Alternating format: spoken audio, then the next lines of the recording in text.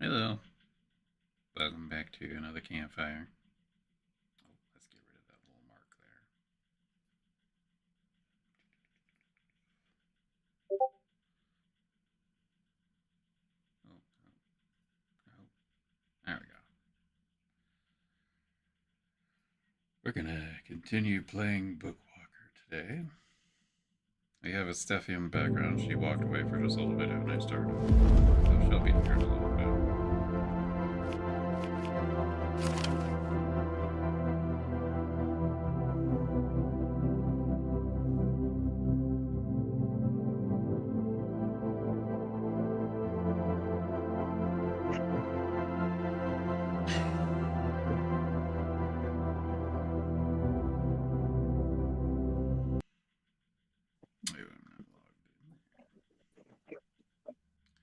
Oh my god. I forgot to double check to make sure Windows didn't mess things up. And it doesn't look like Windows messed Yeah. things up. Okay. We are live, by the way.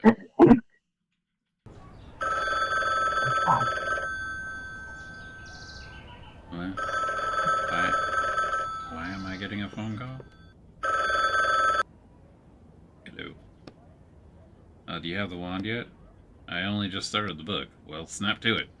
The client's been calling me and asking about it. Why such a rush? There's a lot of money at stake, Walker. A lot. Alright, I'll try to speed things up, or this isn't something that should be hurried. Is it better if I don't hurry? I need to be careful about what I do. You know what's even better? Hurrying and being careful. How's that for a plan? Alright, I'll try to speed things up. Get going. Jeez. Oh my god, it's asking for...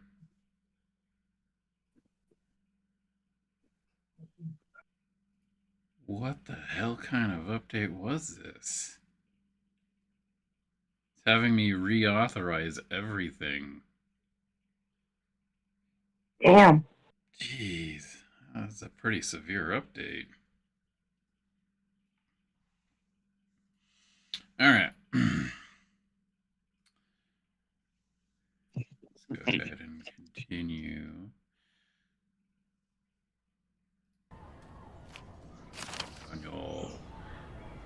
Alright, into the book.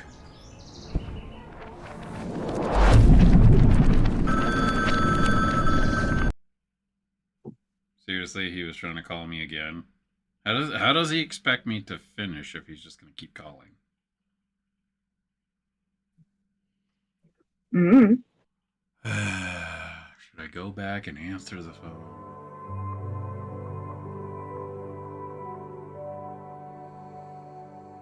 Okay, let's go ahead and double check our keys. Where is our...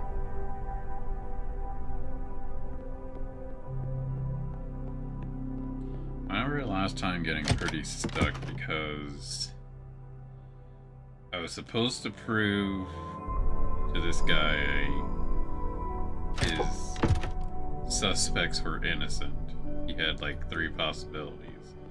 And I've done all of it except for the zombie portion, I think.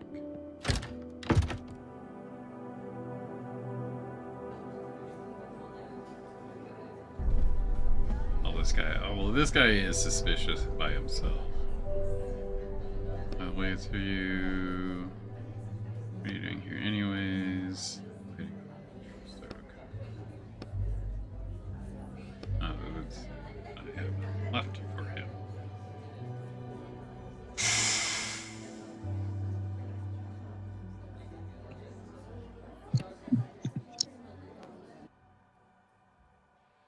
Real School of Magic. I always dreamed of visiting one. The client asked me to make this a rush job. Whatever buyers he found for the wand are apparently important people. Well, he wouldn't want to disappoint your client, that's for sure. How do you know him? One of my former partners worked with him. He's called the Collector. Does that mean I'm gonna be collected? Because that's like the story of most collectors. Is in the end, you get collected. What did you do? What happened to you? Did you fail a job? I don't remember. Can't imagine it was that long ago, right? To be honest, the longer we work together, the more I forget. That was the other way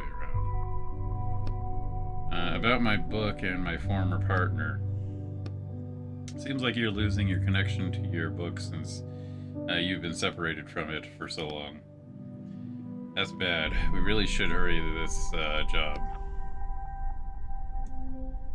Okay, so we actually have a reason to hurry up.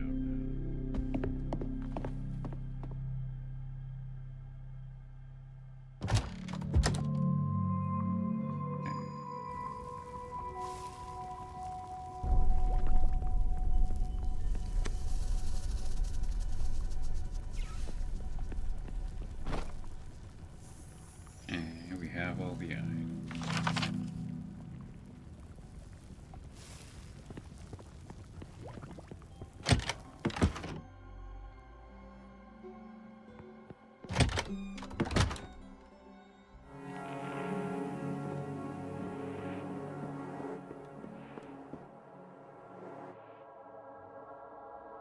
Nothing's left here. Wait, what's the cool dot?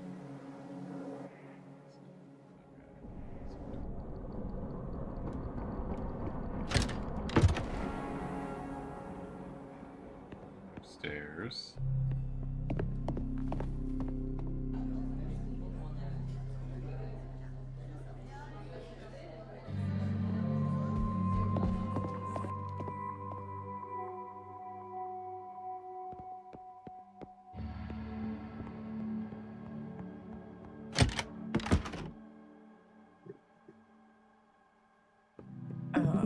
The fuck? Hmm.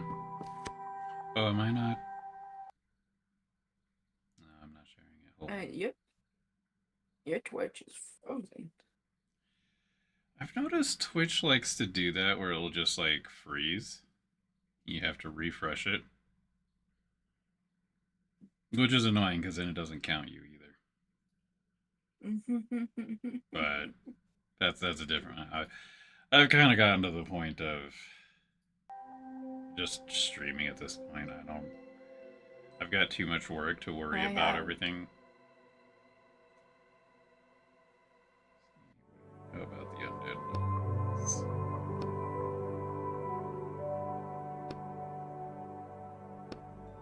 Okay, nothing new there.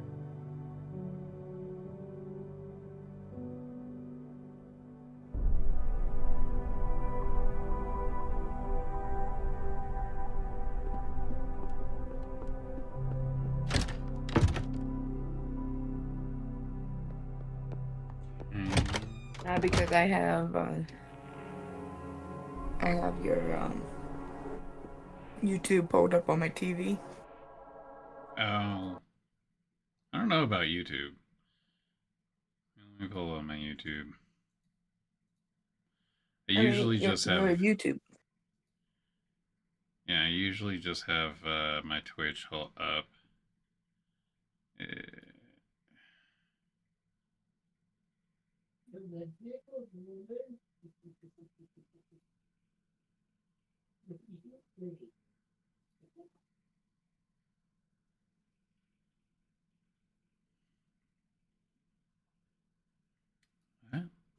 What happened to my notifications? Jeez. Oh, they are there. Quacken, thank you for the raid. How did things go for you?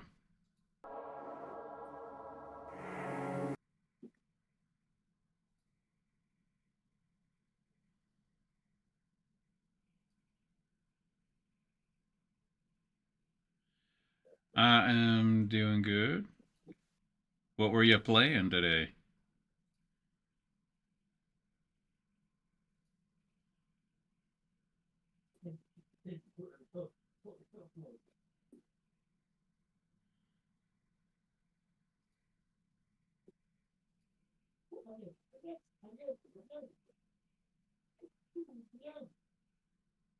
Ah, getting that monster hunting in.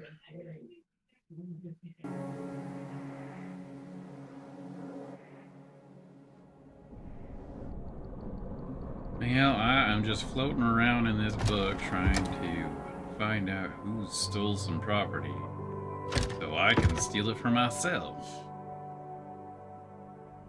Okay, this is like I think this was the shady teacher guy. And I'm trying to reacquaint myself from everything from last week. Because I remember last week when I left, I got pretty stuck to where I was. Bulletin board? I don't remember there being a bulletin board. Class schedules, the Imperials have less than one of the others. Okay, well, apparently the bulletin board wasn't too terribly important.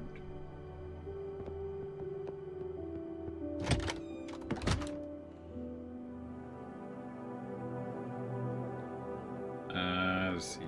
Teacher. This is the assigned one? Teacher thumbs for the folder. Okay, I was just re-asking him.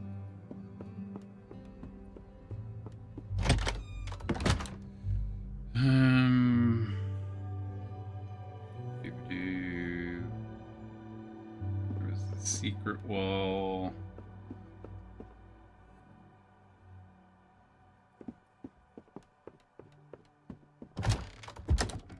Nothing here. The last thing I remember doing in this was doing something outside.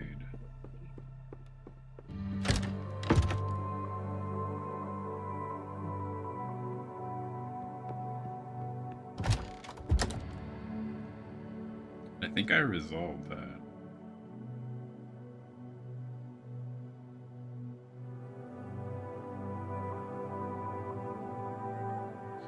Desk.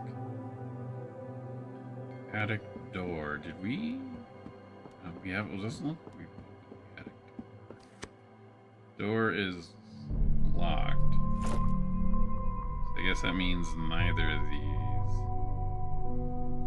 Opens the storage room. Well, does he? That okay. Storage. Oh, the storage room is the one that was back over there.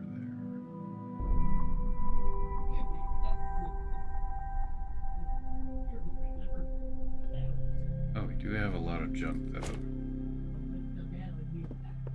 I should take care of that.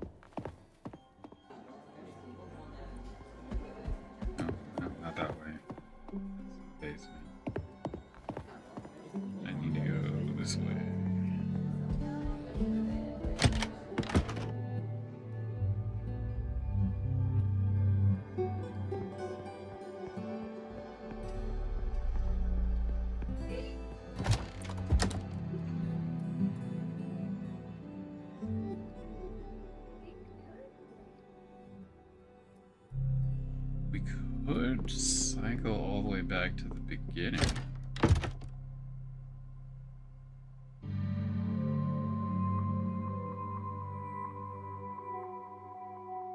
Shelves. I think we got everything in the secret staircase. We got that.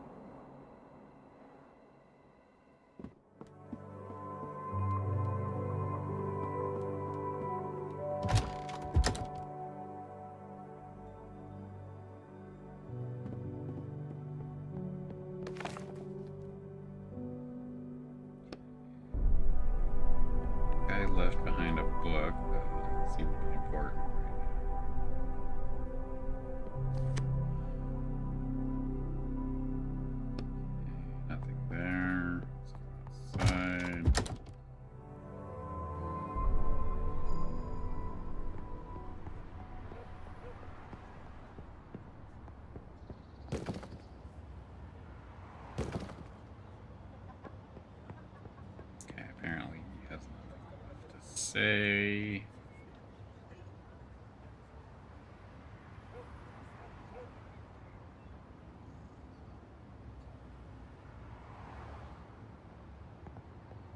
About the movers. Yeah,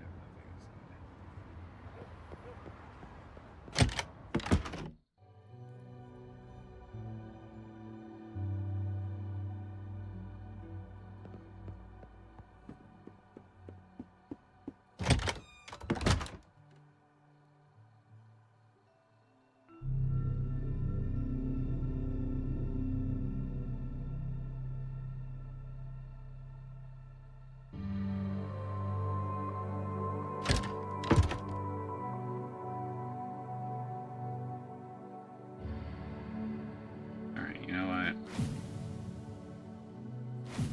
Maybe I do need to answer that phone call. Maybe.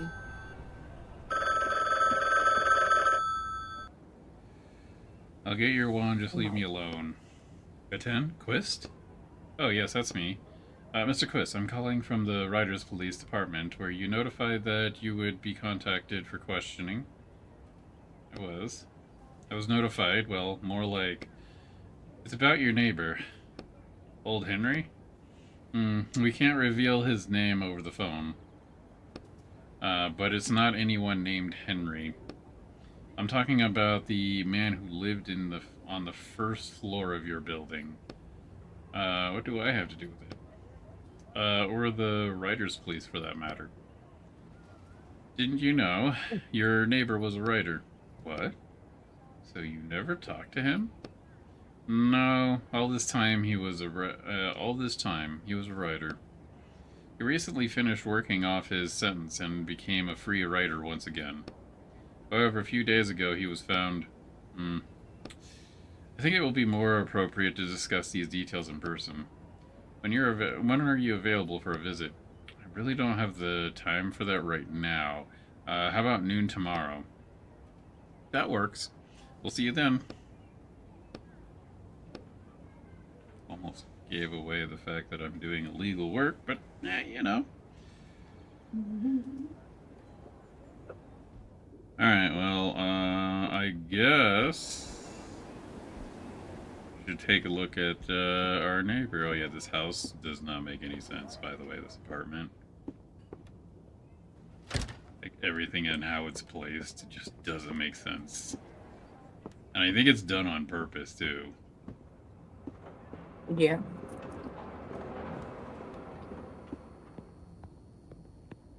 Okay.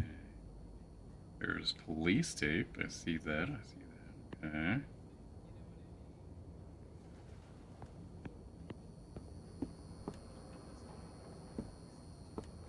That's still locked. Why am I bobbing so weird? Like, every time I stop, I, like, take an extra bob. Love this wonderful view of the, brick house next door. Such a wonderful view.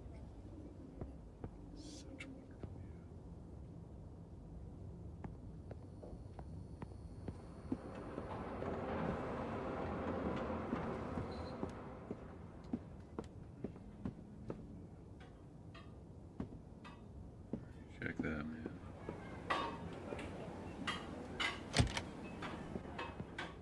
All this clattering.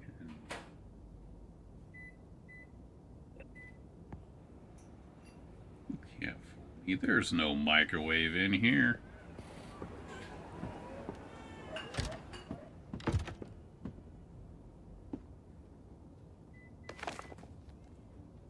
Okay, that's from the floor. Hey, Dermot, how's it going? Mama! Oh, that's right. I now have access to my bathroom. Finally.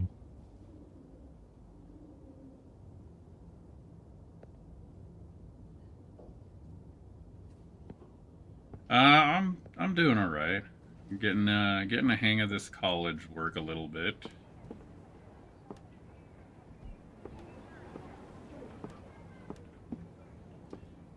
also kind of realized that I don't think I want to play Moonstone Island anymore. Oh yeah. Oh, exactly. What happened? With me or Dermot? You. Oh, Moonstone Tavern was like, or not Moonstone Tavern, but Moonstone Island. God, Tavern was a horrible game. It's kind of like Stardew Valley, and like the storyline is it's pretty weak. It's kind of designed that way, because it's supposed to be a cozy, chill game, and it's like it's a you grow stuff, you catch monsters, and you're kind of doing all this stuff for a small town on a floating island, and you're kind of going back and forth, and it feels too repetitive for me to do on stream. Right. So I think I'm just gonna change up the game, because I mean the gameplay is gonna stay the same, and I don't. Storyline hasn't really changed a terrible amount.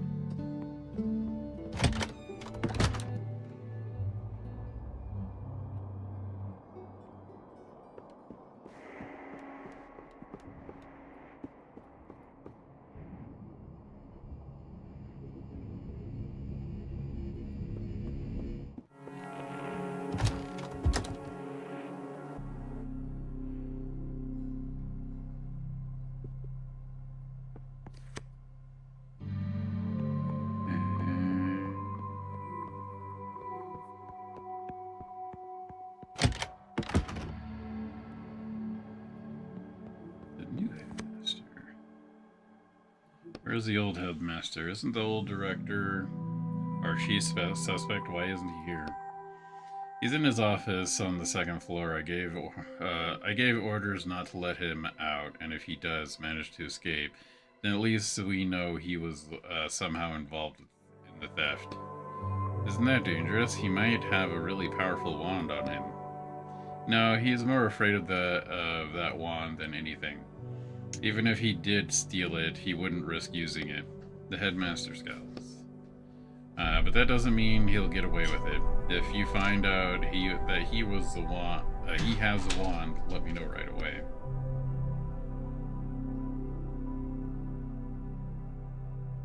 I hope that wasn't like the trigger.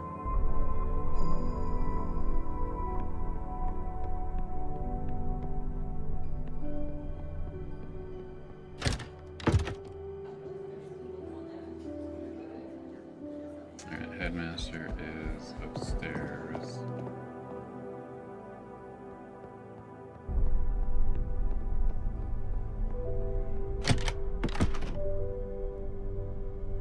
Maybe it'll at least strike up some conversation. No, it won't strike up any conversation.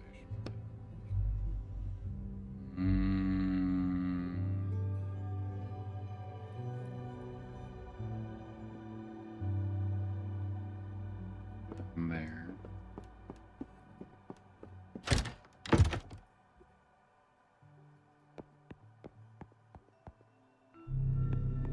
I already talked to him. Whoa. Haven't taken a look at the dormitories.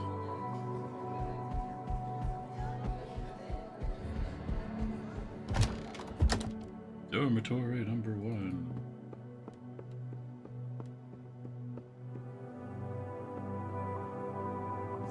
Here, the other girls should be back by now. Okay.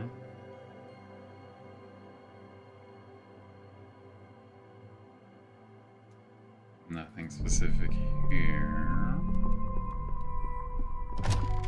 I remember there was something in that last one.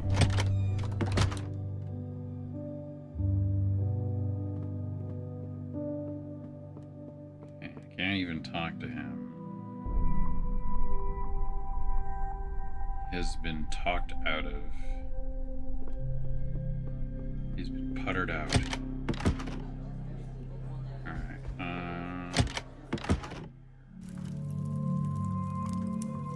So we've got this fire.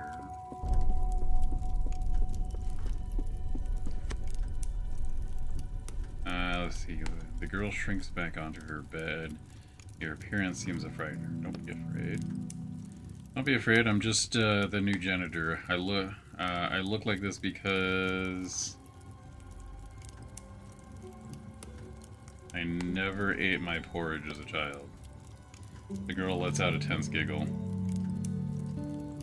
Ask about the undead. Have you heard any rumors about the undead in the walls? No. There are no friends in the walls. She whirls around to look at the fireplace and turns back to you. Friends? What the heck was that? Why did you look at the fireplace? Is there something there? The girl shakes her head frantically. There's definitely something there. We should check it out. Look inside the fireplace. The papers on your head start to curl up from the heat, and the sparks are flying dangerously close to you. You can't see anything beyond the bright flames. You can't make out anything through the bright flames, but you suddenly hear far-off voices. What's this? How did they get here? There's someone there. Hey, can you hear me? Silence. All you hear is a popping. Silence. All you hear is a popping crack of the unburned wood in the fireplace. I don't know how, but I need to get inside. The angry flames burn in the place. Yeah, use the water. It's just a fire. You have a bucket of water. Put 2 and 2 together and you'll have an unlit fireplace. The stream of murky water flows straight into the middle of the fireplace. The flames spark and hiss, but don't go out. It's as though the fire is absorbing the water with no consequence. What is this, a gas fireplace? A what? There's clearly something fishy about the fireplace. I'll give you a hint, there's a spell on it. You can't put it out with water. Well, what can I use? Actually, anything you want, as long as it's not water. How about a fire extinguisher? Who? Never mind. I think there's one on my building. I should go back there in reality and check. Angry flames burn in the fireplace. Okay, so I'm gonna wake up. I'm making progress. I think I remember it too.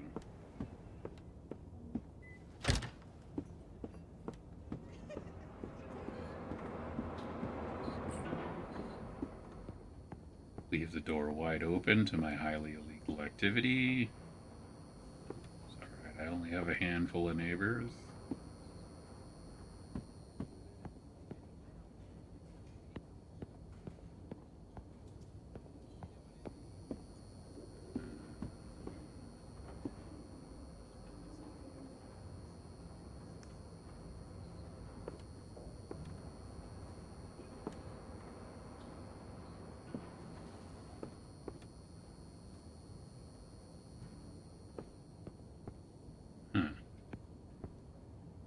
Was it in the kitchen? That's like a logical place for a fire extinguisher to be, right?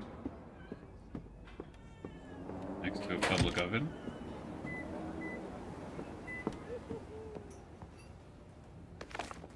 Thank you for whoever has been washing my dishes. Damn arthritis. Can't wash a single plate. Here's a bottle of my personal stash for you. Try to make it last. Alright. Cool. Not what I'm looking for, but cool. It's a good thing I did the dishes.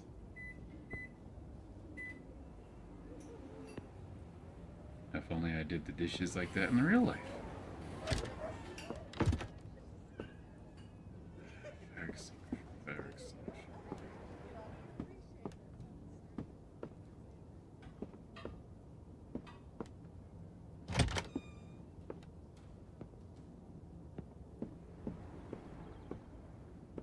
Pretty sure he said something about it being on the first floor.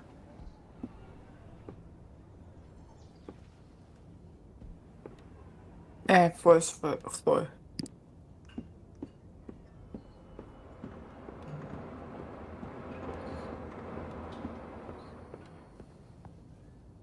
Okay.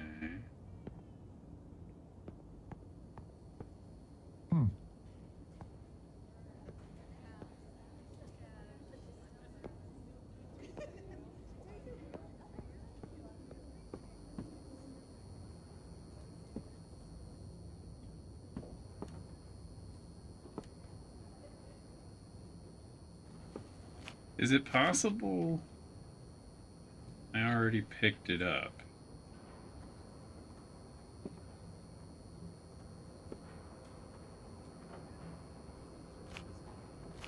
Check.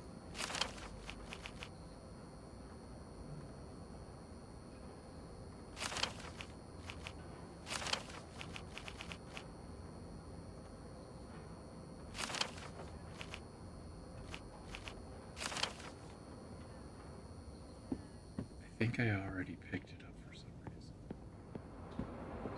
Kind of one of those I picked it up because I could.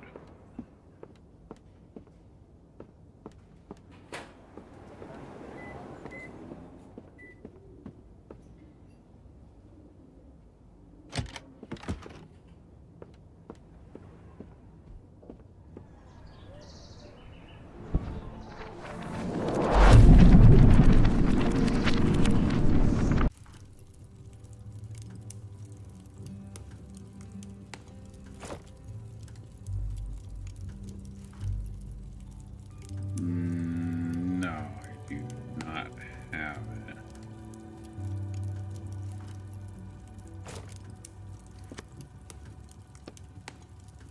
Okay, so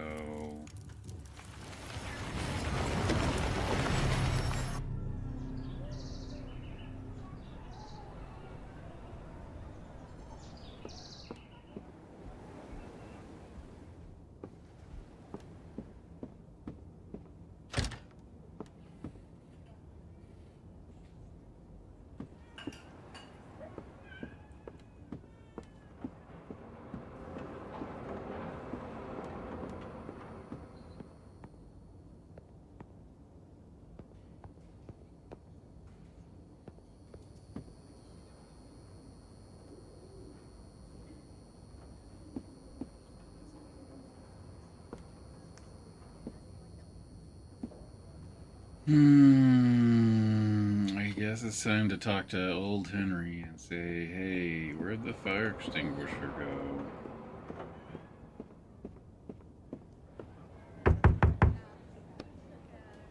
Excuse me, are you home? Knock harder. Seems the old man's not home, okay.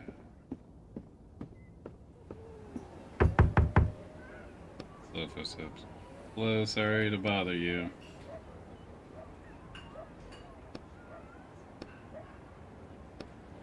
Excuse me, I really need the key to the storage room. Please, I can hear you're in there. I need the fire extinguisher, but it's inside the lock case. Trying to help you too. Time is running out. We're all going to burn alive. What are you shouting about? Oh, hello. I don't smell smoke. What's this fire you're going on about? In my apartment, it just started. I'm not lying. I think something happened with the wiring. What about you? What do you want me to wait around? What do you want me to wait around while my apartment burns down? Then will you believe me? When the flames spread into the hallway and your apartment catches fire too? Alright, you don't have to yell. Just bring it back later. I bring nothing back later.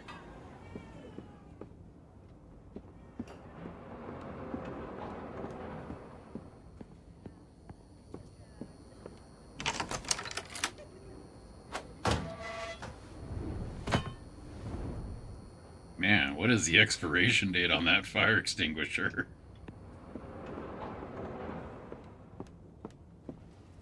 kids. Always check the expiration date every year.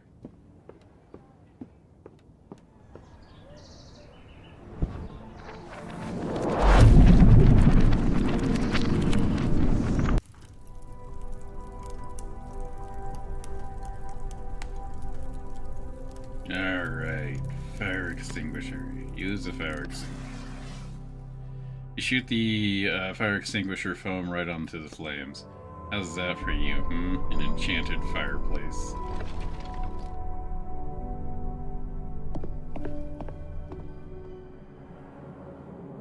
Oh, this really is a secret dormitory. Says it's abandoned. That doesn't look abandoned to me. Group of students. What's this pentagram you're drawing? A group of girls stand by the way out, which is blocked off with stones. Their hands and robes are dirty and dusty. It looks like they were trying to clear the way. Hey there, what are you doing here? The girl turns sharply to face you. Quiet, one of them whispers through her.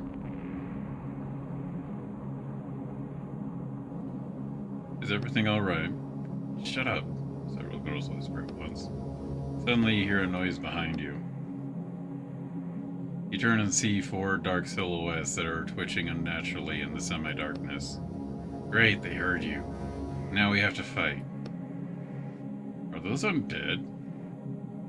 In the walls that I've heard about? Yep. Stand back, I'll deal with them. The girl looks at your ID badge curiously. What, a combat-ready janitor? We have. We can take care of this ourselves. We're from Baratus. From where? We're combat wizards. Oh, I've heard something about you. But let me try and deal with them first. The girl moves aside and the dark figures get closer. There's no retreating now. I mean, I feel like I should. Oh man, there's 4 of them.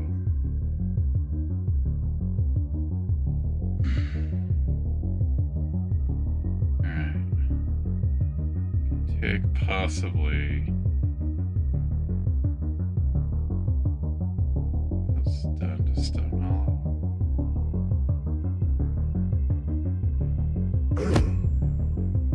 Yeah, that seems to be the way to go.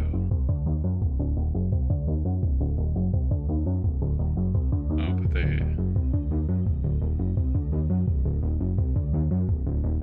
how much did stone cost? What? That's why. Okay, damn it.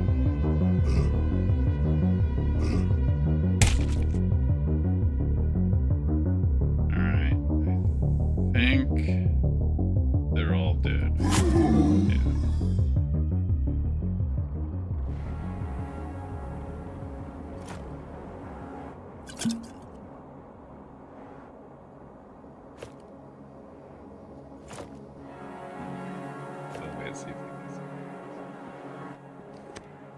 The girls look at you with interest.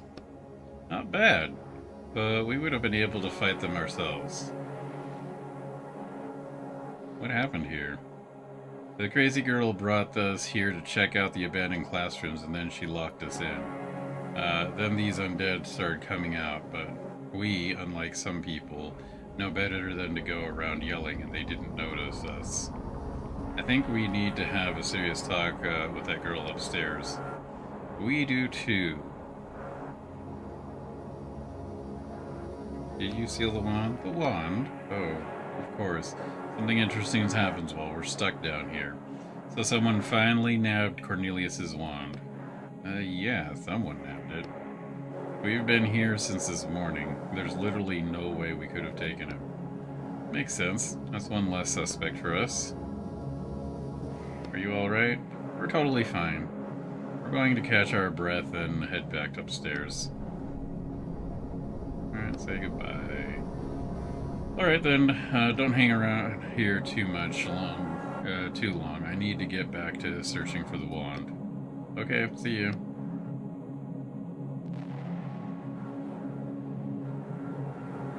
So there was literally... Okay. can at least search the... Yeah, there we go. Literally nothing in here except for that battle. Alright, little girl. The hell? The girl is sitting in the spot, slowly rocking back and forth. Tell me what happened. The girl instantly burst into tears. I just wanted to feed my friends. Feed? Friends? Did you hear that right? She wanted to feed other girls to those creatures. I found them in the abandoned dormitory and they didn't do anything bad to me. I just wanted to do something to help them. Help? Wait, hold on. These definitely aren't the characters we should be helping now.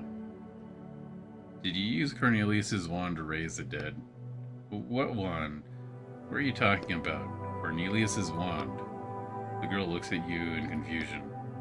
Another bad student who doesn't even know anything about her own school. Never mind. You wave her hand at her and turn around. It seems like she's not our client. Let's keep looking. I think the girl will be fine. Where are you going, and what happened to the girls downstairs? The truth. They're alive, and really angry. If I were you, I would hide. The girl doesn't answer. She's a bit cuckoo.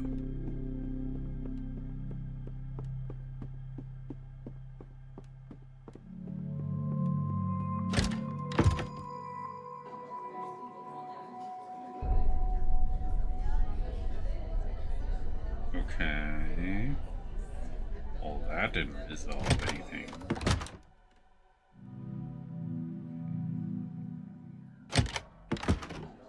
Maybe the headmaster will say something since this is my second encounter. Oh. Two students are whispering excitedly to each other in the middle of the main hall. Did you hear that? They found the wand thief up in the attic. Who was it? I don't know. I think it was one of the students. Both the headmasters are up there now. Did you hear that? Let's get up the attic quickly. You say that like you haven't already read the ending and found out who stole the wand. The truth is, you changed the plot a little with your actions, so I don't actually know how it ends. Can you tell me how to get to the attic? Students turn and look at you. Up the stairs and into the classroom on the left. The attic door is at the back of the classroom. Let's go. Okay, I know exactly what it is.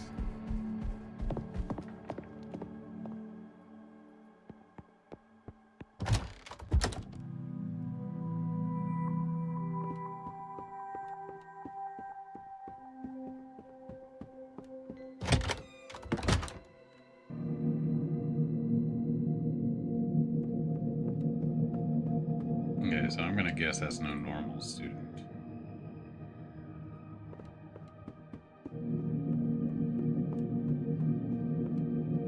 What on earth were you thinking, you little idiot? Give me the wand. I'll deal with him myself, Mikhail.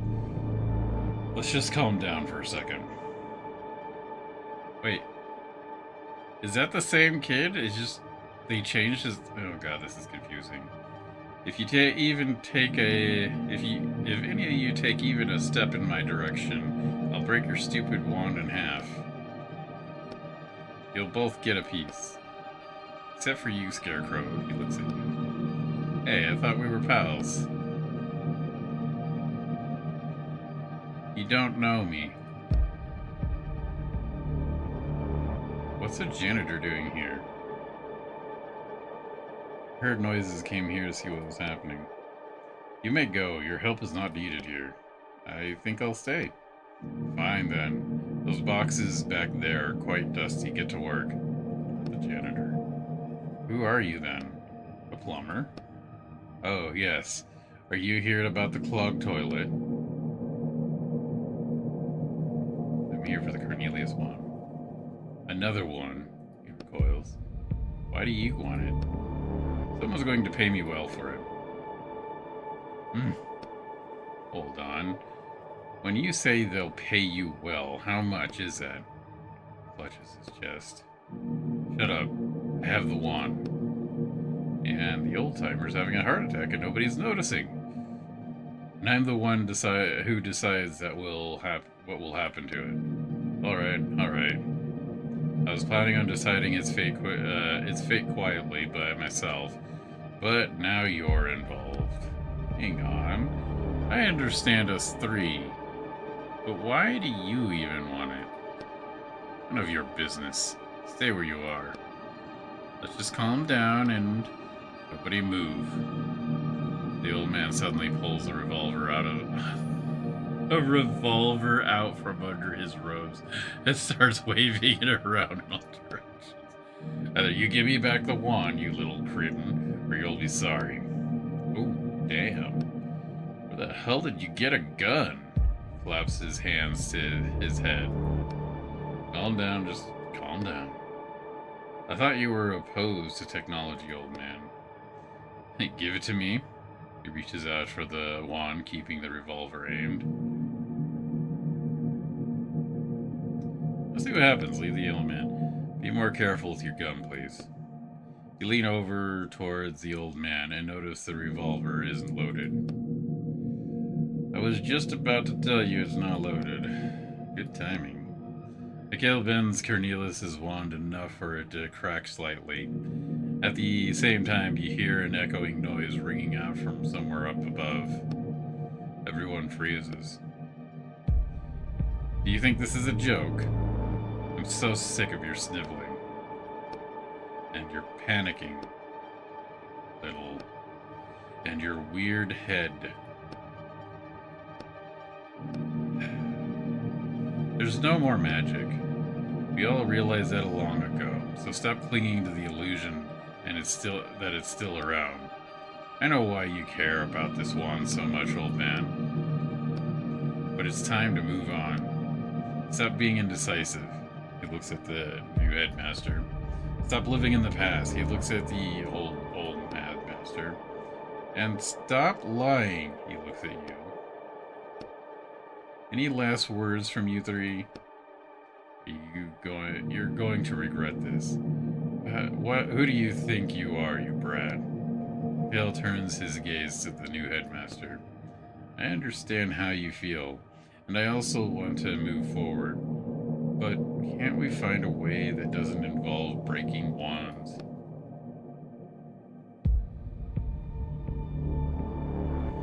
He only smirks in response and then turns to you.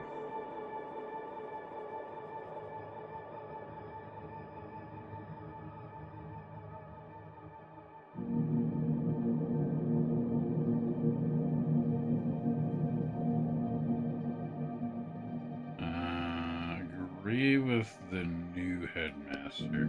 I agree with the headmaster. You should give it back. If magic is dying, then everything will happen on its own anyways. That's what I'm talking about. Why?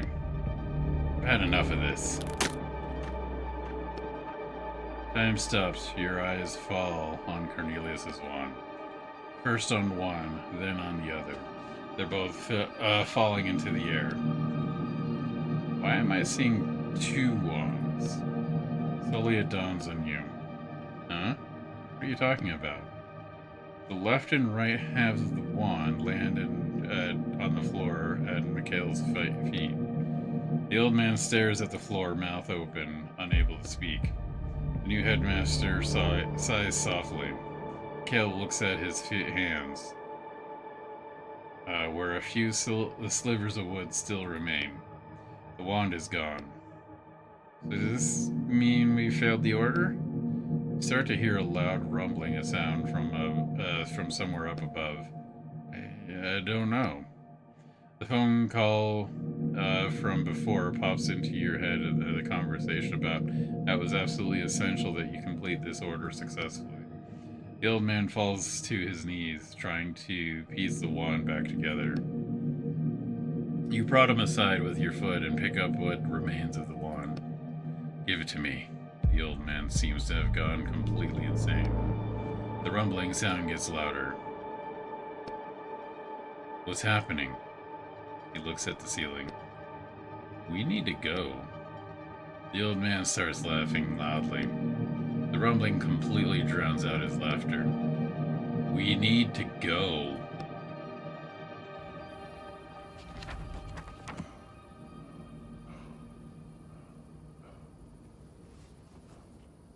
Oh.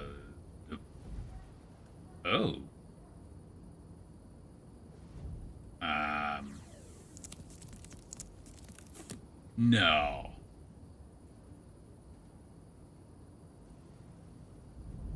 I don't think that's gonna work.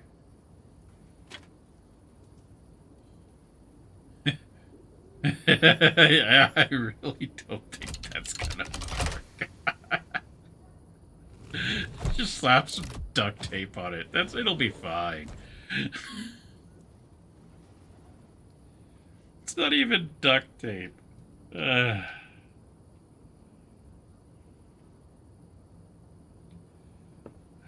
Alright. This is gonna go badly. This is gonna go very badly.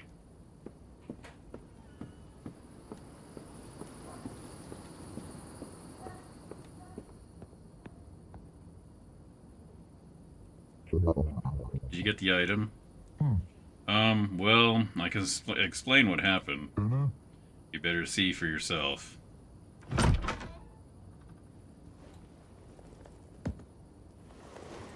He's still gonna slam the door on music. Yep.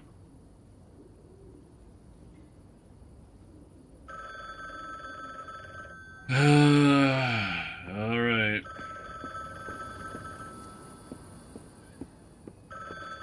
See what the Piper's got to say.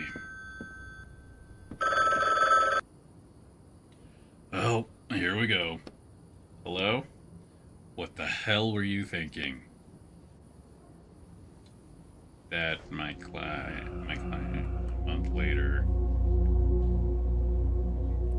That my client rushed me when I said I shouldn't be rushed? Damn, my head is killing me.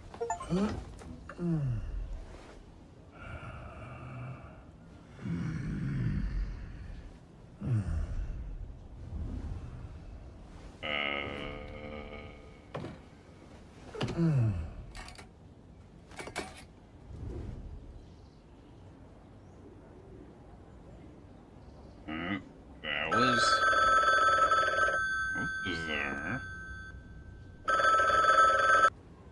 Hello, leave me alone already.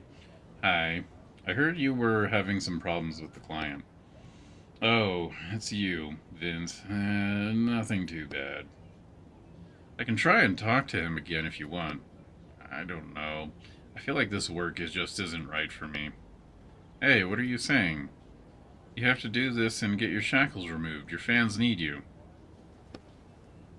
I know. I'm just not sure this is the right path. It's bringing me nothing but suffering, and I'm not the only one suffering because of it. You just have to put up with this and a little longer. 3 more orders and you're done. Yeah. Hold on. Did I ever tell you how many orders I had? Did I ever tell you how many orders I had left? Yes, of course you did. Of course. Did you forget? All right. Okay, I'll call him right away. Right now. Maybe he'll change his mind. All right. You're totally not suspicious, friend. Totally not suspicious. Thanks for joining me, friend. Hello? Fine. I want to give you one more chance. You? I'm ready. Of course you're ready. You absolute moron. You're always ready. This is your first screw-up, and usually I don't give anyone a second chance. I still haven't gotten over your mishap with the wand, but I think we can come to a compromise. Compromise? It's not an easy job, and several of my guys ran into trouble there. I had to pull them out. They're not expendable, but you'd be perfect for this job. Judging by what you do in your spare time, you don't have much of a choice. So get going. The order is at your door. Just try not to die. How do you know what I do in my spare time? Fine.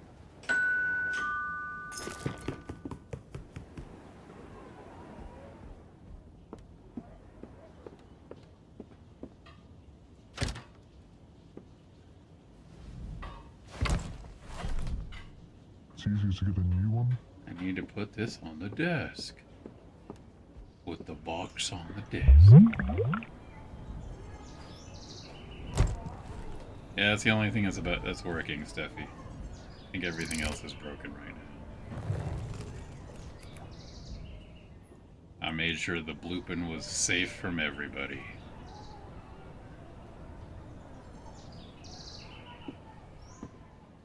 Alright.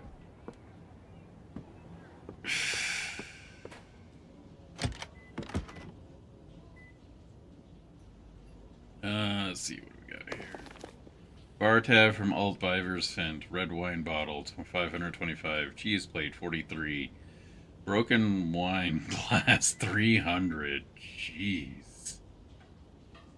Broken porcelain plate, 112. Broken decorative vase, 511. Broken bar stool, 568. Broken two-person table, 1,799. And moral damages, that's a little excessive, 5,800. Man, what are you? What kind of drunkard are you? Oh my goodness. Colonel Martin is selling his shares in the independent publishing agency Harmony and investing in a large share of Morok. Morok Publishing Agency. Initial information states that Mr. Martin is entertaining the possibility of joining a major and stable player with successful and high potential projects. It was reported that the entrepreneur met with Morok board directors today. This is not the time to take a shower.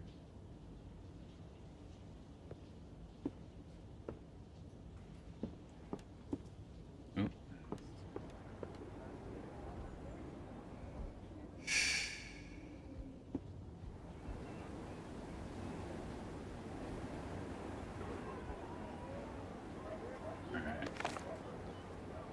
Let's see. Drain more ink or increase damage.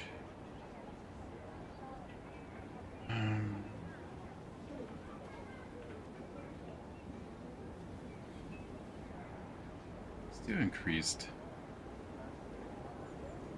We're attacking everybody. That means that we should be okay there. What's that? A little napkin.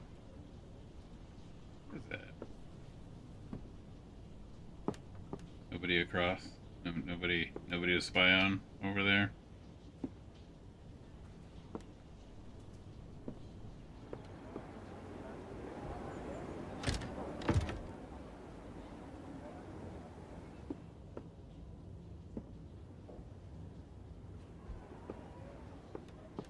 Alright.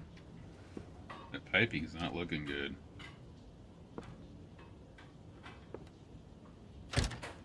Let's go out for a bit, a little bit of fresh air. Someone's doing some serious renovations. Got trash bags everywhere. Why are there trash bags everywhere? Close for more renovations.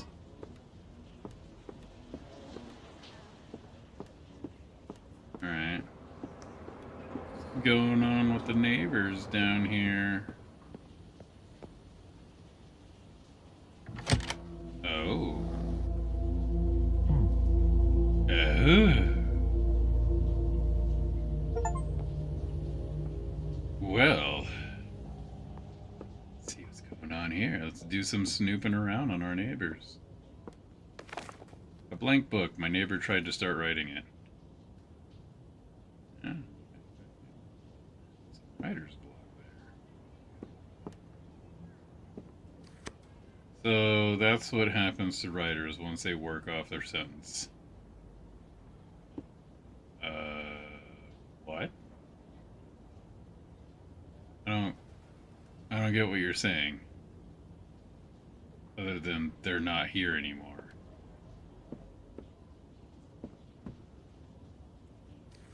Bathroom is boarded up.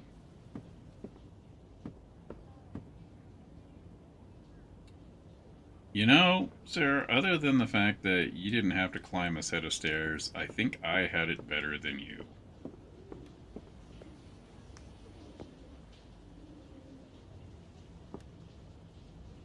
I can't close the door.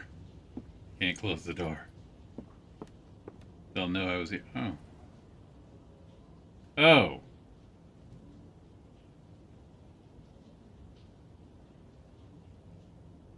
Oh. I cut cable from the ceiling. It's a sturdy one. So,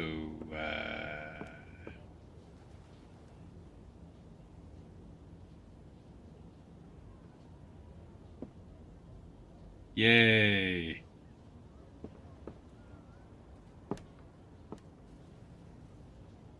Huh. Poor guy.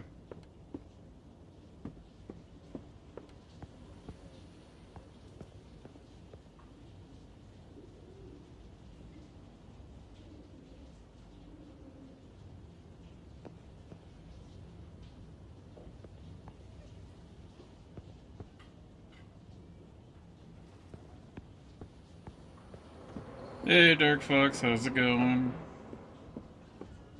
Been a while. Good to see you. Hope everything is good.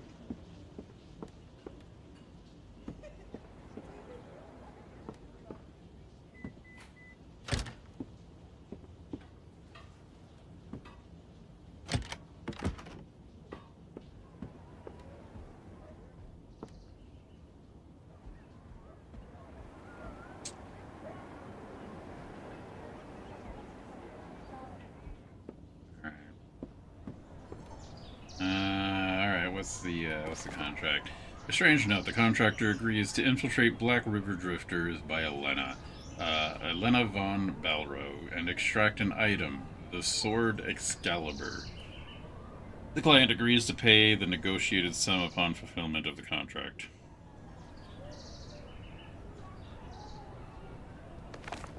Excerpt from a review. However, drawing parallels between dogmatic faith and paid programmed AI commands is certainly an interesting exercise, especially for a subject that's already been done to death. Sans Magazine gives it 3 out of 5 stars. You couldn't even get me a good book? Alright, let's dive.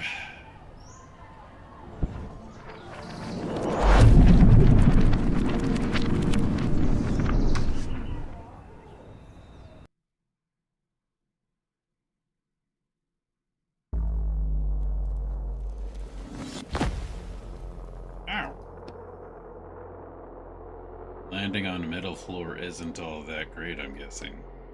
Oh, hi, Jack. I'm Roderick. Right. It's just been so long. It's been a week, hasn't it? Like usual? Well, there was a little setback with the client. Is that booze I smell?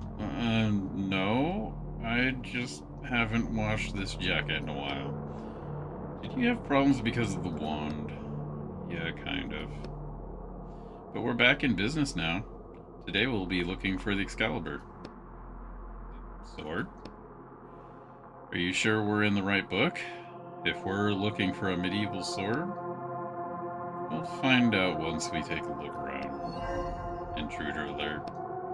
Identify yourself or you will be punished by the might of the Seekers of the Worthy. Say your name.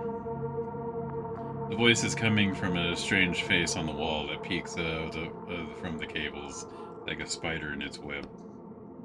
Etienne, I shall hear the will of the worthy, and decide your fate. Have patience. What the hell's going on? Short version is this is a pilgrim ship and they were very serious about and strict. So cut it out with the jokes. I'm not making jokes. Shh. So, where is Excalibur and what's this worthy have to do with anything? What do you think the worthy is worthy of? Worthy of Excalibur? The worthy is the one who can pull the sword from the stone. They're flying around the universe on this ship looking for that person. I remember there was an old legend or tale. I think the new Arthur was also working with walkers to get the sword. And now it's our turn. The worthy has spoken to me. Finally. Tell me, Etienne, are you prepared to join us pilgrims sailing this black river in search of the worthy, and give your life in the pursuit of our goal? Alright, Steffi, you have a good night. Thank you for hanging out.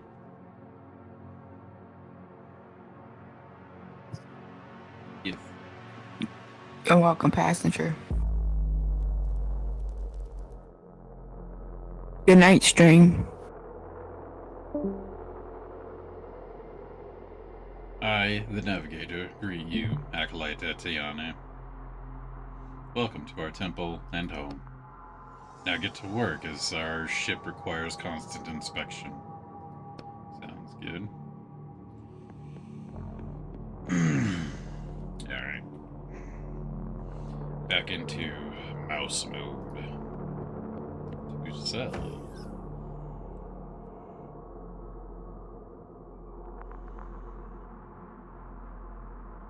Lock door, lock door.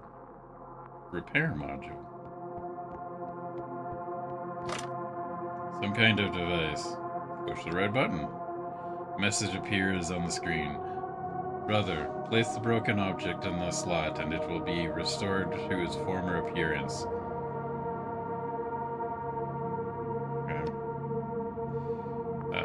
Okay. I got a broken wand. Okay, maybe you could fix it?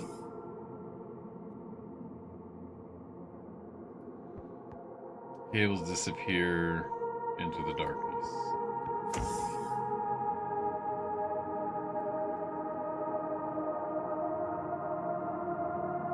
The Visse. Looks like a cooling system. Container. Ooh, stuff. That silver bar looks like a quest item. Oh, it's a crafting item. Okay.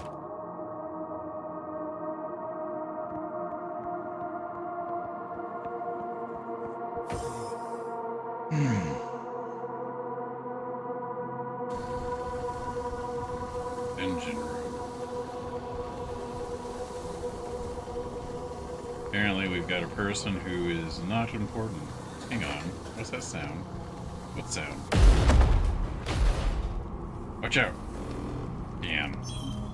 Acolyte Samsa, begin repairs immediately in the name of the worthy. Oh, elder brother, I cannot. What is your reason, Acolyte Samsa? I need help. You still have your limbs? That means you are able to do the repairs. I cannot stand. Something pinning you down, Acolyte Samsa? I must have internal injuries. My ribs. I understand. You have lost faith in the worthy. May you not fear the disillusioned on your path. Remove them from your brotherhood. No, I cannot. My ribs. Help the wounded acolyte. 2 steps bring you close to the wounded man. The acolyte's eyes are full of animalistic fear as he stares at the spot near the ceiling. Get his suit off. We need to assess his injuries quickly. Yes, right away. A bright red beam shoots out of nowhere, leaving the glowing glare on your retinas. When you manage to blink it away, you see the Acolyte Samsa's unmoving body has a clean hole burned through the back of his head. What the hell? Acolyte Antiane, begin repairs immediately in the name of the worthy. Sure, it will be done. May the worthy gaze upon you and guide your fans as their fate. You look at the panel by the ceiling that the beam came from, and your hands instinctively reach for the back of your head. Yeah, we should probably hurry with those repairs.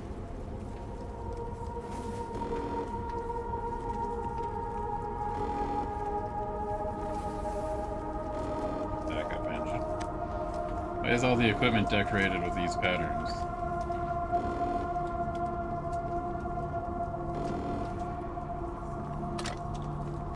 You look at the glow inside the engine through the dense wave of heat is molten metal.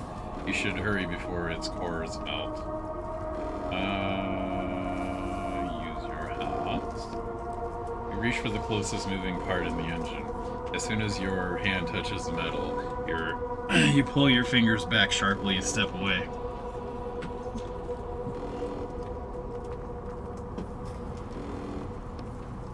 Damn, that's hot.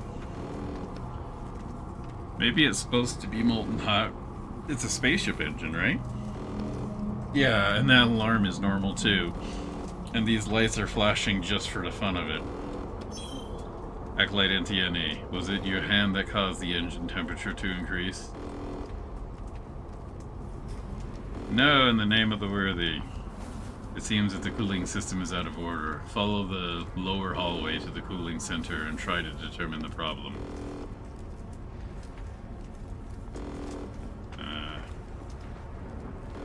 Alright. 2 cells to cooling system.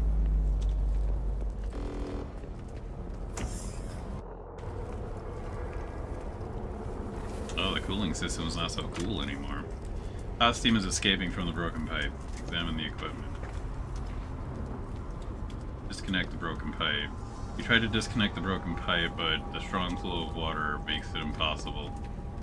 That won't work. You need to turn off the water first. Okay, I'll do it. Close the water valve. It's shut.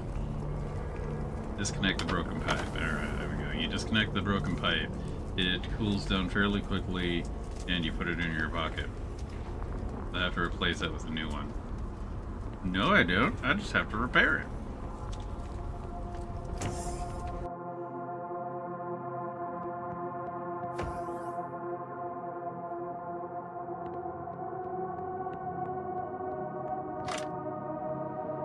Put the broken pipe inside. Object accepted. Processing. Processing. Compartment opens and you see the completely restored pipe within. Wow, it even recreated the rust on it. I guess that's how it looked before the explosion. You see the screen incomprehensible symbols underneath is a compartment for broken objects. Push the synthesis button. An object creation menu appears. Size objects. Okay, that's what I thought. Oh, okay. Silver bar is a space multi-tool. Interesting. I only have to craft one thing, thank goodness. It's typically the sign that we're approaching the end of the game when things become combined.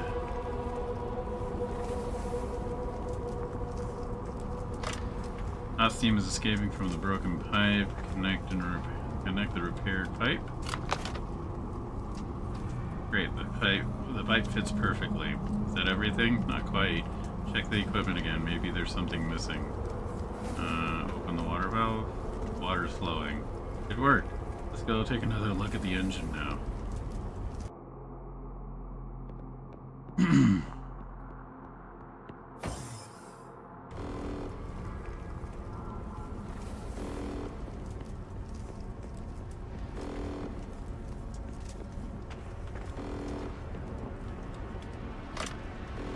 Cooling system is steadily pumping the ice mixture through the pipes. The engine isn't radiating heat like before. You can even touch the outer panels with your bare hands. We fixed the cooling system, but it looks like that wasn't enough. Maybe there's some kind of button we need to push. Find the button. You inspect the device with an experienced eye, but you don't see anything that even looks like a control panel, button, lever, or ignition keyhole. In the name of the worthy, I ask you to start the engine. It is not to me you should direct your prayers, Acolyte Etienne, but to the worthy. I am just their servant.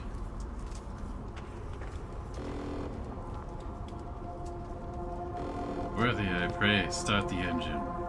Clearly have not managed to learn the Holy Latians yet, so I will help you, newcomer. Repeat after me, by the will of the worthy, I pray for the flame, and obey my will and activate this mechanism. By the will of the worthy, I pray for the flame to obey my will and activate the mechanism. Something inside the engine starts rumbling discontentedly, gaining a momentum. Suddenly, a shrill noise fills the room. Acolyte Etienne, you do not have enough faith. Come on. My faith is stronger than ever. I believe in the worthy with my whole heart, my whole soul, and every cell in my body. I believe. Suddenly, a compartment opens on the side of the engine, with a soft hiss and a cloud of white steam.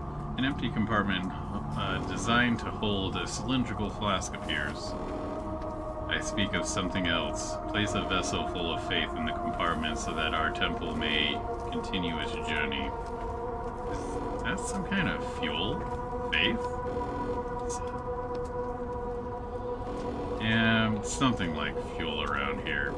Let's go look around. Maybe we can find somewhere to siphon off this faith.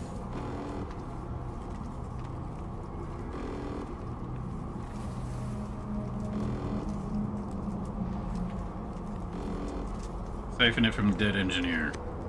Poor guy. You examine the body, trying to avoid looking at the head wound. You don't notice anything of interest. There's something in his hand. Huh? Go and clench the dead man's hand and see an electronic access card. Unfortunately, the explosion damaged it too. You take the still warm, partially melted access card. I could repair it. Oh, there's a box up there.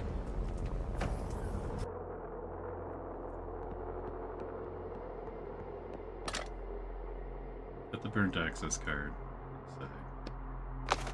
Object accepted. Processing. Compartment opens and you see the completely restored access card within. Access card for slot A. Well, we'll go there when we have the time.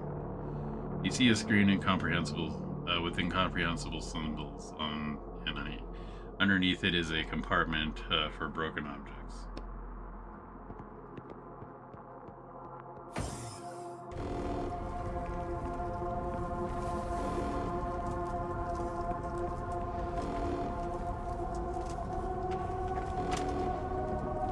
Alright, I think I need one more.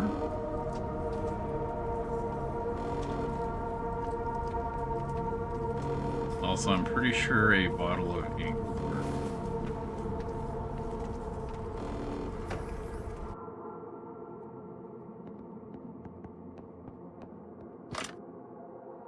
Push the synthesis button. Don't have enough yet.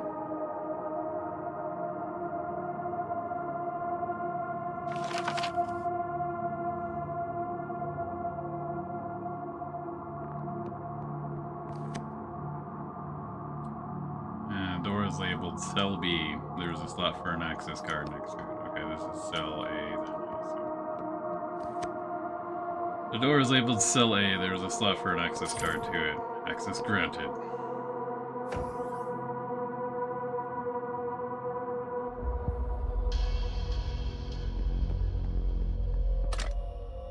Capsule. A woman is lying tightly close to the capsule, eyes closed and lips rapidly soundlessly, moving as she recites something. Examine the capsule. The capsule is full of electronic equipment, and the tubes leading from the woman to a glass vessel is slowly filling up with a glowing liquid. Oh, there we go. Examine the vessel liquid. This is what you're looking for. They call it faith. Is it coming out of her? Don't think about it. The vessel is almost full. You can take it. What will happen to her? You glance at the woman behind the glass screen, who continues her silent recantation. She'll be okay. Vessel. You slowly pull the glass vessel of liquid out of the machine. The woman in the capsule pauses for a second. A new empty flask appears where the old one just was. The woman returns to her original state.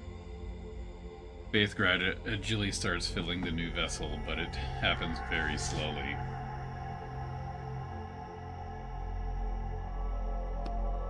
The woman looks absolutely exhausted, which makes it hard to guess her age. She could be 40 or 18. Her outfit is an odd blended of medieval style and futuristic materials. Her hands are folded across her chest, and she's holding something, but you can't see what it is. We'll knock on the capsule if we have to. Later. I don't think right now is a good time.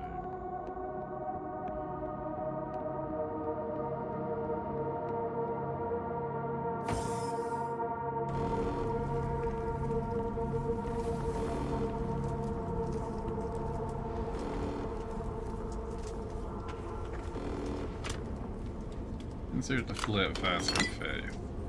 The flask fits perfectly in the compartment. You push down a little harder and gently settles deeper into the machine. As soon as you take your hand out,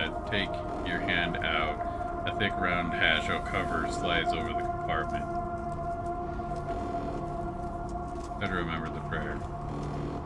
Do you remember how it went? Something about the flame mechanism and don't forget the worthy. Let me just find that part. By the will of the worthy, I pray for the flame to obey my will and activate this mechanism.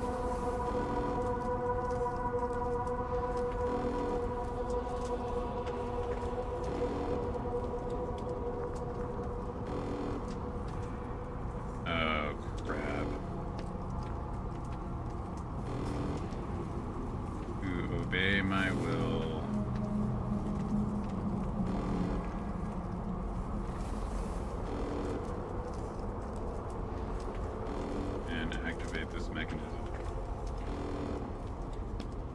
Roar starts building inside the engine, then suddenly bursts out. The piston starts moving. A steady hum fills the engine room. May the worthy bless you, Acolyte Antiane. The engine is working correctly again. Your work here is done.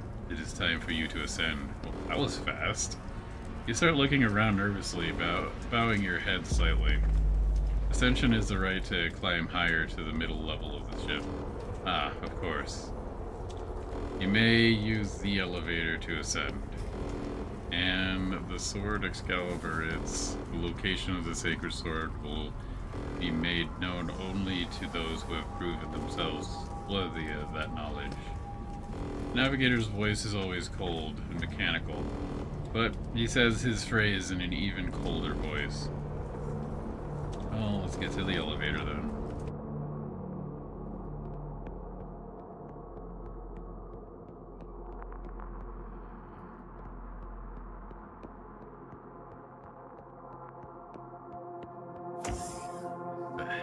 The elevator.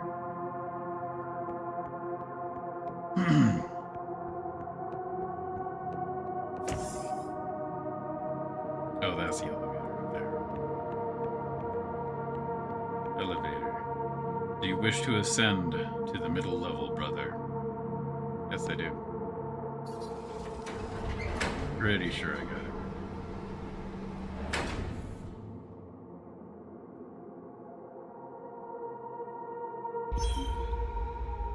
Welcome to Earth, brother.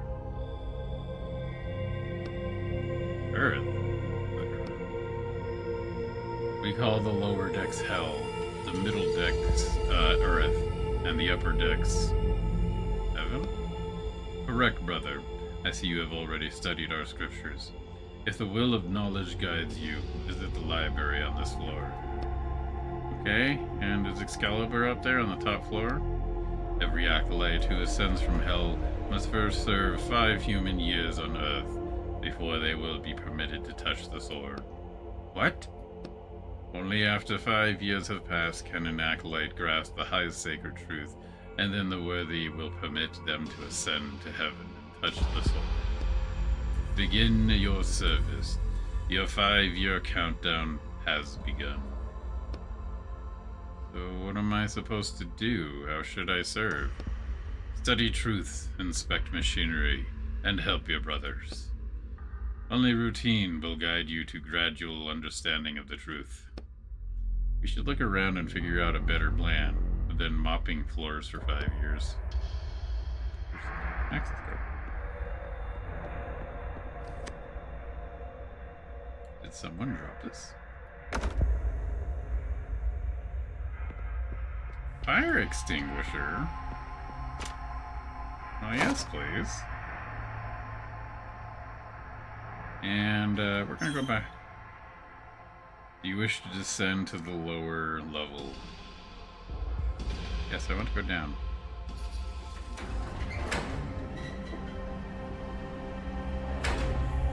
I want to know what's in cell block B.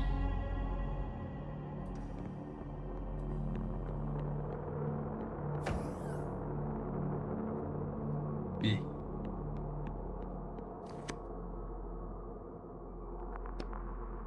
Unknown error. Access denied.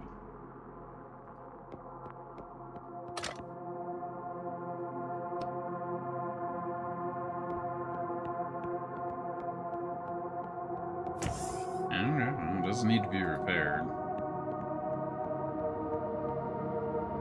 You wish to ascend to the middle level, brother? Yes, I do.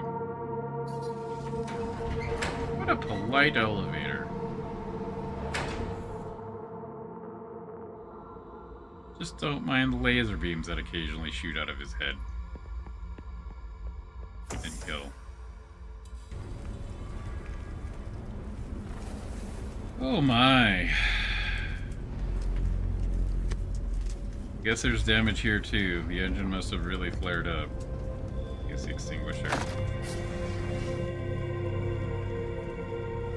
Compartment. Hatch won't open. That one does. There we go. Capsule. To hear the word of the past, recite the voice prayer to the lower righteous sword. Recite the sacrifice prayer. To alter electric rivers currents, recite the spirit prayer. Okay. You see a capsule stuck, but you think it's a twisted chunk of metal keeping it from opening. If only you had some kind of multi-tool. Multi-pass. I only have 3, I need 1 more. Rare. If my hand, O worthy, prevents me from serving you, I will cut it off like a withered root. Let's write that down. I'll call it the sacrifice prayer. Are you sure you won't get them mixed up with such strange names?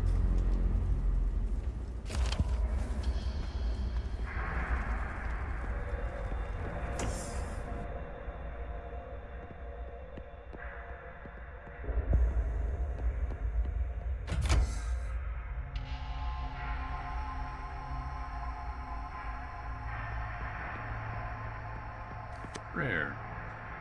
Prayer is carved into the wall in Gothic script. May the strength fill the part of my body that you require most of all, O worthy. Okay, that should be easy to remember. I'll write that down. Call it the spirit prayer. Put the note in your pocket.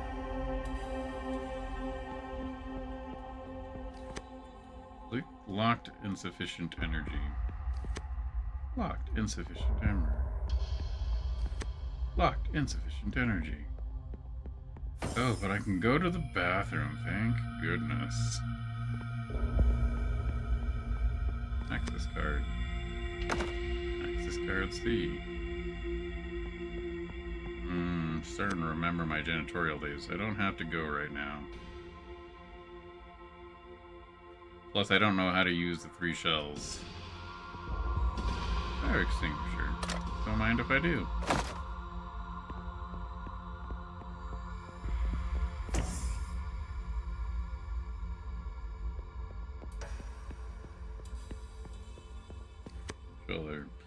Another slot for Faith.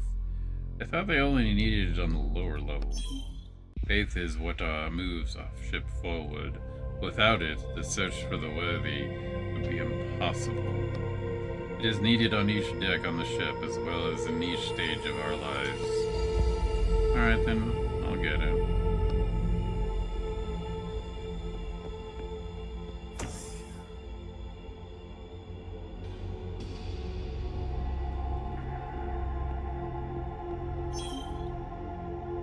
Yes, I want to go down.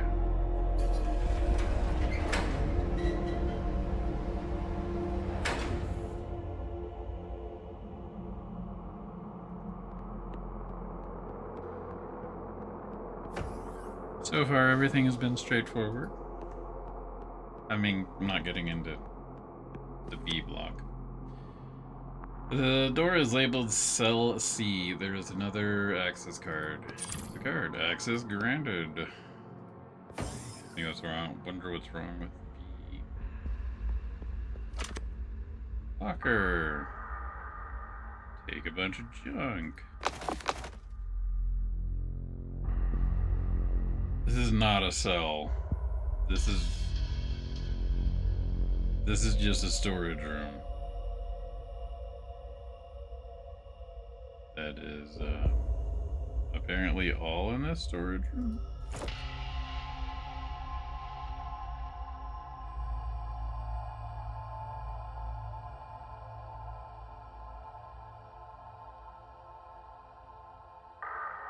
Why is fire extinguisher called junk? It's not junk, it's usable.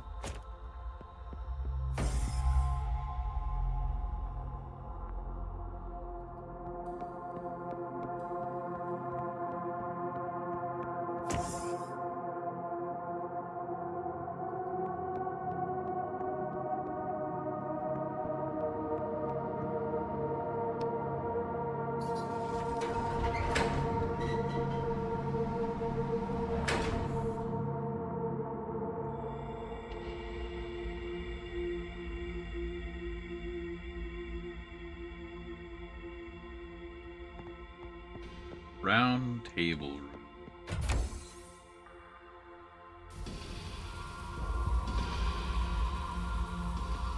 Burning cryo capsule. Device connected to the prayer chamber is on fire. You won't be able to get the vessel of faith. Use the fire extinguisher. Shh. The man inside shows no signs of life, just like the equipment surrounding the capsule. The flask of faith was filled up before the fire and is almost unscathed. You take it from the compartment. It really is a miracle that it's intact. I'm beginning to understand, brother.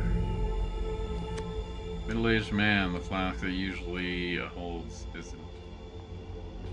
What? Usually holds faith is empty.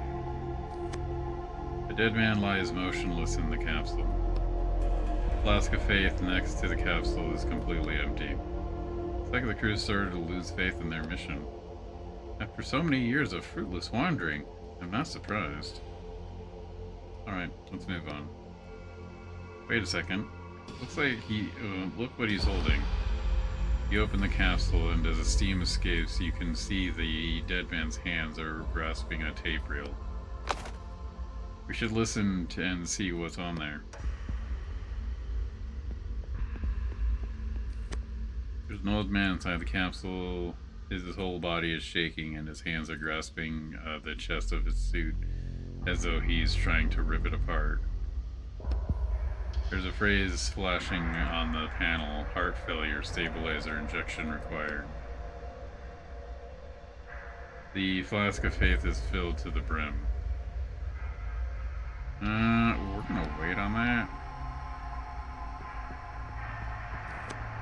Elderly woman, she's dead. The flask is at, okay. The youngest crew member you've seen so far is writhing in pain inside the chamber. The panel showing his vitals is blinking red, as the panel showing the temperature inside the capsule. Looks like the chamber overheated. We should cool it down so the guy doesn't die. Examine the sensors. Inside the panel, you notice the thermometer. It said automatically. It says controlled by the navigator. I guess the navigator has a problem understanding what room temperature is. Call the navigator. Hey, could you lower this guy's temperature a little bit? He's about to burn alive. My data shows that the capsule is currently at optimal temperature. I see.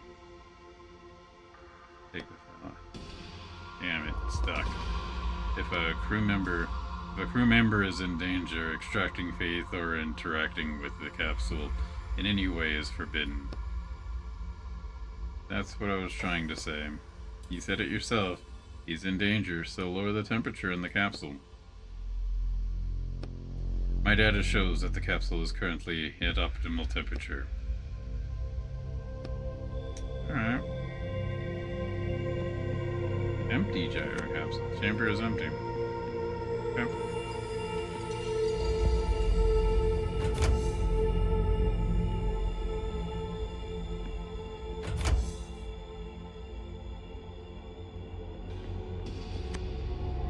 Insert a flask of faith. The flask fits perfectly in the compartment. Let's do the spirit prayer. You must say a prayer to speak your request to the worthy. The worthy has heard your prayer. I will give you an answer soon. So the worthy only talks to you. Why can't he hear I hear the answer straight from them? Because you are not worthy. You asked the wrong question, Acolyte. You must ask why you are not yet worthy of a direct conversation with the worthy. Worthy of the worthy. Does the author know what tautology is? I don't know what a tautology is. In any case, I specifically was created in the supposed image of the worthy, and therefore I receive signals from them. You were created? I thought you were human. The worthy has declared their will. You may activate the device. Indicator and messages start to light up. Thank you, O worthy. You rub your hands together. Warning: insufficient energy, limited functionality available. Unlock the infirmary. Infirmary compartment is not receiving the required amount of energy. No access. We need to reduce the ship's energy consumption. Let's figure out how we can do that.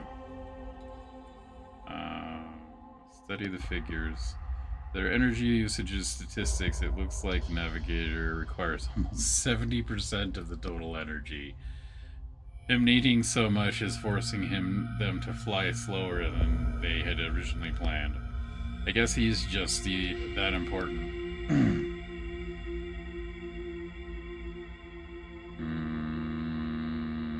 Unlock the kitchen. Kitchen compartment is receiving required amount of energy. Access granted. Finally, I get to eat. Look at that food. Yeah, take it all. What do we got on the shelves? An empty bottle.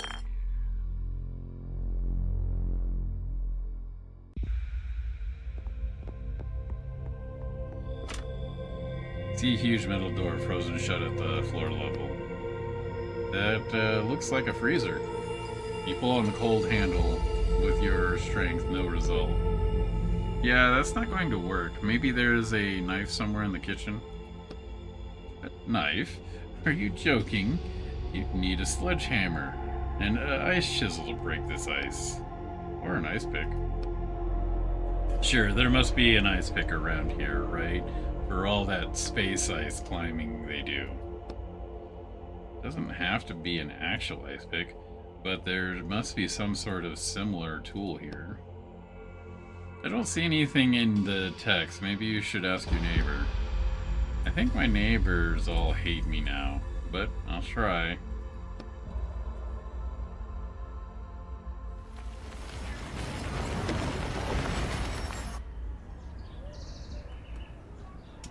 Back to WASD. There we go. The Woz world.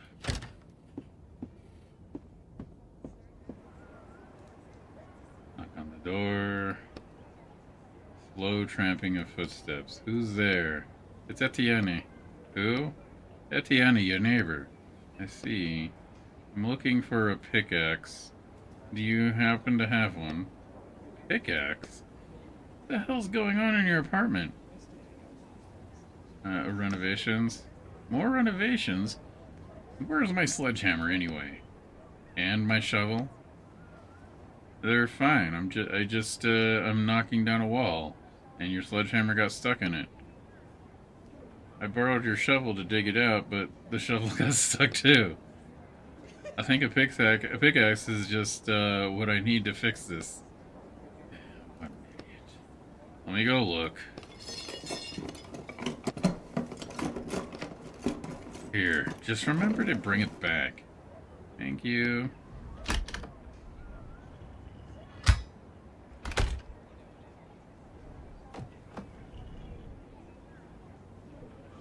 I gotta love the avoidance of hands they do in this game. It's actually kind of charming. Like I'm pretty sure they do it because they're just not their strong suit in 3D development, which I can understand.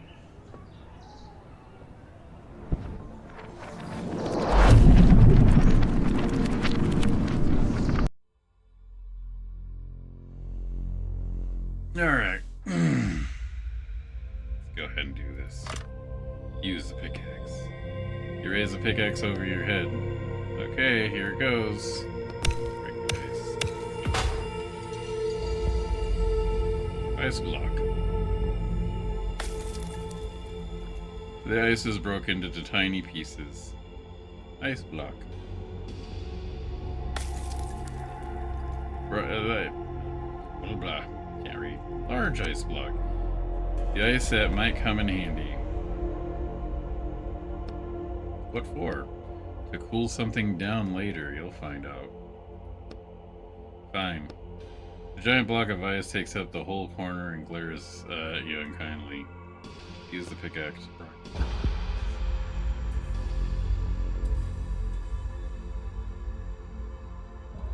Swing the pickaxe behind your back. Winding up, you release the pickaxe into the ice. You hear a loud cracking sound, and a hefty chunk of ice flies straight at your face. Ow! You pick up the chip chunk of ice from the floor. Kinda wonder how much different all the other responses would have been.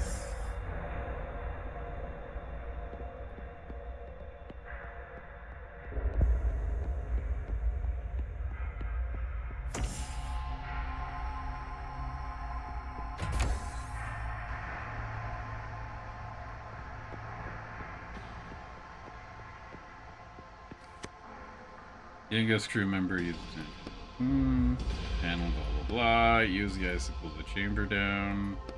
You pour ice on the capsule, the ice sizzles, then quickly starts melting. The temperature slowly starts to fall, and as soon as it reaches normal range, you open the capsule.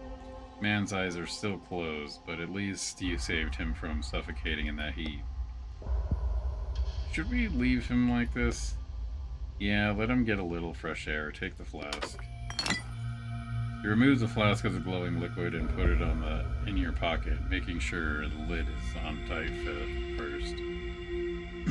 Thanks, you nod at the still unconscious man.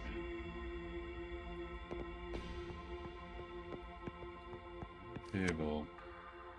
Does one of them happen to be... No, these swords belong to the ship's crew. Excalibur isn't here.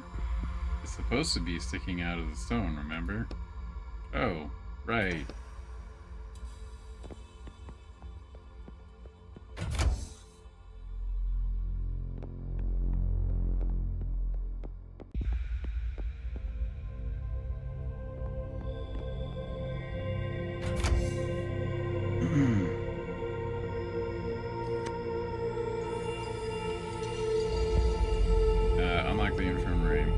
Infirmary comments do not receive your required amount of energy, so no access. I need to reduce the ship's energy consumption. Let's go and figure out how to do that.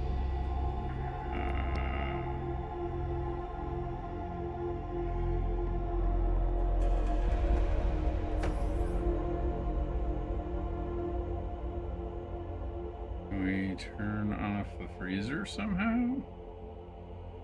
There's nothing left interactable in here. We do have the armory. Lock the armory. The armory compartment is receiving the required amount of energy. Access granted. Great.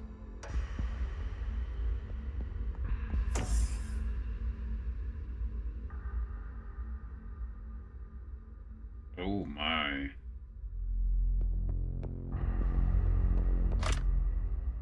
Alright. Have all I need for the multi-tool. Ventilation shaft.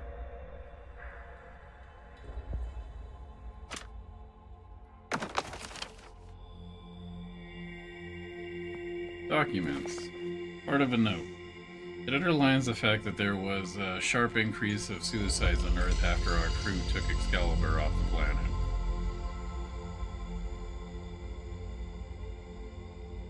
Interesting. Take all that. Is this B? Push the Really? The door was locked from the other side, so that's why I couldn't gain access? Oh, man.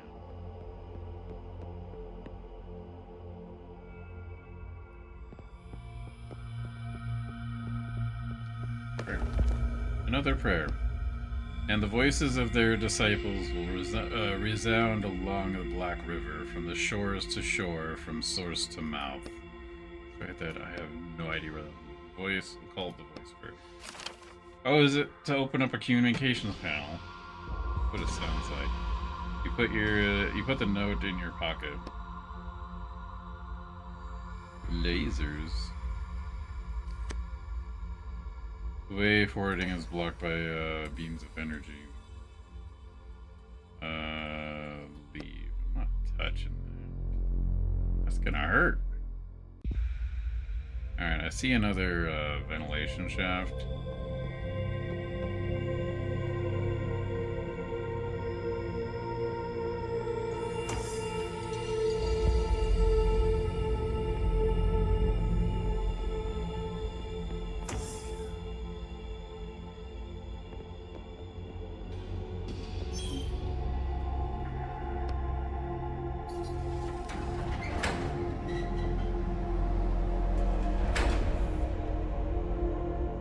It's time for the multi-tool brother.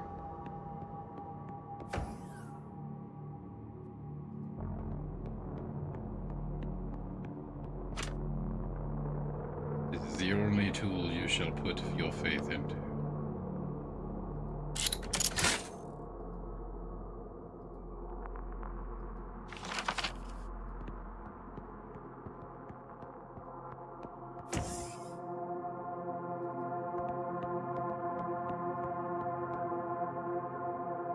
Yes, I had you.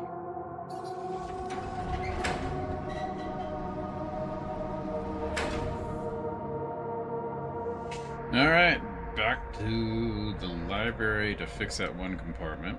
Is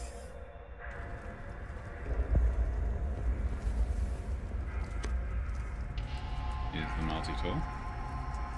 You find something on the multi-tool that kinda looks like a screwdriver, and use it as a lever to move the piece of metal.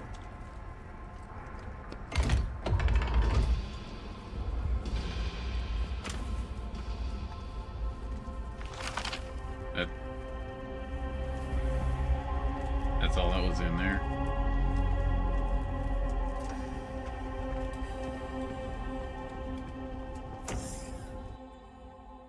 I am disappointed.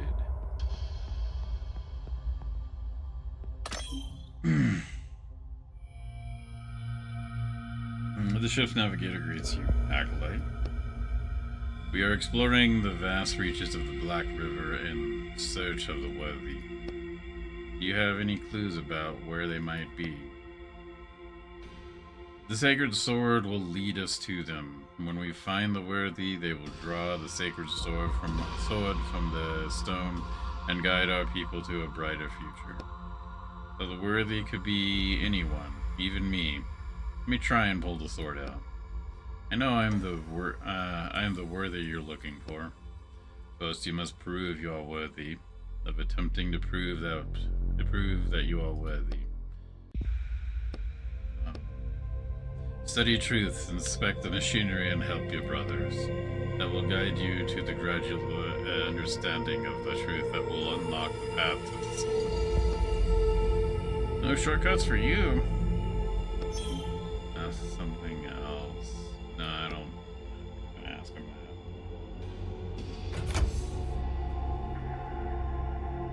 Alright, so we can access everything but the infirmary.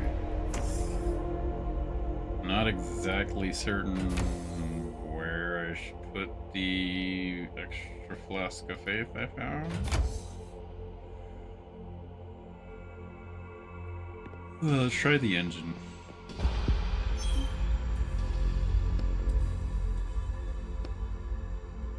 Oh, whoops.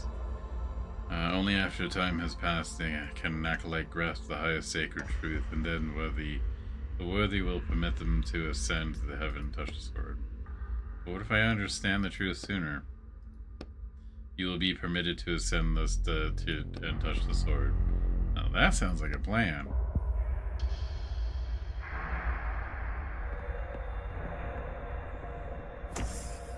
Okay, is there anything else I can do?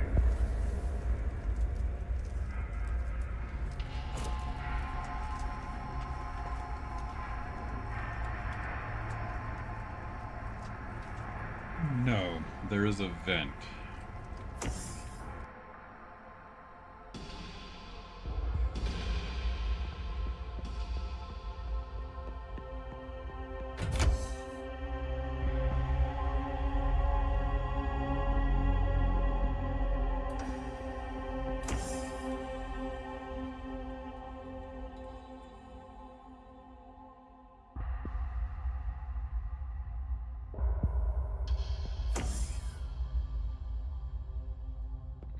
Is it possible I missed a vent in the kitchen or bathroom?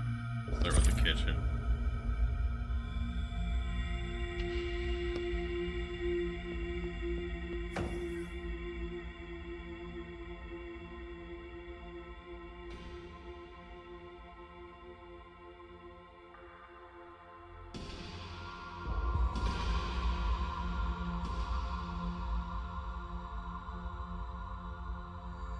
Does not look like there is any vent to be had in here. Let's try the restroom.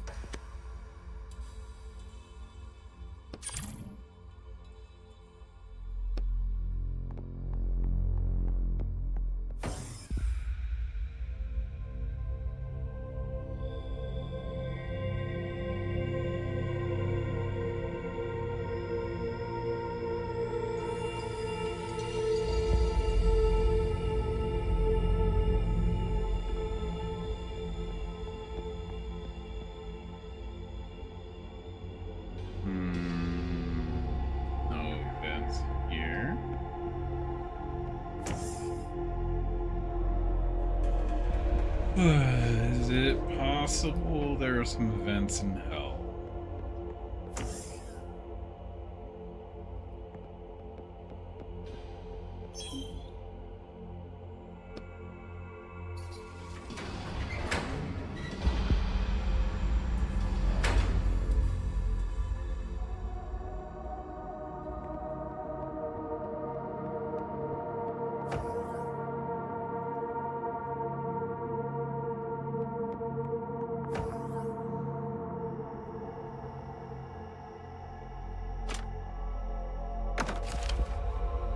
To container.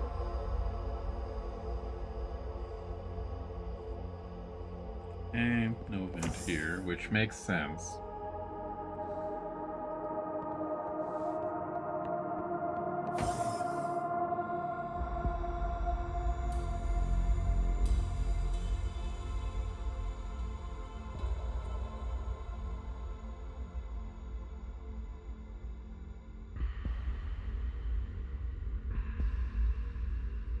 vent here. Now, it wouldn't make sense for there to be any vent, any other vent here, because then that would mean you'd be able to escape hell and go to heaven before you fix the engine. Which I'm pretty sure it doesn't want you to do.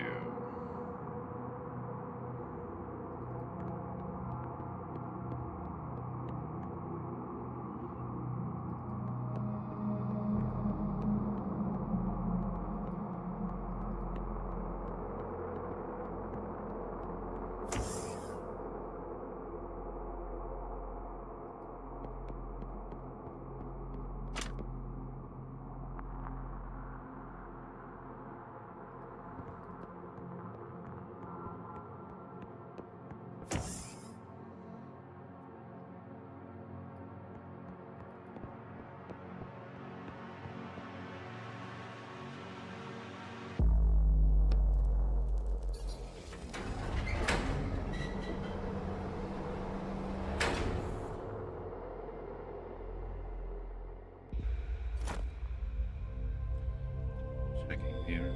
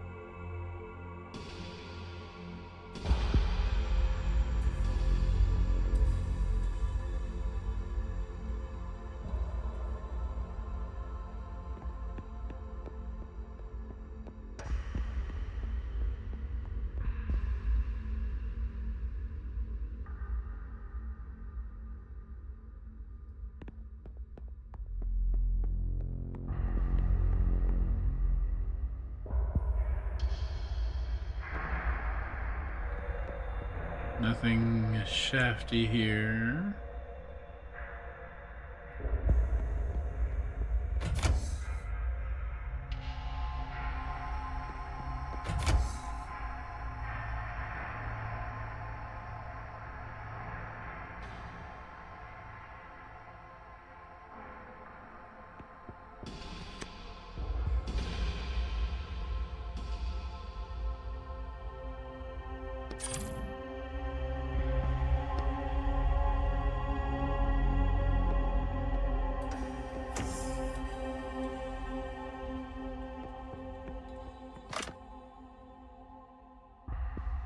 On the side of the massive cannon, you can see a control panel.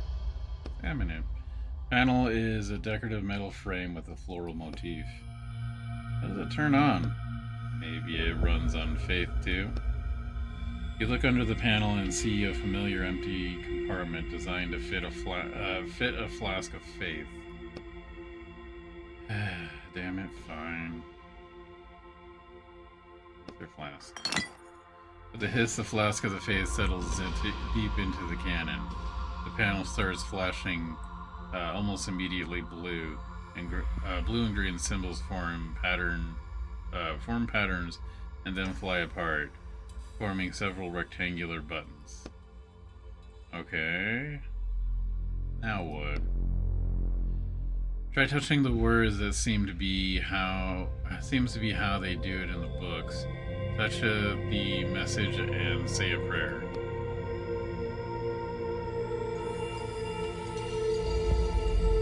Set a target. As you open the first option, you see the buttons transform into a complex grid with several moving dots on it. Just don't shoot anyone. I have everything under control. Touch one of the dots. Beep. Bang. Acolyte Etienne. Have the unfaithful been eliminated? They have. For the glory of the worthy. You peer out the window, trying to see what you hit. The glory of the Webby. Hold on. So those dots, are they ships? Planets? Did I destroy an entire planet? No, they're asteroids. Apparently the system can't tell different bodies apart from each other, and considering anything moving in space to be a threat. That's good. Phew. Push a button. You can only find one button and quickly push it. Dots start to move across the screen, forming a list. Looks like this is a weapon for punishing the unworthy. The list of previous targets is pretty extensive. Yeah, the descriptions aren't great, though. Race of infidels with scales. Race of infidels with tentacles. Return to the panel. Let's see. 3 greenish-blue rectangles are lit up on the weapon control panel. Status check. As you choose the second option, the screen goes black for a moment and then appears on it. This cannon uses more than 20% of the ship's energy. That's why we're going to turn it off. What's that number mean? The weapon's firepower, if it's to be believed, this weapon can destroy planets. Shiver runs through your body. We should turn it off quickly. We need energy. Deactivate. As you choose the third option, you see a huge message that covers the whole screen. Prayer required. Okay, go ahead. Which one should I say? It's hard to tell. We'll look for something about the weapon or energy.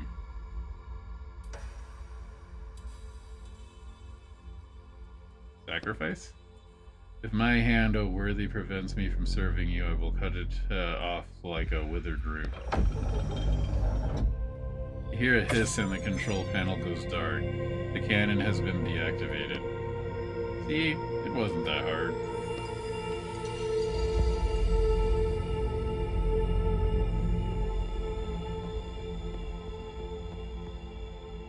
Access card. Yay!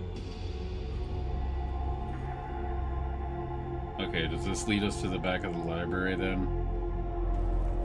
It does.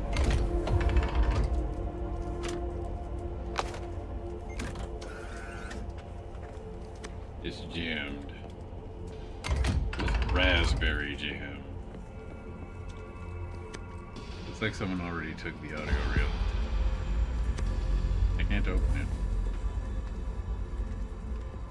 Audio playback device.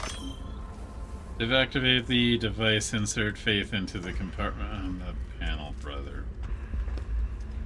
Why is it always Faith? You really should understand by now all the equipment here runs on it.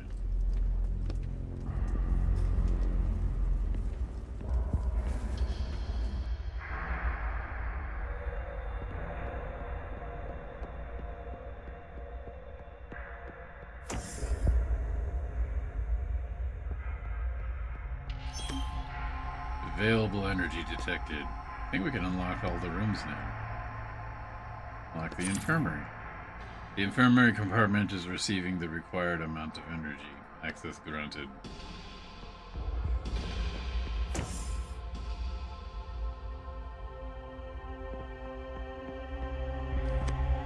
Medical chair stained with something red. Something red.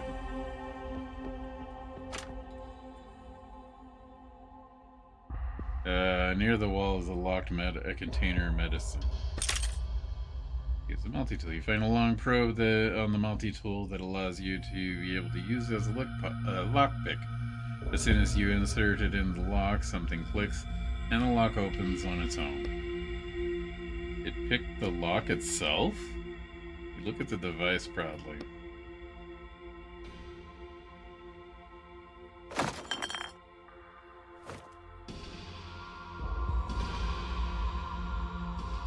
But no syringe.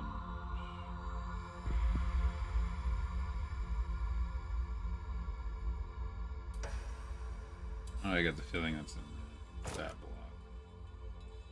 Panel. Maybe it's here. Stand in front of a huge shelving unit. The control panel next to it is illuminated. First thing you notice are 3 blue numbered in the middle of the screen. Touch the first number. Beep.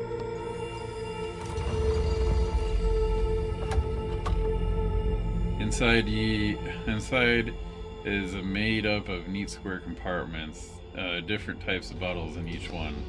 You pick up the closest one and read the old-fashioned papered tag, Dandelion Leaf. Oak medicine in the space age. It's empty. You put the flask back on the shelf. But we check the other compartments.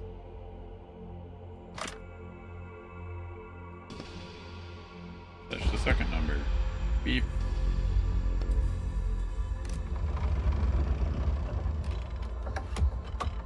In the middle of the shelf, you see a gilded box with an ornate inscription. Relics of the Great Martyr Rimar. A melted audio reel is lying next to it. Take the reel. Melted reel in its current state won't be able to listen to it. Simon? There's something written here, but it's hard to read.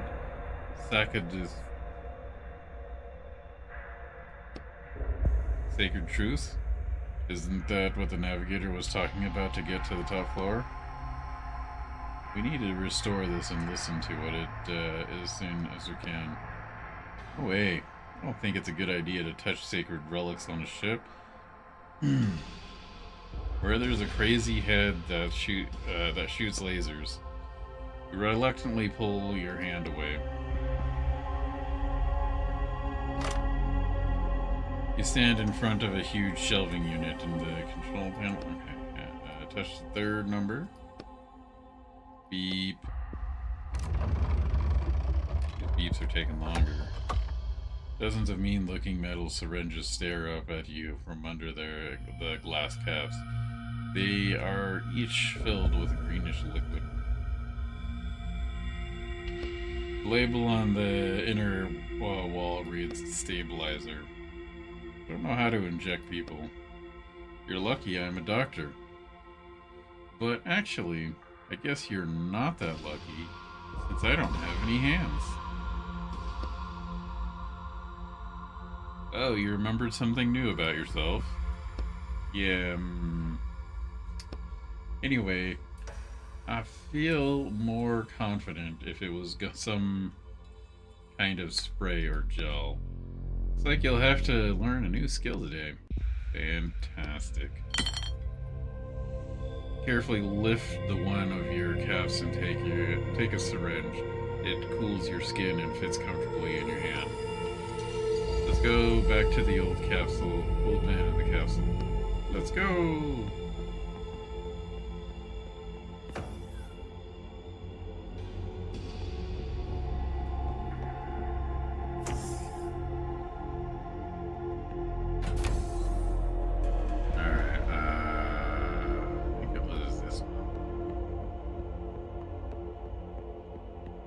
Yeah, I was right. Use the syringe. You have the syringe and you're all ready to save the old man. Inject him quickly. I've never done this before. I don't think the needle can pierce through the capsule's glass. There's a catheter. There, to the left, under the panel. Just stick the needle in there and push out the medicine. A shiver of relief runs through your body as the medicine disappears into the capsule. The old man's condition starts improving before your very eyes. Isn't a catheter used for extracting, not injecting? Maybe I'm wrong. Wait. You cross arms over your chest and wait. The old man's convulsions gradually stop. His breathing evens, and his fingers stop tearing at his clothes. Hey, we saved his life. Yep. Now we can take the flask and move on. Alright, alright. We did well. Yeah, until you find out what faith is. Then you regret every bottle of faith you took.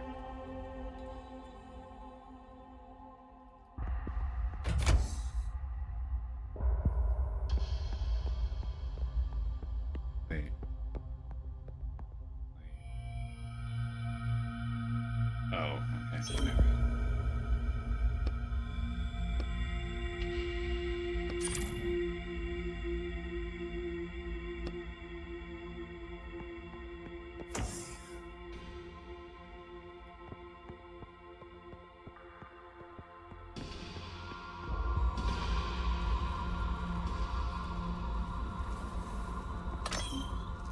To activate the playback device, insert Faith into the compartment on the panel, brother. Why is it always Faith? You really should understand by now all the equipment here runs on it. You put the flask into the compartment and it gently slides into the machine. A voice prayer, I guess. The Worthy has heard your prayer, brother. You may now activate the device. Thank you, O Worthy. Looks like we can use this machine to listen to audio reels recorded by the members of the crew. There might be useful information on them. What wonderful technology. Just an ordinary audio player. Wasn't there anything like that in your book? No. Although considering where we are now, nothing should surprise me. Insert processing. You hear an old woman's voice coming from the crackling speaker. I remember reading an article criticizing our mission, even before we set off. I want to record the author's thoughts before I forget. He wrote about how the sword which he blasphemously called a hunk of metal stuck in a stone, led to the idea of dividing us into the worthy and unworthy. Gradually, people who understood their chances of being found unworthy were extremely high, found ways to avoid the test, coming up with the crazier and crazier excuses to keep from being stigmatized as unworthy. Okay. Thank you.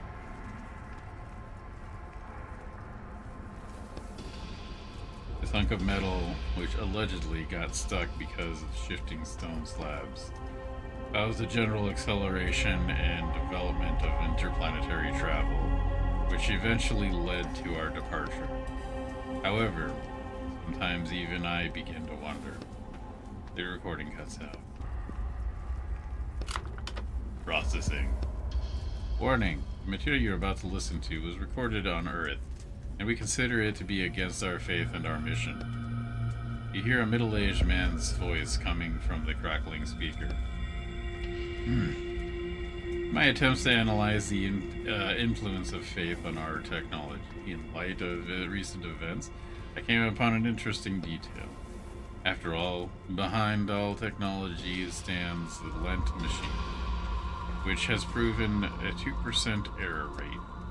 That means there is a 2% chance that the base algorithm that every machine, every computer is built on is capable of making a mistake or failing. The uncertainty and unpredictability that this fact imposes on seemingly faithful and reliable machines creates space for superstition. What if I pray and that mistake doesn't happen? What if I perform a ritual, cross my fingers, and make mistakes doesn't happen? The recording ends. Alright, let's go fix this one before we put it in any kind of recorder.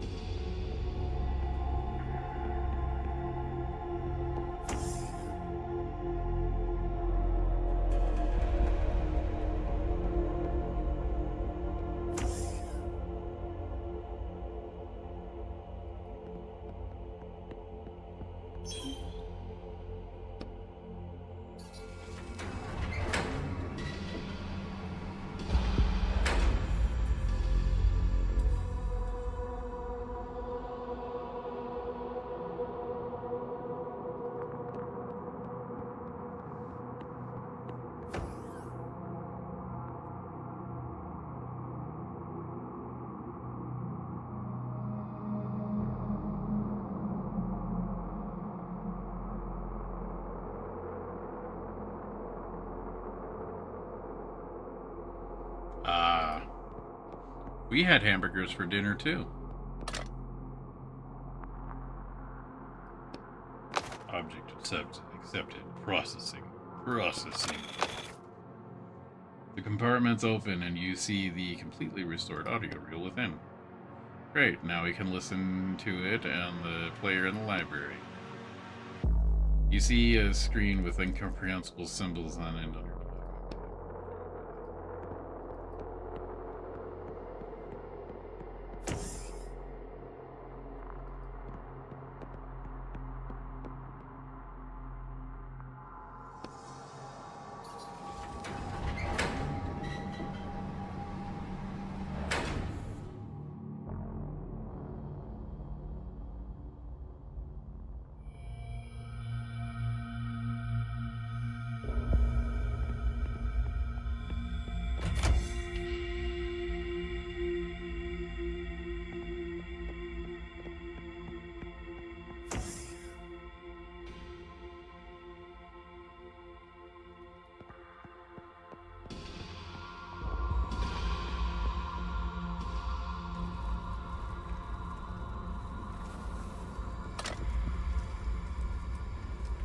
Insert the restored reel.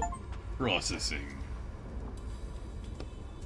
You hear an old man's weak voice coming from the crackling speaker.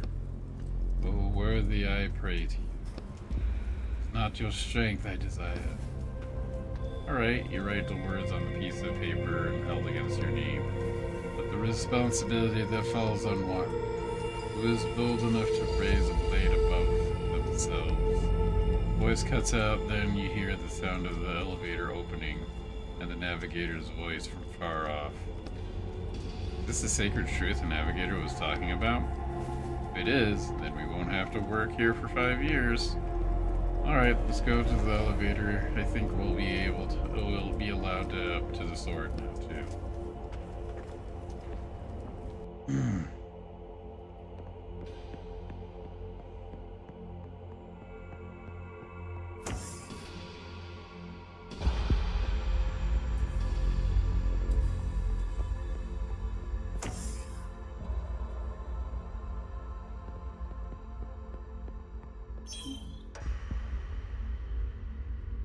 I believe I have grasped the sacred truth. I'm listening, Acolyte. Clear your throat, glancing superstitiously at the paper in your hand. O worthy, it is not your strength I desire, but the responsibility that falls on one who is bold enough to raise a blade above themselves. That is indeed the sacred truth. It must be understood by those who decide to touch the sword and declare worthy. I am amazed that you were able to grasp it in such a short time. Well, I am prepared to uplift you. Are you sure you're ready? Nothing left undone here?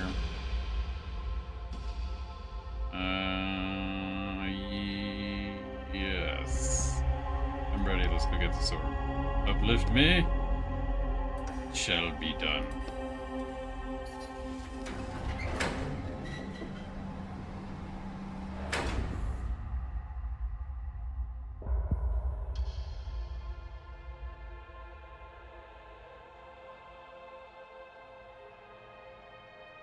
Ooh, look, windows. Acolyte at the Ene. What now? You said I could touch this. We could touch the sword. That is true, but you have been given a more important task right now. Go to the navigator's cabin. First, can I just...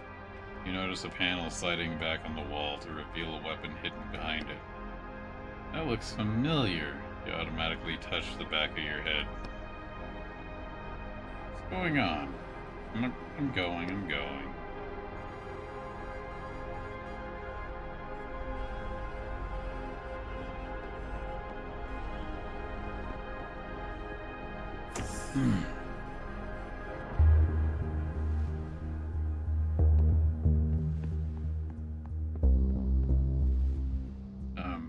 Navigator?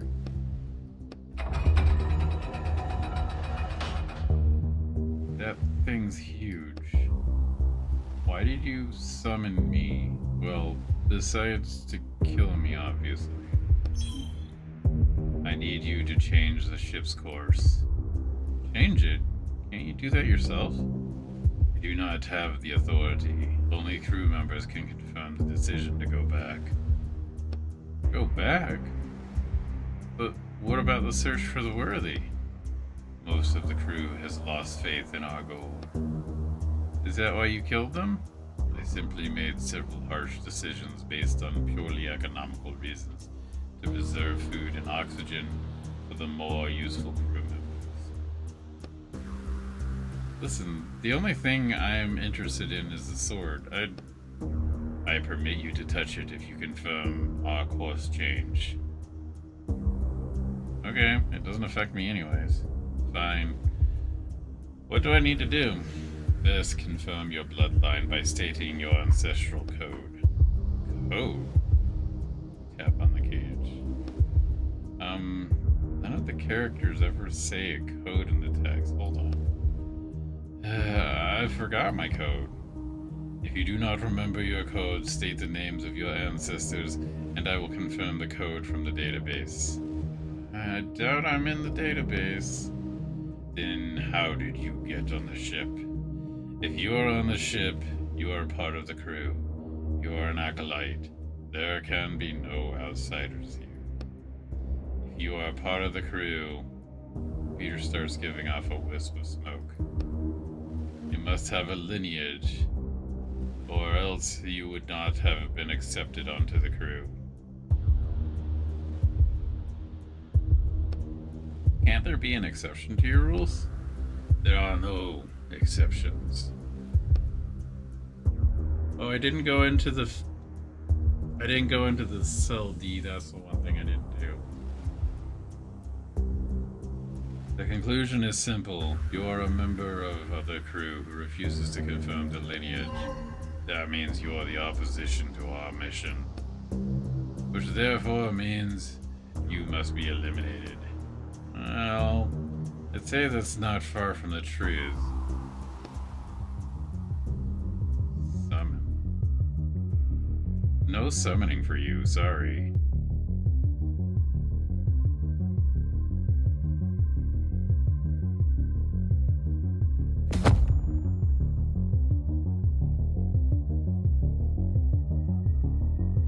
No, really. No summoning for you.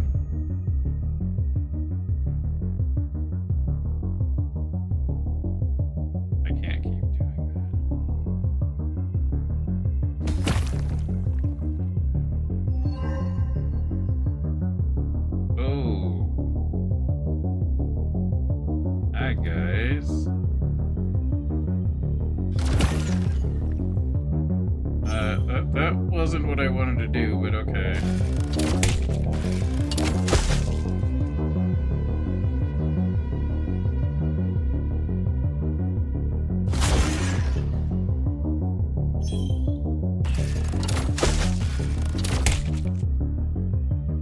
Owie.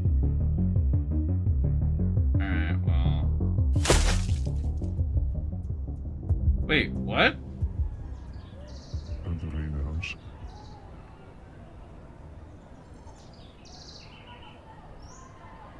What?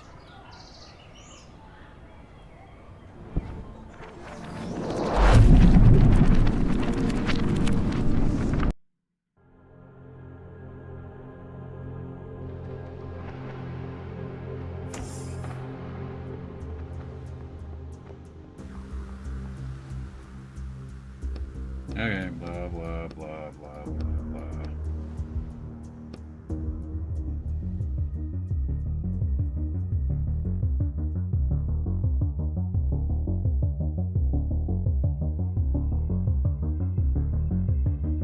Okay, then. Oh, you're...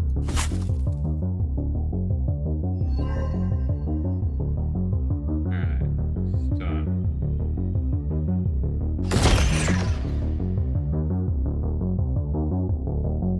Electrify.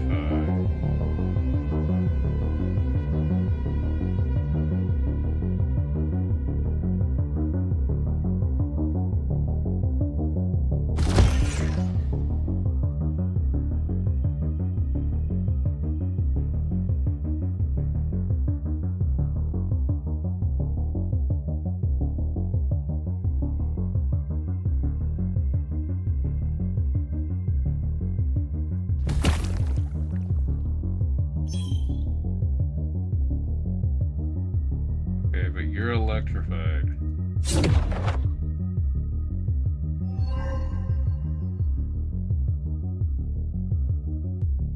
Are you still electrified?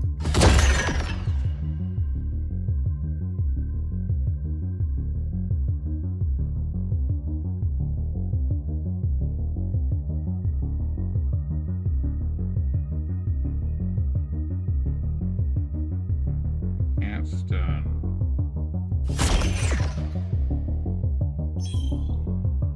Can only drain.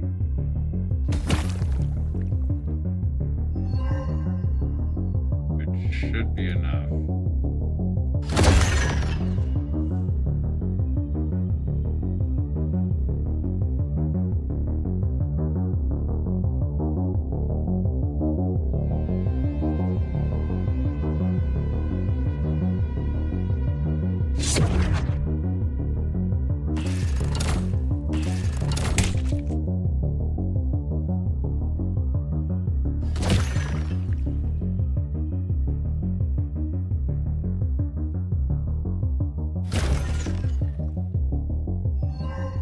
Cinna the Worthy will punish your soul.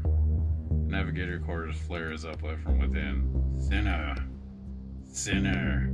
Sinner. Sin. Navigator's voice cuts in the middle of the word. Suddenly a siren starts sounding. Get the sword now, he awakened the whole crew, and they will be here soon. Reserve power activated, total system reboot in 3 minutes. Hurry, Etienne. Yep, just walk. It's okay. Warning. Cinna on the upper deck. He's already back up. No time to waste. Think about that and head for the sword.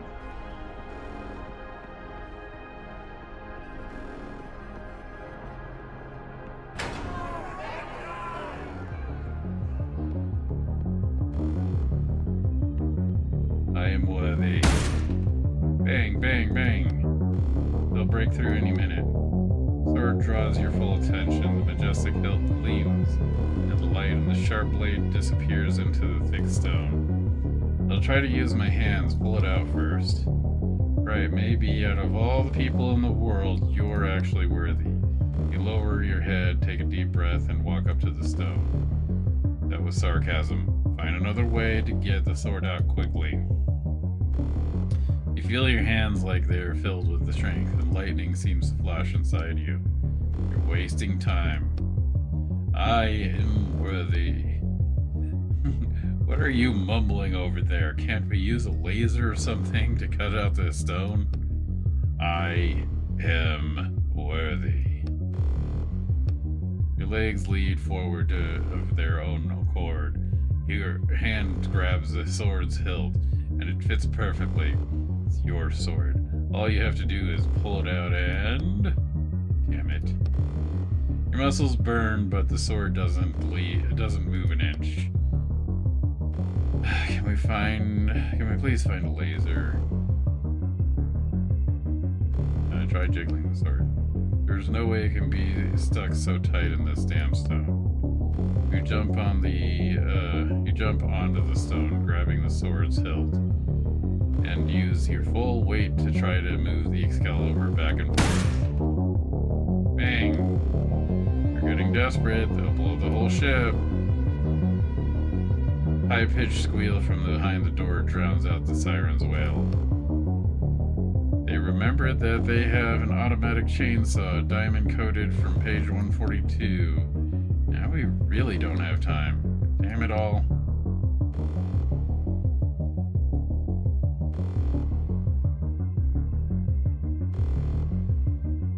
Use the pickaxe. The pickaxe glints in your hands. You wind up and strike the edge of the stone. A big, ragged chunk falls off the floor into a crash. That's kind of unfair, but pretty efficient.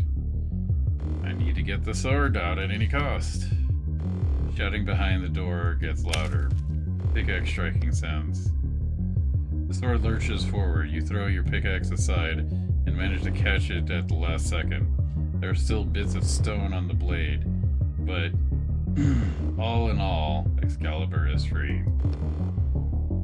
You're fast. Seems like the stone got pretty worn out over the course's journey. You try to raise the Excalibur triumphantly, but it's too heavy. Besides, the saw's sharp teeth are tearing apart the thick steel door right before your very eyes. Time to get out of here. Time. You grasp the sword with all your strength to get out of here.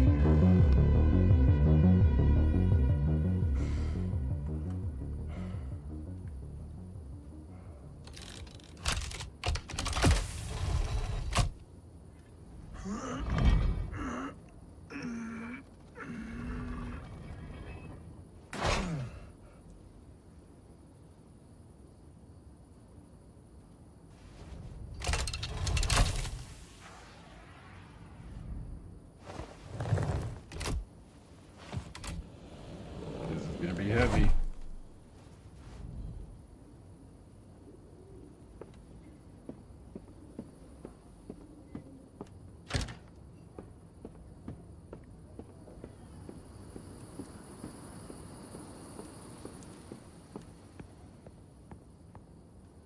I must have been carrying it with one hand. Did you get the item? Yeah, I got your item.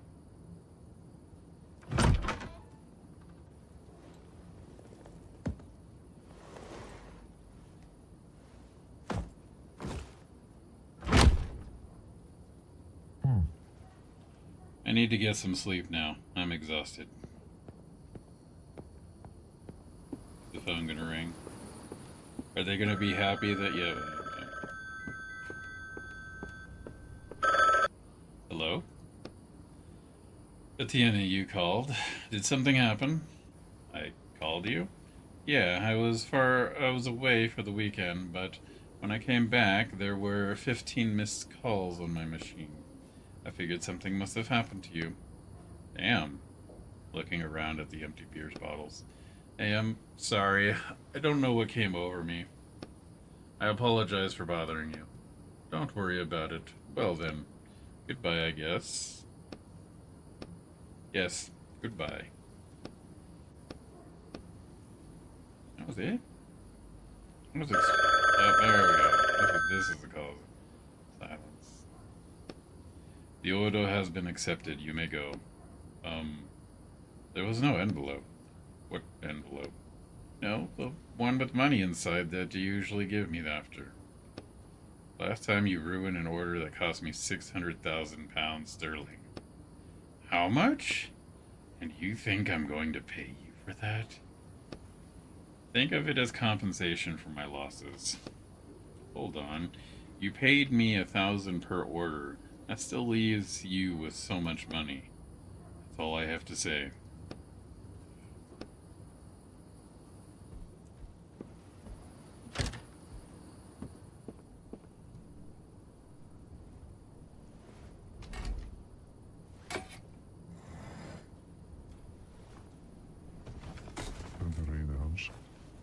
It's still unnerving that we just leave that window open.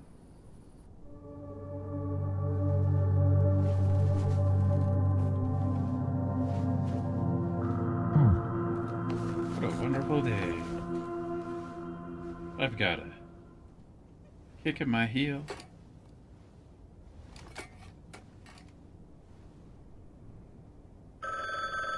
And the phone rings. Way to ruin... Oh, flowers.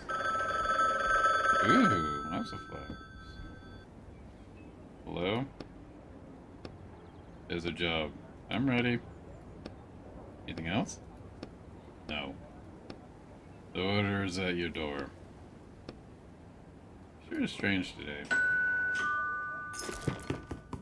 Oh, I've been set up, haven't I? Ah, that smells wonderful.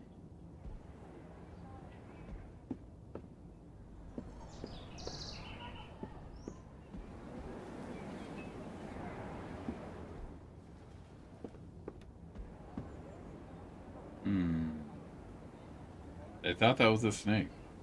That's a swan.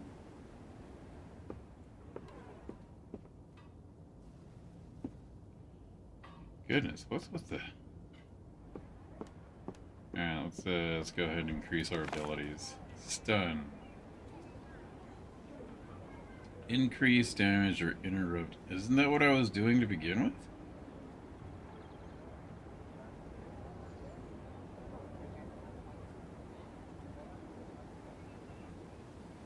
He just likes the work I do. Interrupt any action. It's kind of what I want stun for. I don't get exactly what that means, but I think it'll help.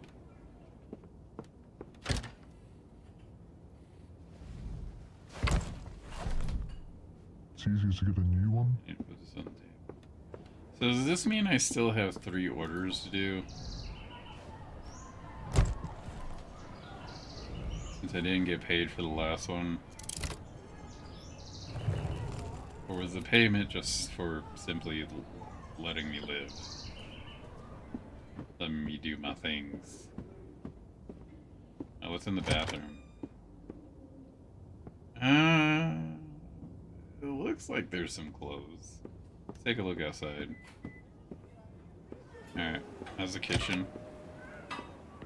Oh. Left the fridge open. Fridge needs to be defrosted. Do not turn on. Oh. Sink is full of dishes. Am I really going to wash through them? Yes. Not for me, then who? If not me, then who? Phew, finally, I hope I'm not being taken advantage of. I mean, the guy gave me a bottle of wine for doing the dishes.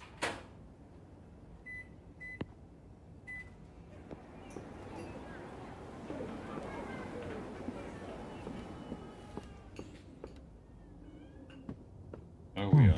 I decided to do some gardening, too. Some.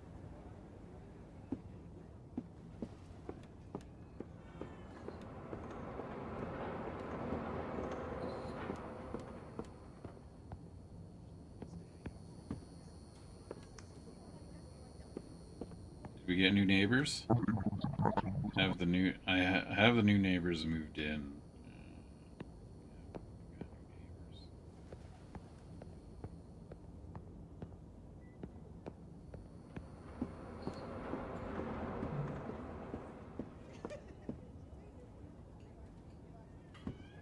We'll go ahead and do that.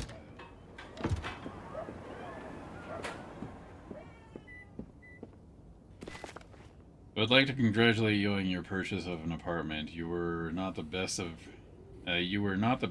renters, and were constantly late with payments. However, when you told me you were prepared to purchase the entire apartment, I was overjoyed.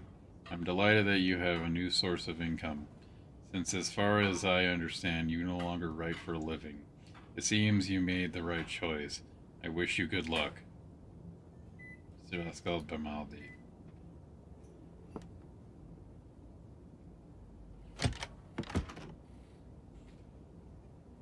Now everybody who lives here is my accomplices. Oh yeah, we even moved the phone to a different spot. What we got here? Oh, more pots? Not as spacious as I expect. I mean, it's yours. I don't know why you say that. That is really weird. Alright. Nothing in here, nothing in here.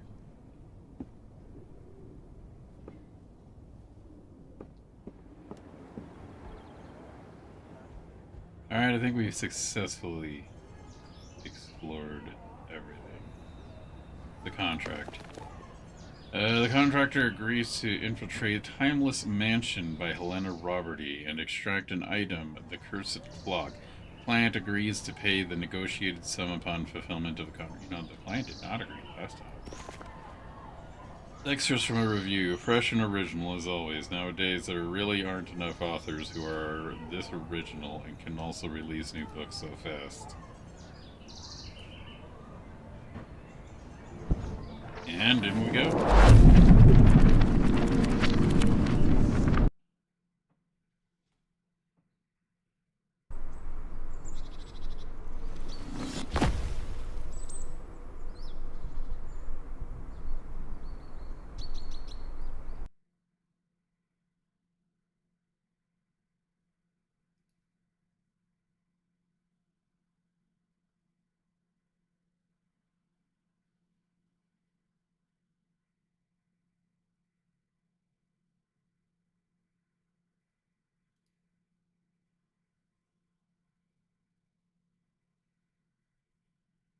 Hmm.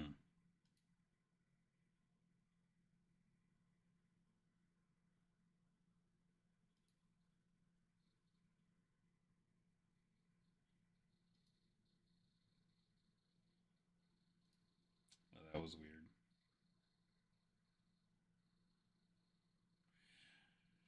On YouTube, for some weird reason, it said it was done, but then I refreshed. Ooh, finally, I landed on something soft. Maybe too soft. Ew. Examine your souls. So, how'd it go? I think successfully navigating Excalibur really redeemed me in the client's eyes. So now you'll get easier jobs, no more killer robots threatening us? I hope so. We're supposed to find a clock of some sort. It doesn't sound too complicated. Ready to get started?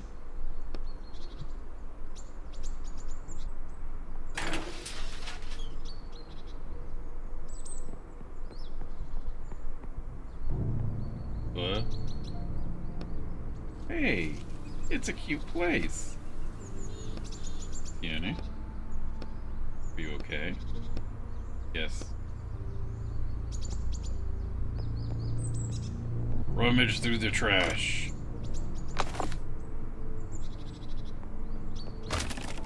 What the? Oh god, oh god. A woman runs past without even glancing at you. I trapped him. I trapped the monster. Run away. Monster? So the job didn't get easier.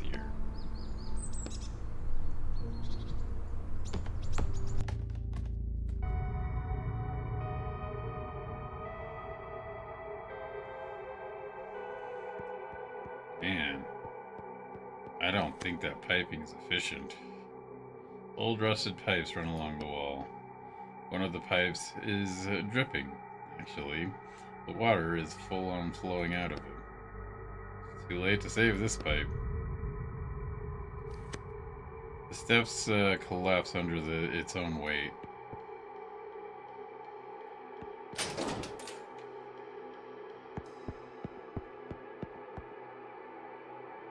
Damn, girl. Get back here and let me out. I'll find you and your friends too. Do you really think this cage can stop me? Is this the monster? Who are you? Man pauses and stares at you. Damn. Etienne. You know him? Etienne. Man's eyes seem to burn through you. You look away, but not before noticing the man's hands are trembling with anger. I think we should get out of here quickly. Stop right there, you bastard. Answer me. What did you do with Amanda? Where is my wife? Hold on. What does all this mean? We're first gonna rummage through these boxes. Then we're gonna go buy the cage. The cage is with holes all over it.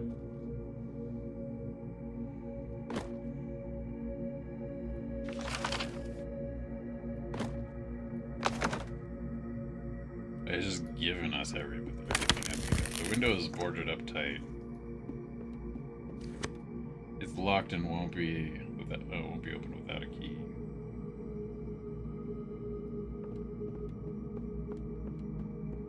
That basement door is looking funny. Hey, look, it's the clock. Okay, we found it. We can go. Why does that fellow in the basement know you? This book. I wrote it. What? What do you mean? I created this mansion, but I was arrested before I had the chance to finish the book. So, how did your client get this book then? But we've only been stealing from books that are on the marker. I imagine the rights to it went to my publisher, and they decided to have another writer finish it. That's why the dreadful man in your basement knows you. You created him. Yes, but not like that. It was the story of a generous aristocrat who lived in a beautiful mansion with his wife. You definitely wouldn't catch me writing about a murder in a blood-soaked basement. Do you think a new author changed a lot? I think so. Yes. Who's this Amanda he mentioned? Is she here somewhere too? She's not here anymore. It's better if we talk about that later. This clock wasn't meant to be here either. Let's take a look since it's what we're here for. See the ancient clock, the steel frame around it is covered in a small inscription, some of which are impossible to make out. There's something written here. The clockmaster's lifetime, something with the time on the clock itself. It's too bad it stopped. Guessing we need to bring back a working clock. Tatiana? Yes? A working one. You notice 3 huge holes in the mechanism. There are 3 gears missing. We'll have to search the whole mansion.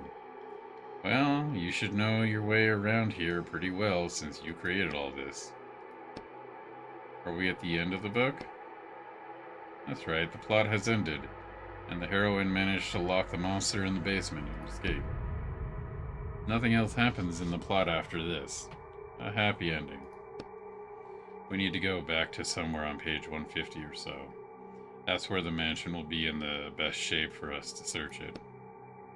Even the staircase is in ruins right now? I didn't know you could do that, so we're going to jump between pages? Jumping is the easy part. The hard part is landing on the same spot on another page. If I miss or land end up between pages without my powers, it could end badly.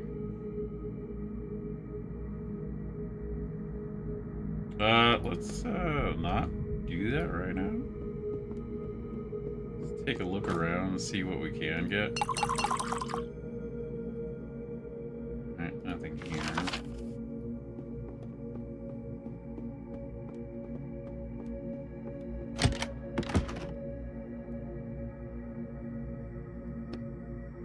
This is a room for entertaining guests. Looks like the master of the house became less social. And his definition of entertainment changed, too.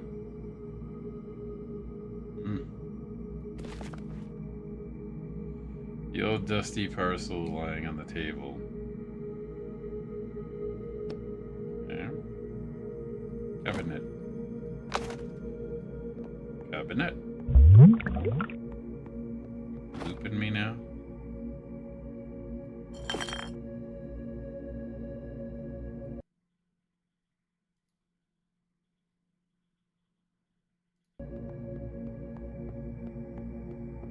Portrait.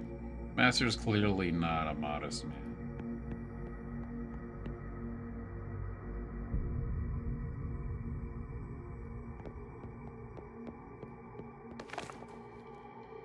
Okay, so I need the pliers.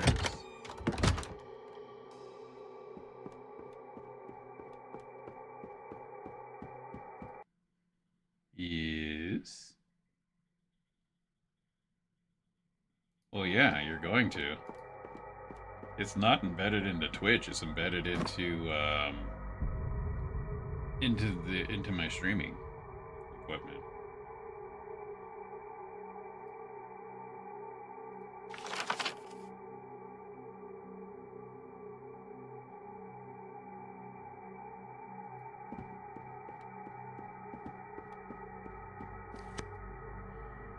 You open the door from the front.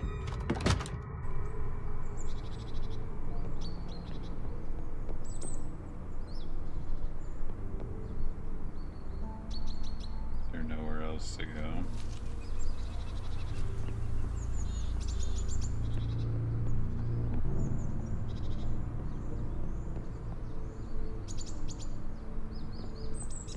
Okay, so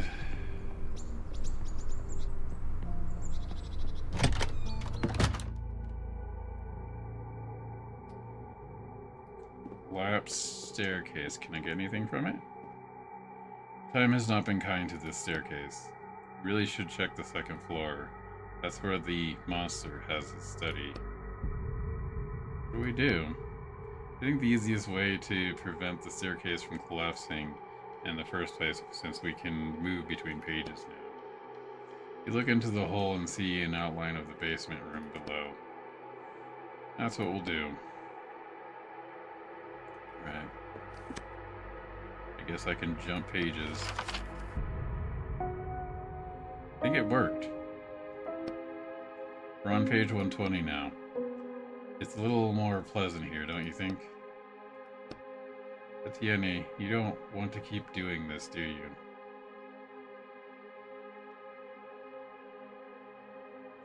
No, I don't. No, but I don't really have a choice. Do you think the client knew this was your book and sent you here on purpose? I don't think he cares either way. Help me. Let me out. Who's that? Another victim? Let's go find out. It's the same victim.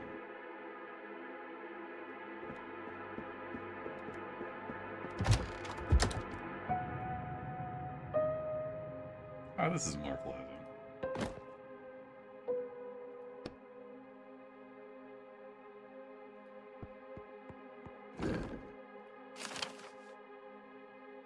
Can't have a fire now.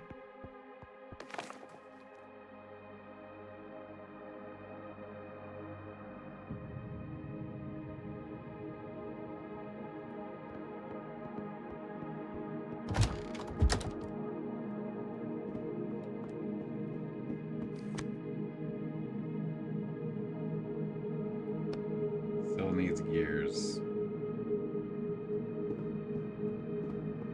Actually,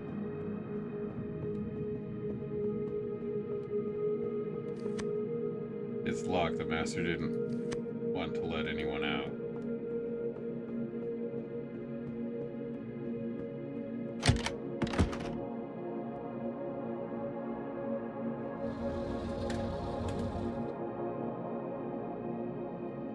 The basement. Hey, anybody?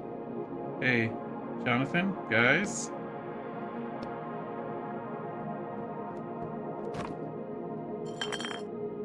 Just ignoring you and moving on.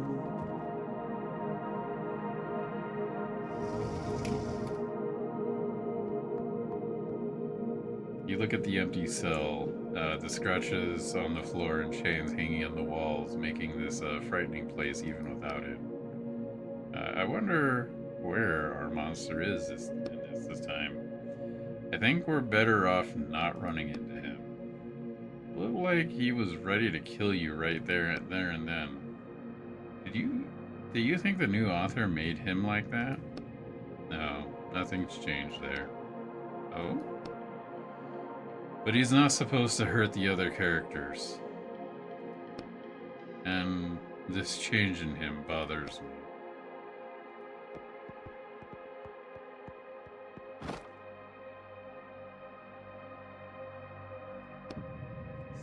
Boxes. Locker is not locked.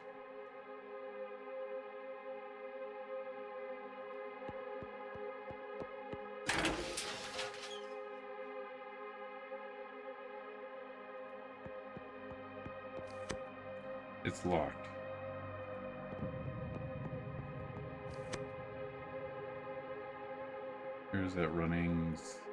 Here's what's ruining the staircase. The future looks like there's a water pipe leak.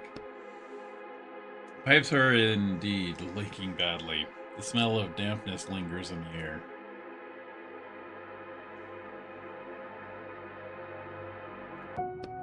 You examine the small crack in the pipe.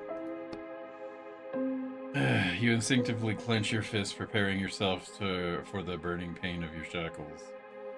Sure, you just need a little bit. It's not a huge hole. You place a small drop of your ink on the crack in the pipe. The ink slowly takes on the appearance of properties of metal. Come on, faster! You grit your teeth as the pain from your shackles burns you. I think that's it. The crack's gone. Phew. Pull up your sleeves to look at your hands. Are you all right? Yeah. It's best not to show that you see. Show what you see, Roderick. Push your sleeve wet with the blood back into place. We should go check on the staircase in the future. I hope it works. Oh no, we have more exploring to do before we do that.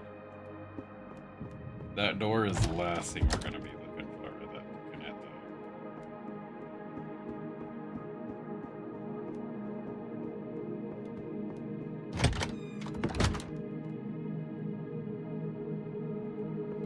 Box. An empty box that smells like tobacco. That's what the letter is. One of the master's letters is an invitation to a ball hosted at his mansion.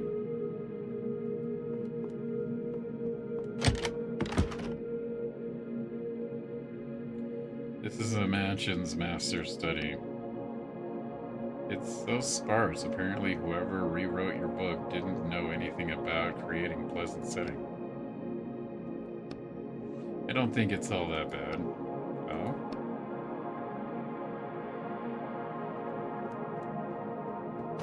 Take good stuff. These gears won't fit in the clock. Taking more stuff. Cabinet's locked. Man. I miss my multi-tool already. This is the mansion master's desk. There's the desk. Old documents are scattered across the desk, and the desk's only drawer is completely empty. There's nothing here.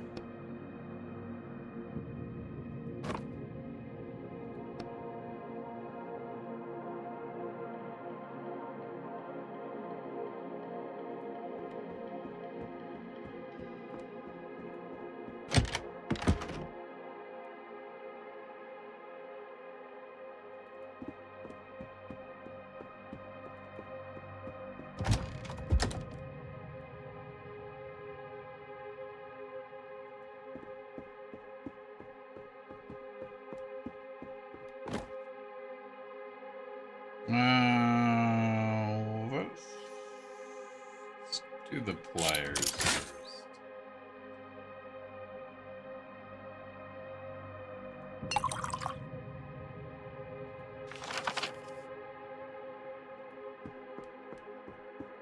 Now let's go ahead and jump. Hey, look, it worked. The staircase is fixed. Let's go see what's left on the second floor.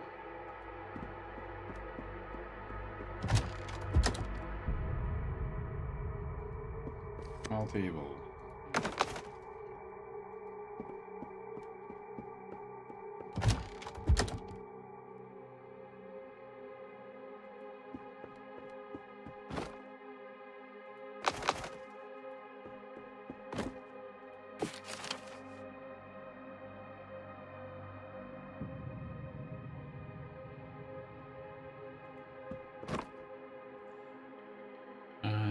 So there's the desk. The desk is covered in a thick layer of dust. You look through the old papers and creaking drawers, but you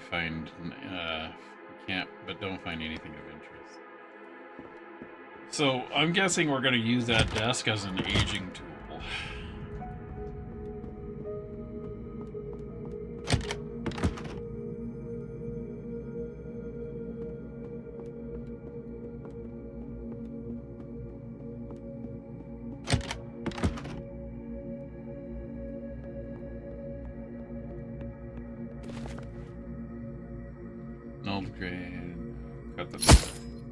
Cut through it. I think there's something useful in there. Doesn't seem very useful. I feel like the portrait can be moved. It looks like there's something behind it.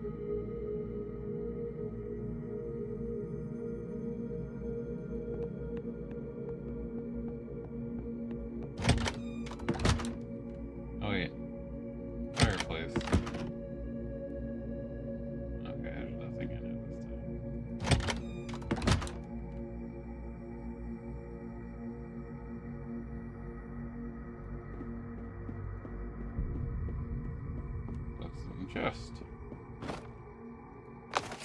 Alright. Assuming now we can make one more tool. Oh.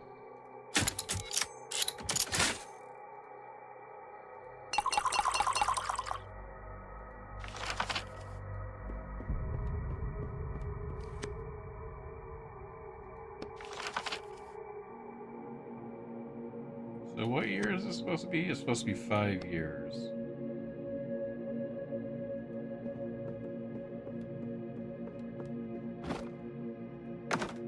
Not that I need those.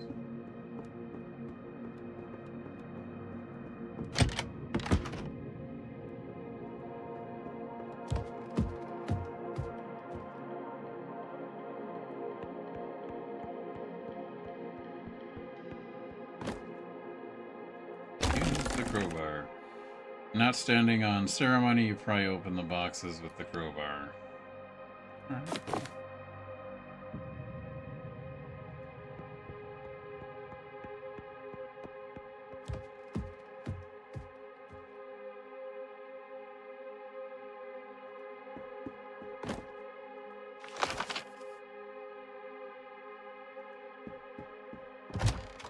And there are some things in the lounge or entertainment room.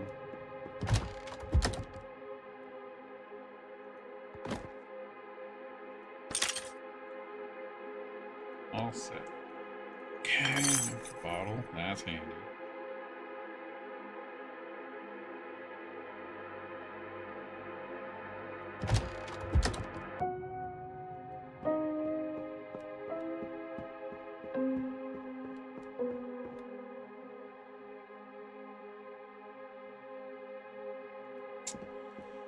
Alright, so now I guess I talk to the lady.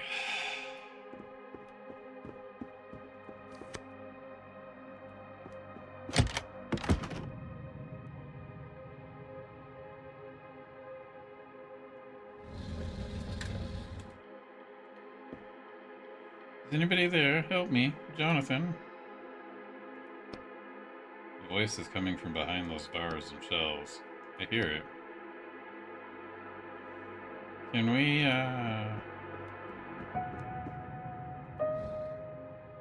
what if I do this? Just give her a bit more space. Yeah, come here.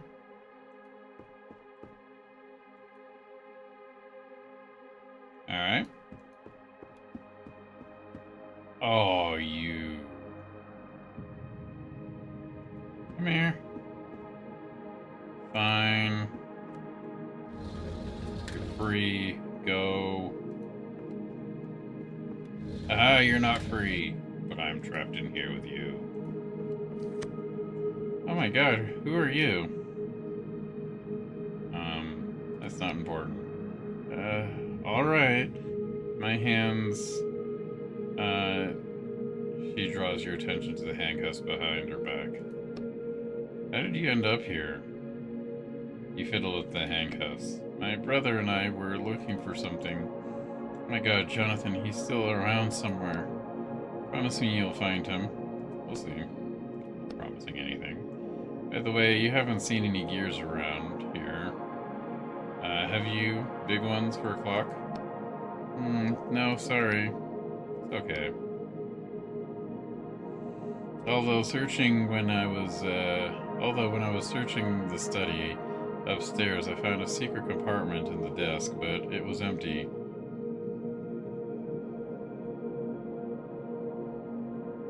What do you mean searching?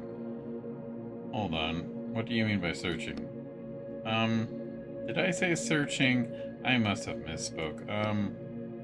I was there earlier, but I didn't find anything.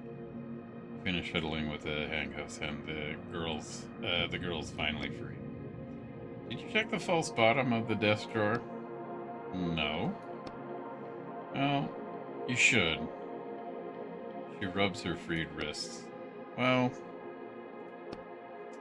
I think it's time to get out of here. I'll take care of your brother. The Girl nods briefly. She looks around the room for a second, and with barely noticeable disappointment disappears behind the door. More of your characters. They seem fairly well written. Really bad at lying, though. No, I don't know her. Plain writing desk stands against the wall. There's nothing of interest in the desk or in the drawers. Not in this time, at least.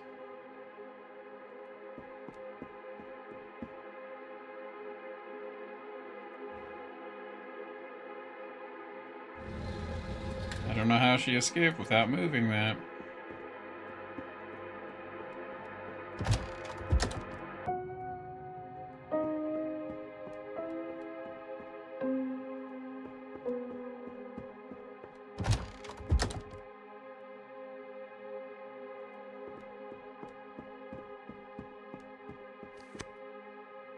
Alright, so since I freed her, that probably freed the monster.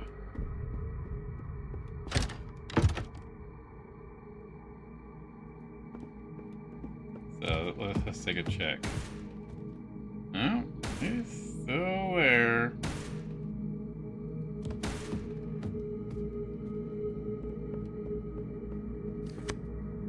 It's locked and it won't open.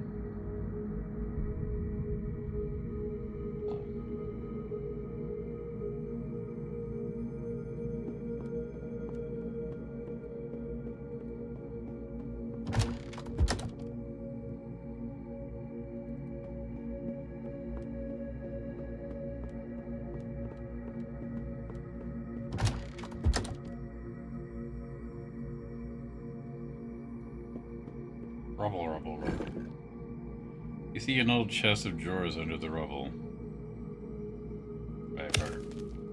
Use a crowbar to pry apart the heavy pieces of ceiling and dig out an almost intact chest of drawers. Or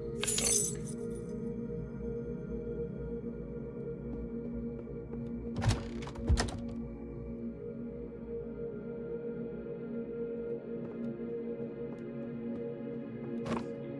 Examine the secret compartment. You notice the bottom of the drawer has a strange edge. You press lightly on the bottom and discover an impressively large secret compartment underneath. Bingo! One of the gears you're looking for is inside. Too bad there's just one. The gear. Put the gear in your pocket. Let's go put it in the clock. And then we'll look for the rest. Also, we have to save the girl's brother, who should be somewhere in the past. So much to do.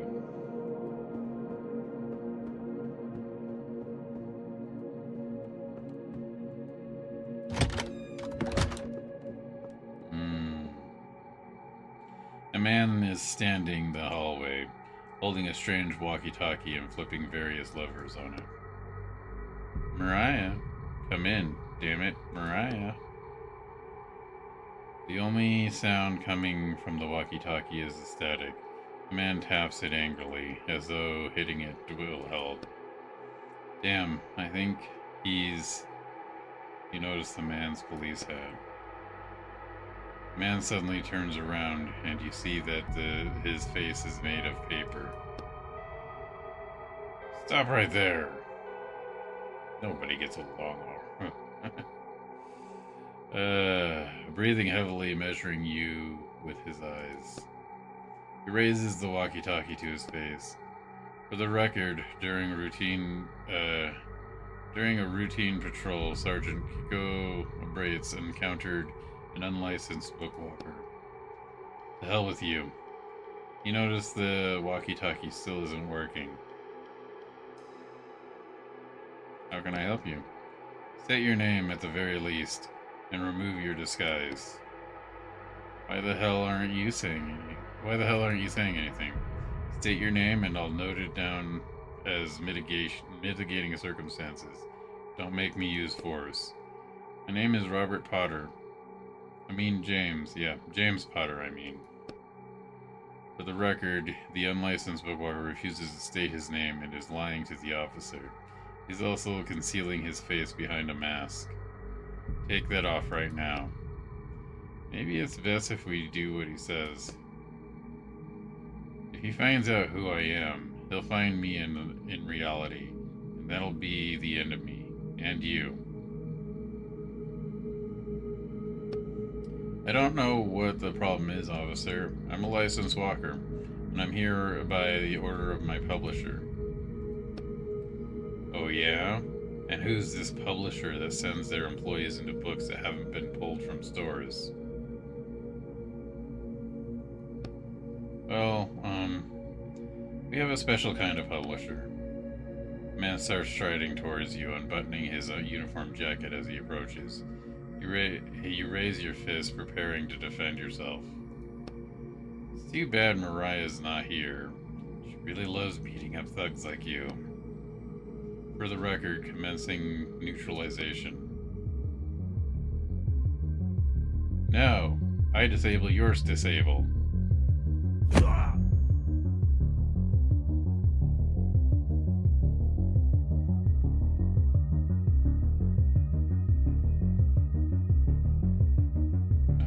Well, if you're gonna do that, then.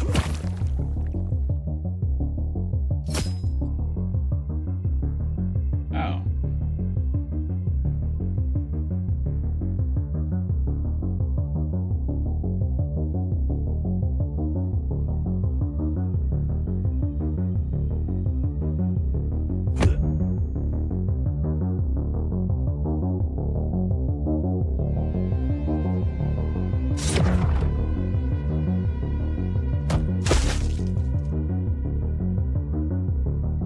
That's all you're gonna do. Oh. But I have my stash bag.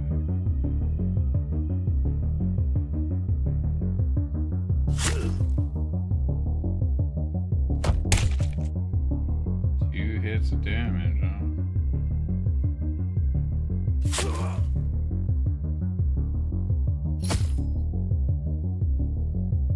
That's quite alright. The man looks at you angrily. Damn you. Fine. Maria will deal with you later, thief. The man instantly disappears as though he was never there, but the bruises on your body say otherwise. Damn, this is really bad. I can imagine disobeying the Riders Police is one thing, but fighting the police? Attacking a police officer plus stealing from a book that is still under license. It's not 30 years, of course, but you could definitely get 5 to 7.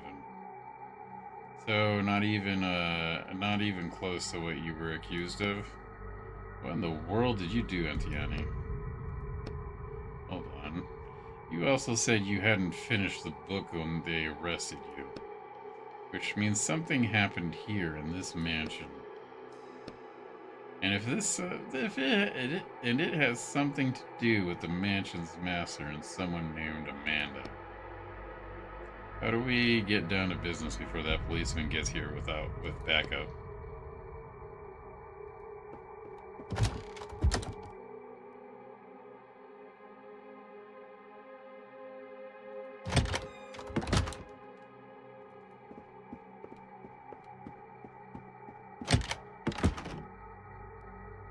Can't we just, hop out of the book for a little bit and wait for things to cool down?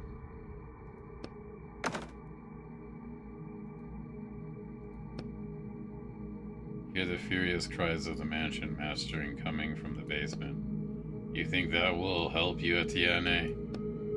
You don't even know what that clock does. How did he know where you were? We need to find the other 2 gears. But let's speed things up a little. I feel really uncomfortable in this place. I thought you'd be glad to be back in your... No, I'm not. And this isn't my book anymore. They twisted and destroyed everything they could hear. I wish I could burn this whole book to ashes. Alright, let's start with the girl's brother. Maybe he knows something, since as far as I can tell, they investigated all this already. We didn't see him in the past. Can you jump even earlier?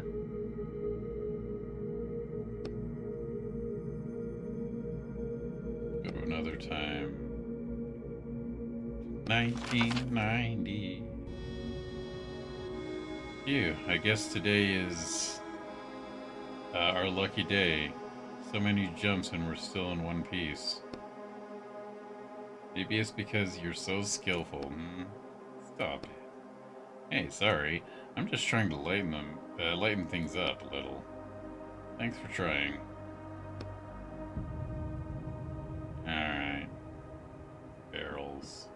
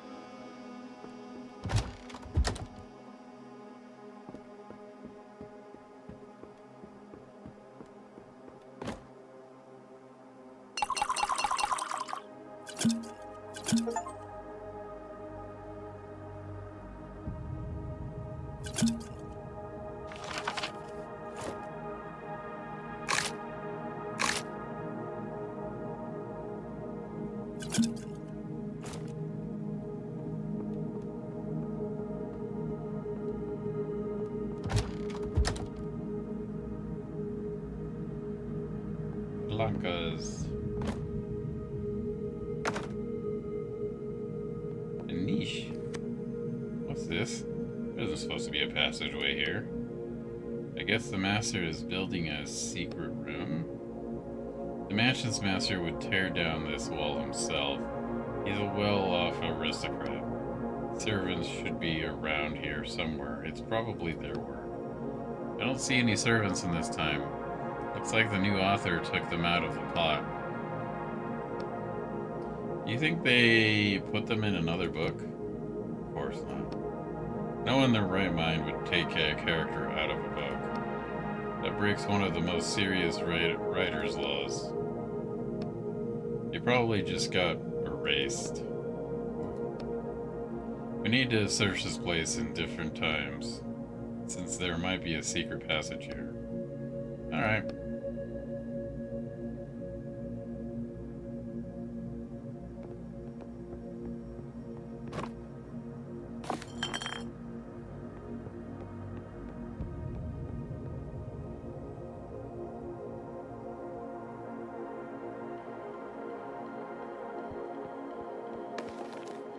One of the master's letters is charred and it's addressed to his lover Amanda.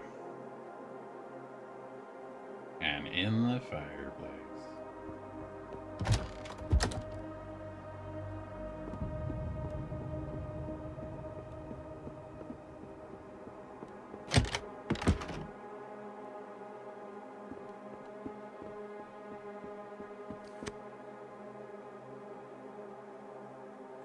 It's a locked door.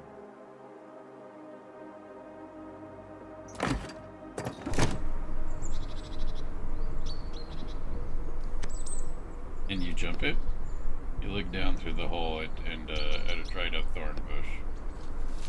How about we look for something to put over the hole, like planks? Oh no, that's not what I want to do. Oh yeah, it is okay. Good holds. Perfect.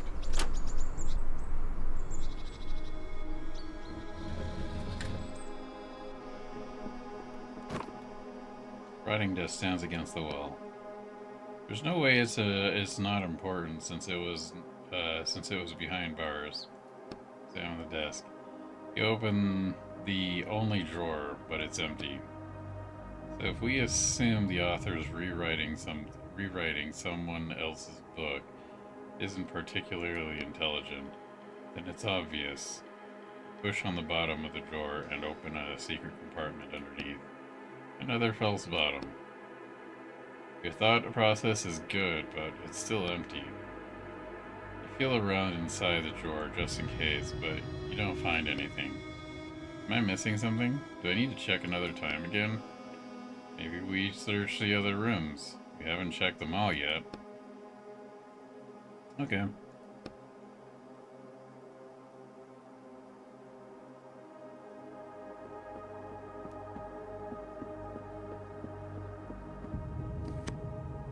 Key sticking out of the door. There's a key sticking out of the door. Oh, I think we should take that. It might come in handy at another time. Turn the key in the lock, open the door, then you put the key in the same in your pocket.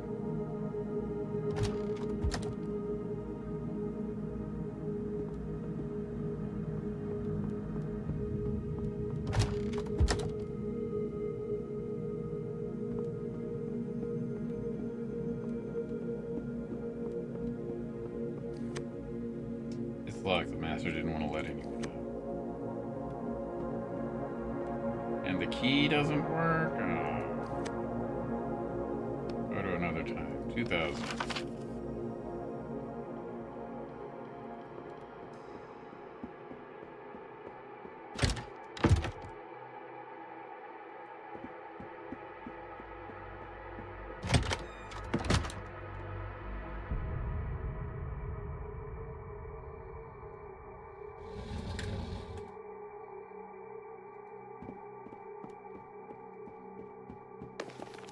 One of the master's letter. It's an invitation to a meeting with him. Plain writing desk stands against the wall. There's nothing of interest on the desk and the doors, not at this time at least.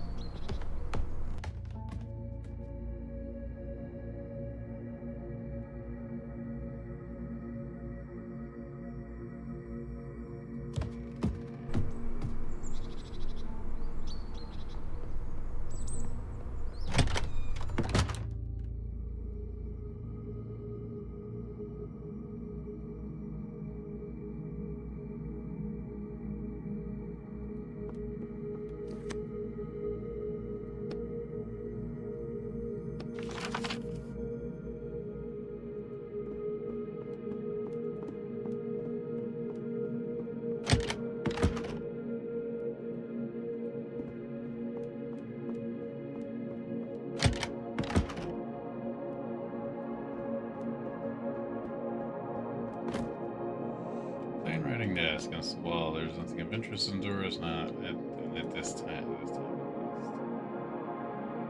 I just checked all the times. Do I have to invent a new time?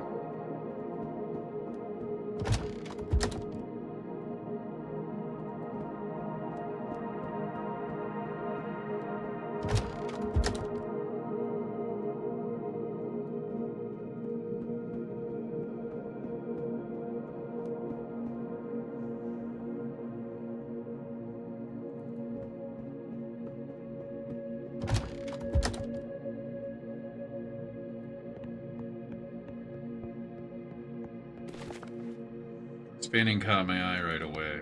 I figured there must be a hiding place behind it. Why didn't you say something right away? I don't know.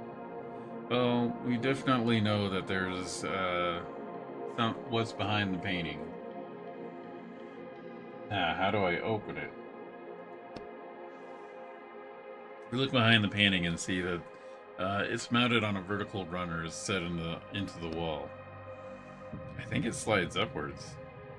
The painting, you push gently and the picture slides upwards. The teenage boy is standing in the middle of the room, covering his face with his hands in fright. Hey, let's talk, don't kill me.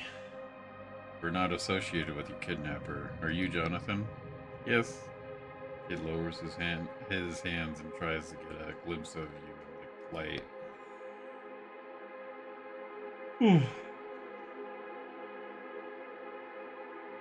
Well, we kind of are, but not in the way you think. Damn, that's a cool mask. I told everyone we should wear masks for this job too, but they just laughed at me. Your sister asked me to find you. Sister? I don't have a sister. Well, that's what she told us. Go on. Hold on. Was she short, girl? Samantha? She's still here? No, we helped her get out. It was her idea to rob this mansion. She promised us there was a ton of loot inside. But all we found was rotting walls and that psycho. How many of you were there? 6. The 3 ran away at the beginning, and we saw him kill 1. Well, say they definitely did some work on your character here. He's not mine anymore. You can still fix him, right? I'm afraid not. Not really. We're more like... well, yeah, we're thieves. Okay. I'm something of a thief, too. Whoa. It looks at you like he's found his new hero. By the way, have you seen any gears, big ones around here? Gears? No? Are they valuable? Not really. If you check the desk with the secret compartment in the storage room already, then check the master's study. I think he hid something in both places. We actually already found a gear in the master's study, but nothing in the storage room. It's got a crazy thing set up with a double false bottom. Did you get it open? A double false bottom. Yeah, first you open the false bottom, and then there should be another one under that. My god, we went through all that just for... Alright, time to go back and check out this double false bottom. Quickly, quickly, you untie the kid. Thanks. He gets up the floor and glances around, leaves the room.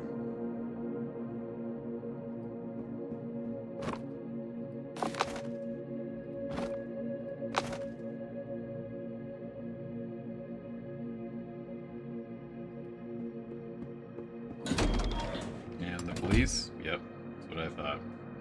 Familiar dark police uniform appears in your peripheral vision. Yeah, this was a setup. However, the woman in the uniform seems completely calm and collected. I'm Sergeant Maria Galowitz, the woman says casually, tapping the badge on her chest. You're under arrest on the suspicion of plagiarism and attacking a police officer. She pulls on dark leather gloves. I advise you stop resisting and come with me. And if I don't, then I'll have no choice but to use force. She balls her hands into a fist and grins slightly. Well, in that case, I apologize for making you use force. Roll out your shoulder, limbering up.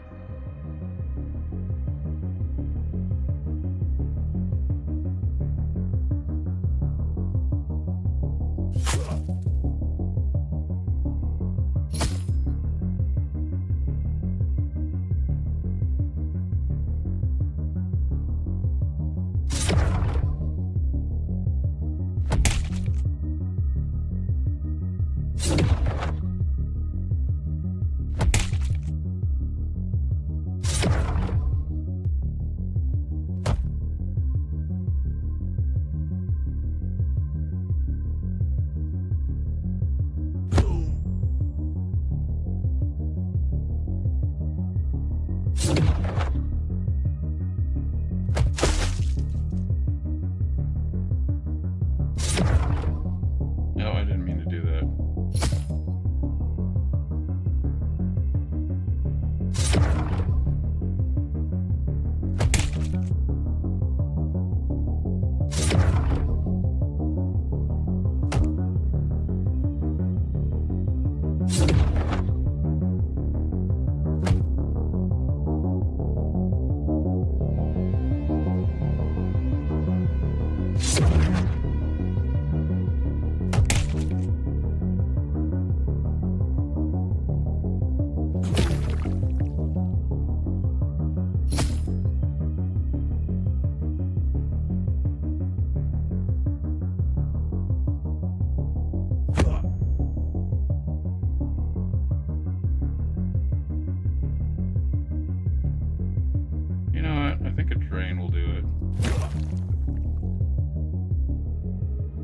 Maria is breathing heavily. She's leaning to the side, but manages to somehow keep her balance. This isn't over, thief. The whole police force will come looking for you. Before you can blink, Maria Glauez disappears from the book. Are you alright? I've been better. You straighten the crumpled papers on your face. I mean, she didn't even hit me.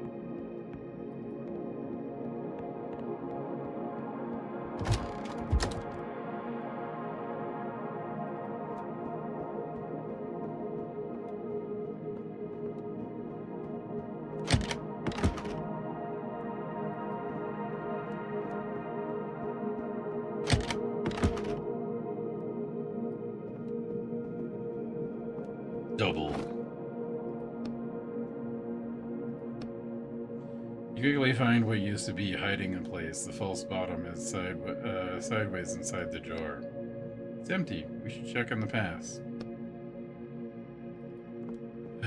Really?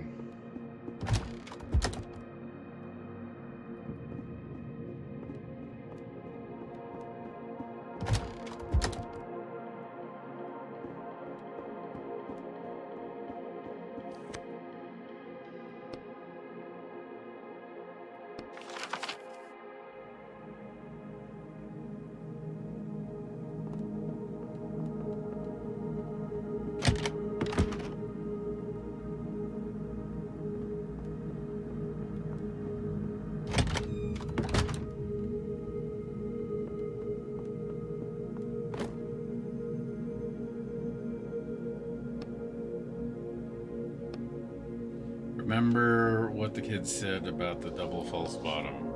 I guess the new author is more clever than I thought. I mean, to come up with a double false bottom really takes a higher level of thinking. You open the second false bottom of the drawer and take another gear out of the compartment. One less gear to find. Time to go back to the clock.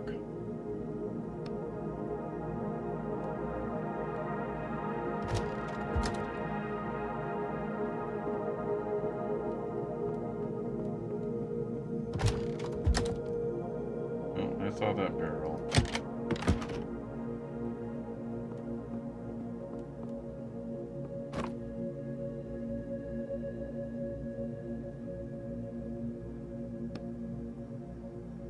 Easily cut through the rope of pliers. Food.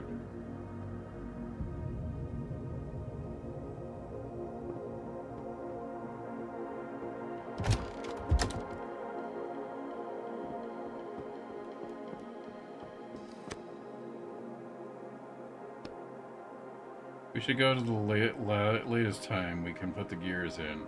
What if something happens to the clock over the course of years? Just so he can mock me. That's why we're doing this, huh? Insert a gear. Put the second gear into the clock. Now we just need to find a third one. The clock should start working again. DNA? You asked about Amanda, the wife of that maniac in the basement? There's something I was able to figure out using my powers of deduction. So you created Amanda and her husband, and the cute little story of their cozy backwoods mansion. And then you and Amanda started to get, well, close. Who gives you that idea? Back when we were in the car, you told me that you always tried to make your characters realistic and well-developed.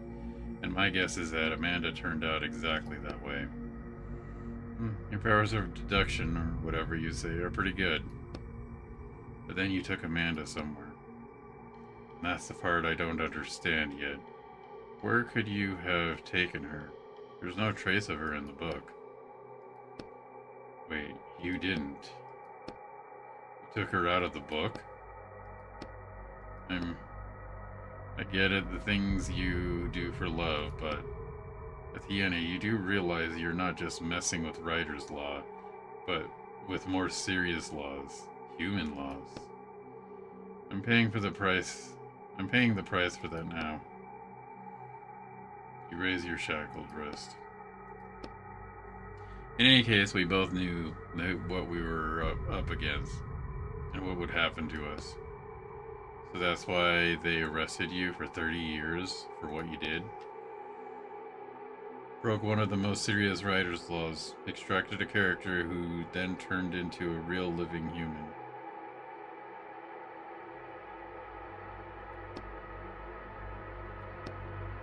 Where's Amanda now? Do you live with her? In the end, we broke up. Despite everything you went through. Indeed. So getting back your ability to write is probably the one thing in my life that I can at least try to fix. So that's why you agreed to take on these jobs. Bam!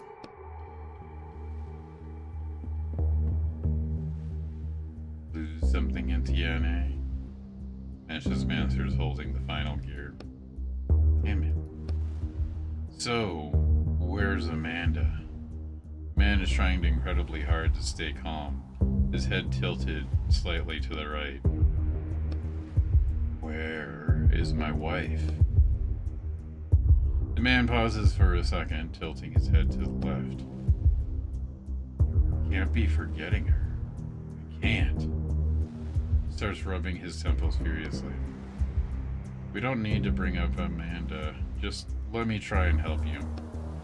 Let me try and rewrite you the way you were before. Are you sure? What about your shackles? Damn, you're right. The man continues to rub his temples, his eyes unfocused. I remember her. You.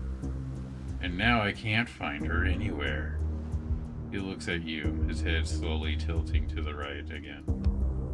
At the same time, his minor attack of confusion passes. His anger rises up in his face.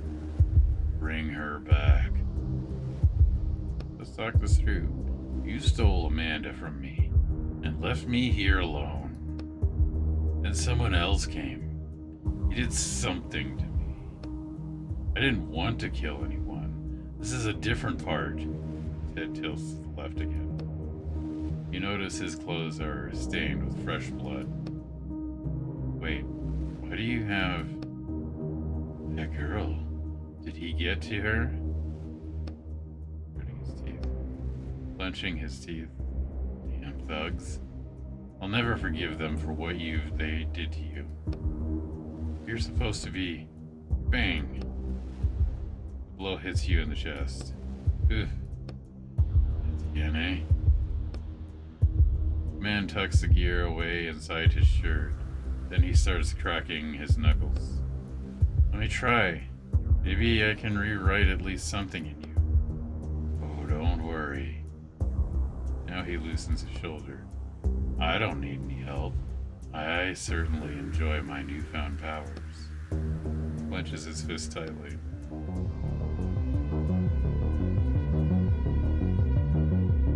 You have a shield.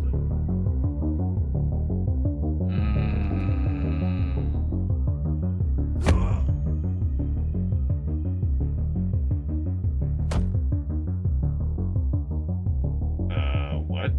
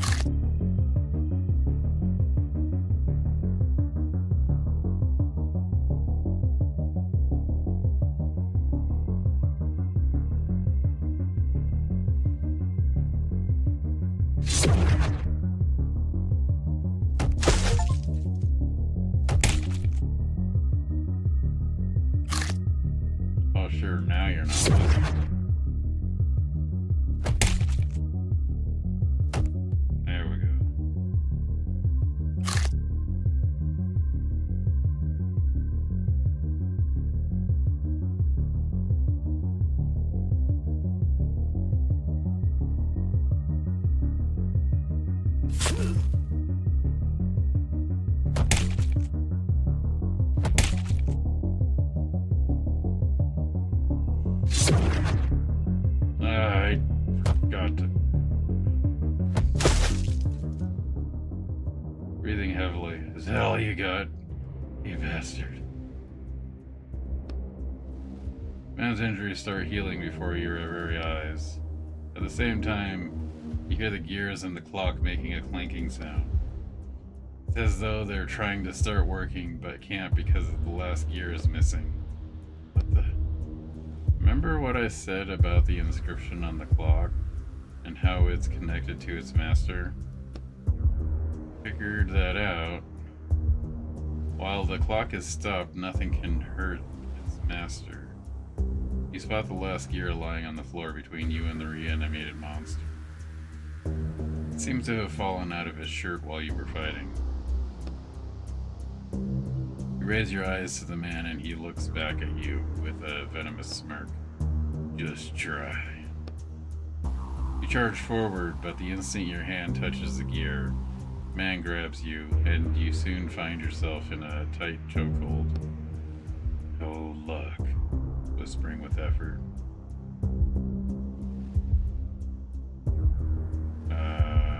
Drop down. You drop down sharply out of his grip and grab the gear from the floor. Damn it. In an instant, you're standing by the clock. Put it in quickly.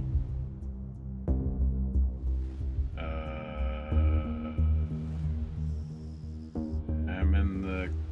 What? No, put the gear in. Without a second glance, you push the gear down. Fortunately, you got it in the right spot, in the correct spot. The clock immediately starts ticking. Oh. Man grabs that empty air in the final attempt to stop you. Etienne. He grabs his head as a shudder passes through his body. He begins to age rapidly, and the injuries from his previous fights, not only the ones against you, start reappearing all over him. No! Swings his arms helplessly, then starts dissolving into dust. You watch it all happen, silently, until there's nothing left of the monster except a pile of ashes. My god. But now what? Nothing. You walk up to the character's ashes, digging around until you find a small crumpled piece of paper. You quickly rip it in two. Just had enough. Pick up the clock and get ready to jump out of the book. We can talk about all this and TNA if you want to talk.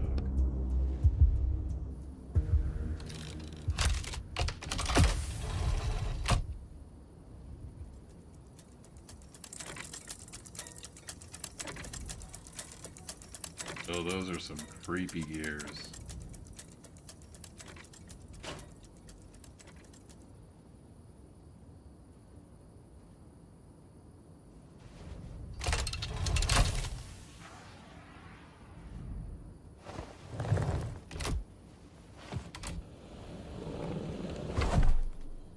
This is still a setup.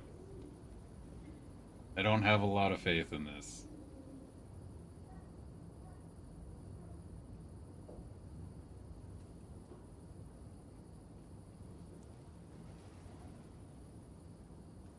Come on, find the keys.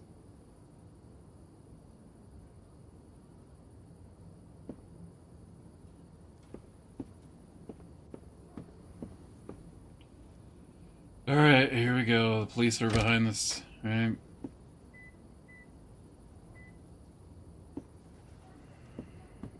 Still a setup. Still a setup.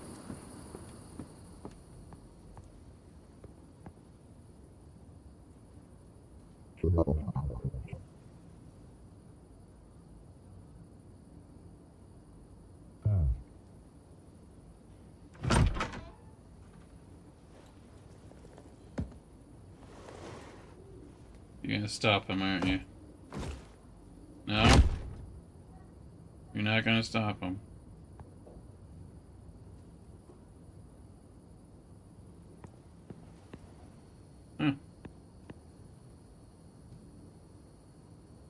Yes.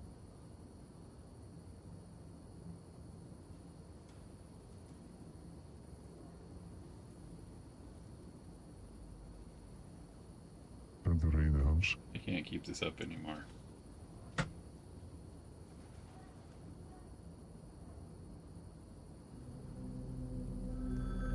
Two minutes later. What the?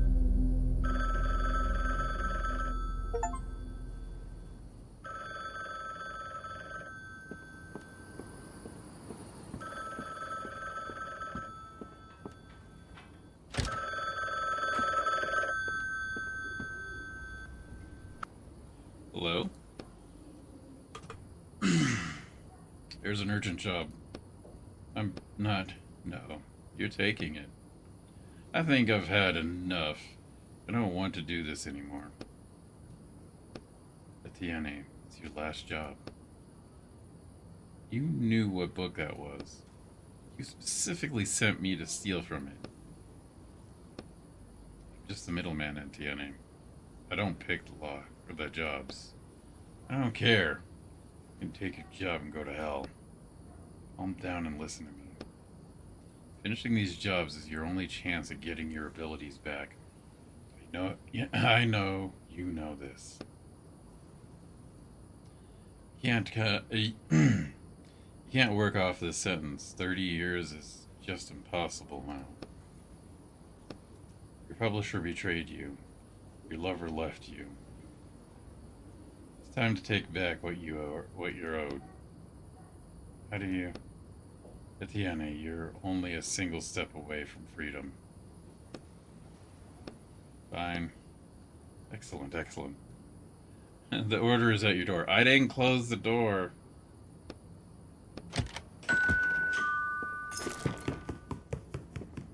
I didn't close that door.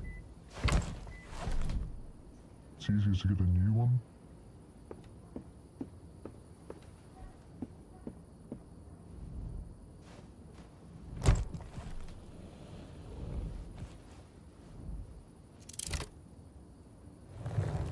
Sand.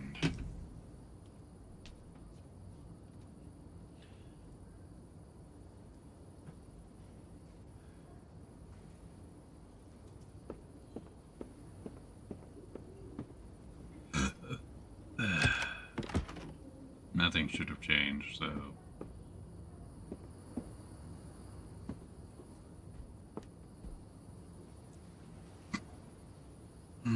Oh, shield heals on use.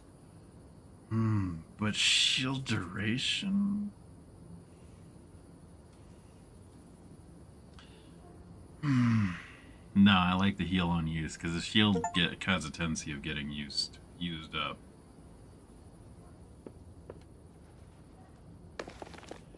The contractor agrees to infiltrate Heart of Sand by Samantha Murray and extract the item with the weather controller. The client agrees to pay the negotiated sum upon fulfillment of the contract.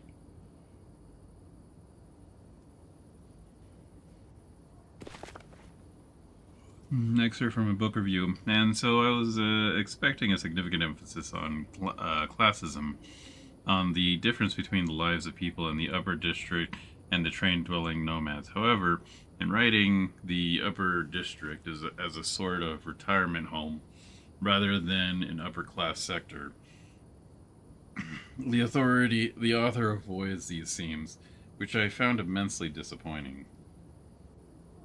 Well, that's what you get for expecting.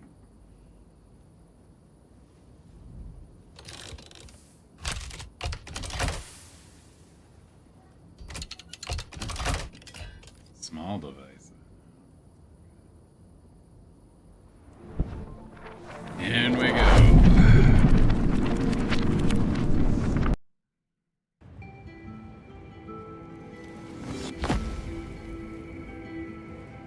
You decided to keep working? Seems I don't have a choice. She shrugged tiredly. After everything that happened, how did they manage to convince you?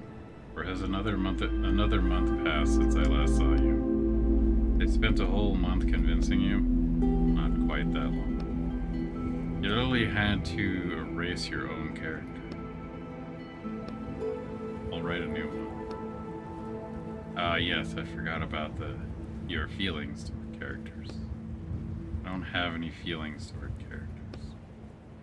Just because Amanda left you doesn't mean that all characters are now bad. She has nothing to do with it. I really thought about it, giving it all up. But the client is right. I need to finish my last job. Even if what we're doing makes me feel sick. If they get rid of my shackles, I can write my own book. Putting this all behind me.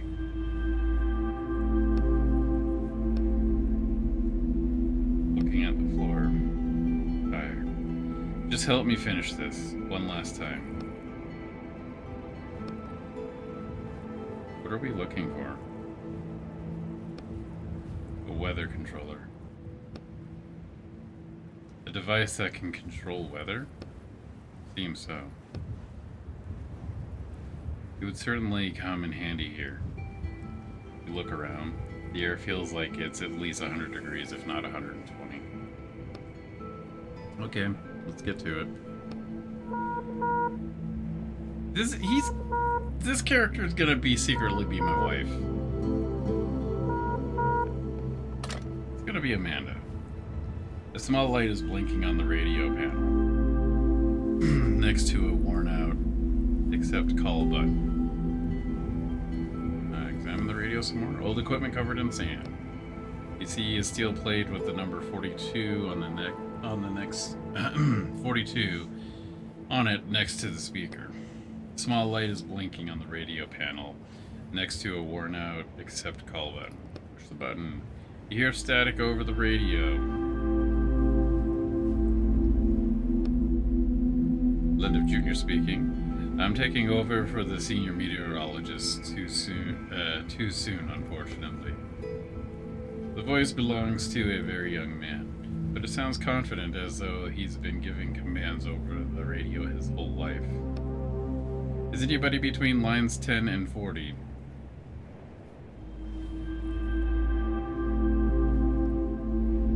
I guess. Is that us? Who knows? Anybody done? Okay. I think we're in range, maybe. You're breaking up. What's your number? 42. Got it. Pete Jenkins, correct? I think Pete's I don't think Pete will be making radio contact anytime soon. Is his body nearby? There's a skeleton in the chair. Writing something down. Thanks. I've noted in the log. Must have been the dry storm last week that got him. What kind of storm did you say? Congratulations, you're the new operator of 42. So, I'm obliged to inform you that. There's a death storm forecast between lines 10 and 40, so you should head towards town. You can take shelter there, here. A death storm? A death storm? May not be able to see it from your position yet, but it's showing up on my instruments already. Well, what'll happen if we get caught in it? Are you not from around here? There's no storms in your zone? You could say that. Not from around here. Writing something down. And in a dry voice. If you get caught in a death storm, you die. Alright, I'll try and get the train moving. Good luck.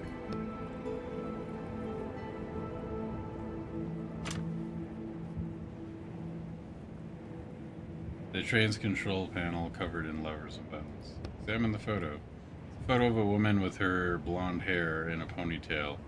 It could be the former operator's daughter, or maybe his wife.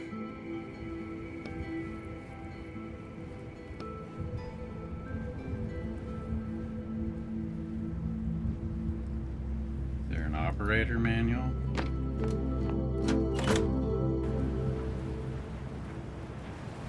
Yikes.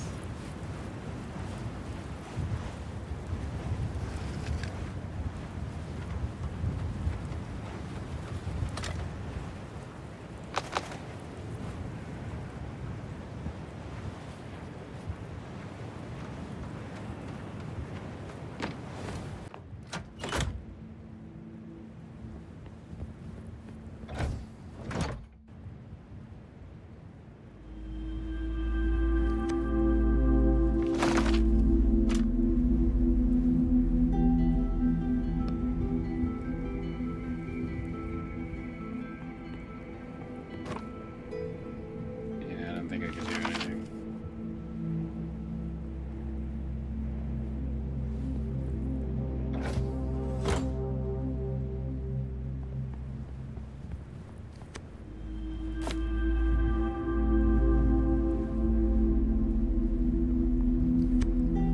There's a long list of names scratched into the wall, and each one is a different in a different handwriting.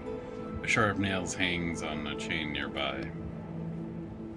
Looks like this is a list of train's previous operators. There are dozens here. Is this some kind of cursed train? We're probably just in a dangerous place. The end of the list. The last one is Ronald Miles. What about our dearly departed Pete Jenkins?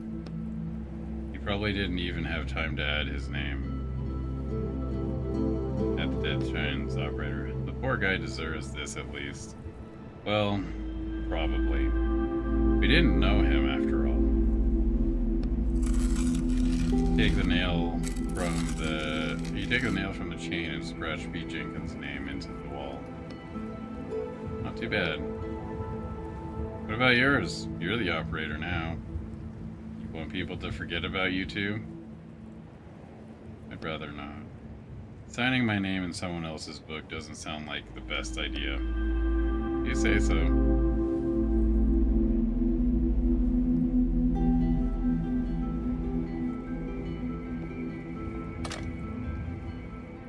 Start the train. It won't start. Why not?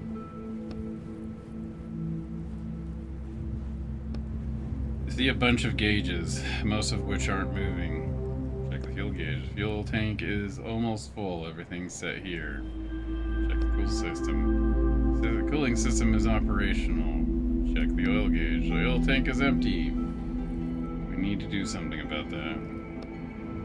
I'll figure this.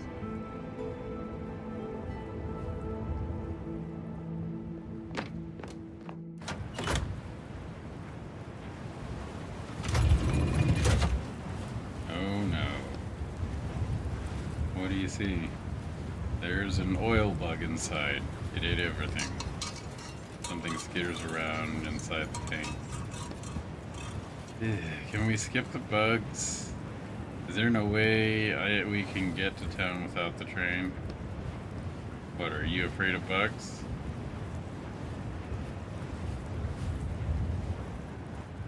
Knock harder on the tank. Suddenly an oil-eating bug jumps out of the tank. Grab the bug. Bug's 3 sets of legs scrabble at your hands. It's clearly displeased. Ew, drop it. I might need it. Put the bug in the most secure pocket of your jacket. You doubt you'll actually need it, but you're enjoying Roderick's reaction. The tank is empty, both oil and bugs. Add some oil from the canister. The tank is small, and the canister fills it almost to the brim. Definitely enough to get you to town.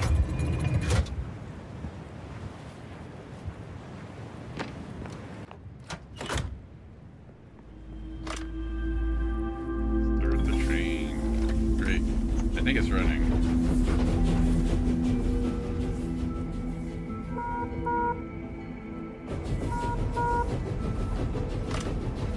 This storm is approaching. Hurry. Anyone out past 10 miles? Train 42, what's the problem? You're barely moving. He's right. We got the train started, but it's barely moving. We'll figure it out. Look at the fuel panel. All indications seem normal except one.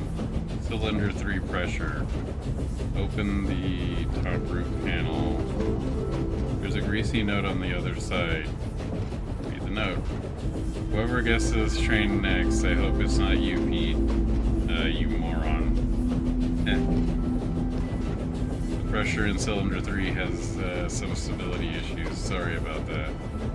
Actually, no. I'm not going to apologize. By the time you're reading this, I won't care anymore. Deal with it yourself. Just kidding. Try hitting the panel. That usually works for me. Good luck with the train.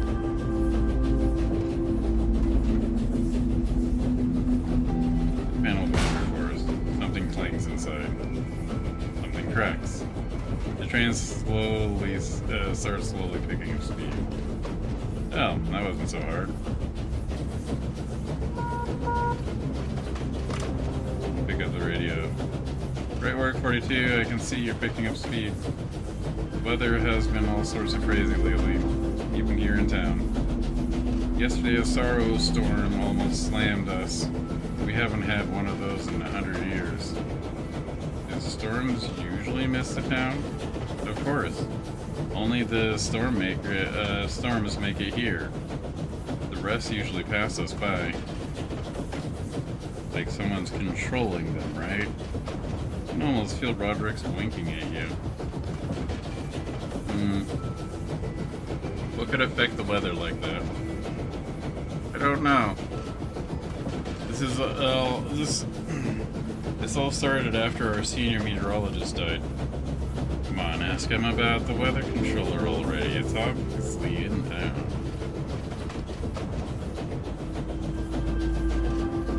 Hey, have you ever heard of a weather controller? A what? It's a device that controls weather. Is this a joke? I don't think he knows anything. Yeah, I guess the senior meteorologist had the controller, and everything started getting messy after he died. We should ask around about him in town. If only we had something like that. My God. He keeps laughing. We'd certainly be well off. Alright, I see you're pulling in now. Good luck in town. Until next time, jokester.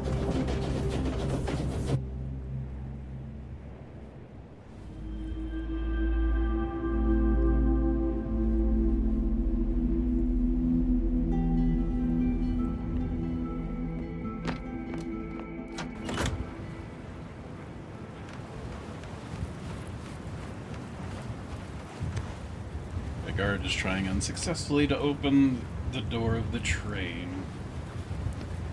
He notices you. Hi there. He glances briefly at your face, but apparently decides not to ask about it. This guy here is causing a little traffic jam at the gate. Poor man got caught in the fear storm on his way here. I'm not getting anywhere with him, but I have to make sure everyone is in town before the storm comes.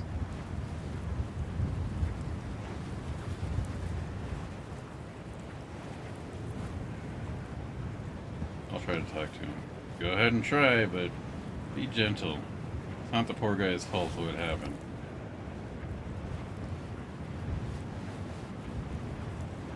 Hey friend, you there? Yes. Calm down now. I'm from Train 42. Jenkins, is that you? I'm his friend. He didn't have any friends.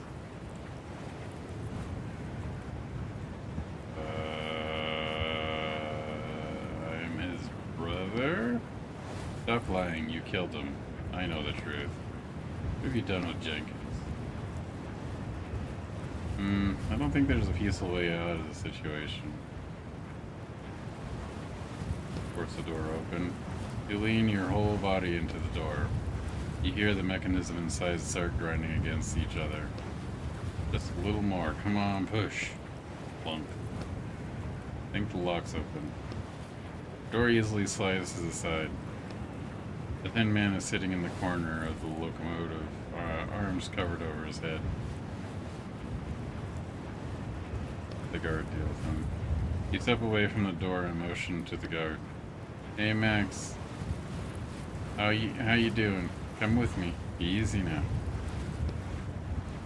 After a few minutes, he leads the man out of the locomotive, and they disappear behind the town gate. Good thing that guy didn't see your face. The guard comes back. He looks pleased. Hey, thanks for the help. I took Max to the infirmary. They'll look after him. Will he be okay? Probably not. People can't usually go back to a normal life after a fear storm. They won't transfer his train yet, but stay in town if you can. You may be able to pick up some of his stuff when they sell it off. Well then, I'll move his train along and then yours after. In the meantime, go up to customs and get your paperwork straight.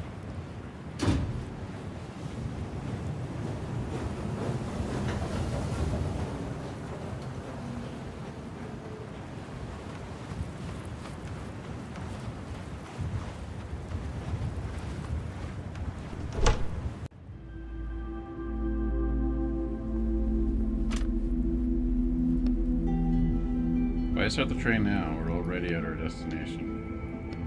Yeah, I figured I'd just let him, do it myself.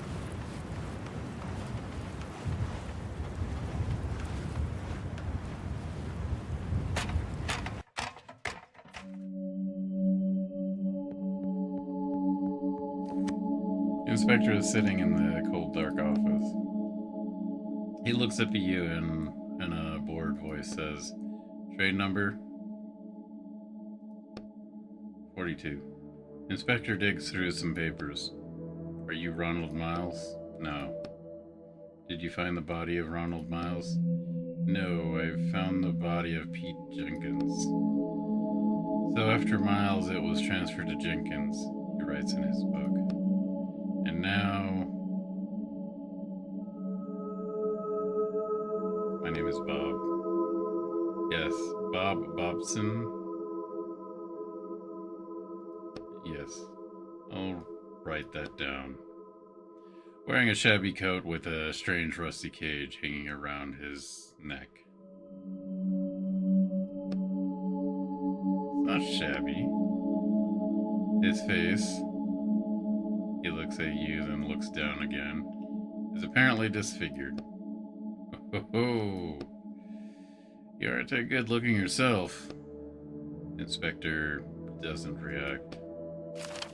Here's your ticket. He hands you an all yellow ticket, which looks like it's been passed around for years. One standard town visit, 2 hours. Only 2 hours? You must sell all possessions belonging to the train's former operator before you leave town. Make that your top priority. I thought they were mine now. The inspector looks at you silently, trying to understand whether you're joking or you really don't know how things work around here. Your train is yours. Possessions are the people's. What happens if I can't sell them all in 2 hours? The items will go to the people. Okay, thanks. Go on through.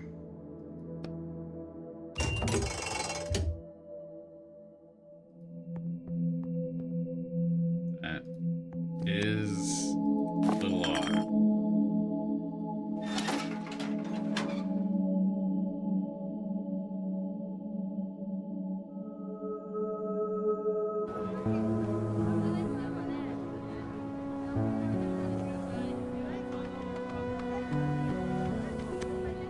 The young woman is taking to one of the travelers who passes her a strange half-empty bag. Extend my time by 1 hour, please. He hands over the bag and quickly turns away. Hold on. Man freezes, tilting his head. Just who do you take me for? There's not even enough sand in here for 15 minutes. She shakes a small pile of red sand out in the palm of her hand. Are you up to your old tricks again? Do I need to call the guard? No, please. 15 minutes is fine.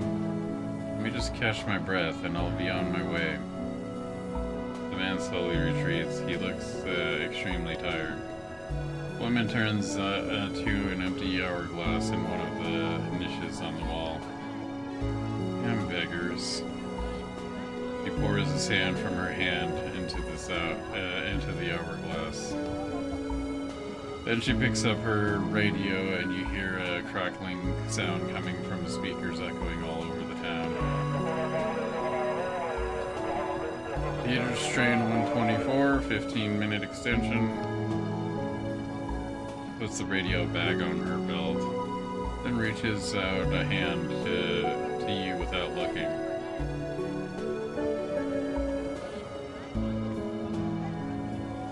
Give her your ticket. Okay, yellow. She takes out a new hourglass and pours enough red sand to reach the second mark on the side. Then she puts it in one of the empty niches on the wall.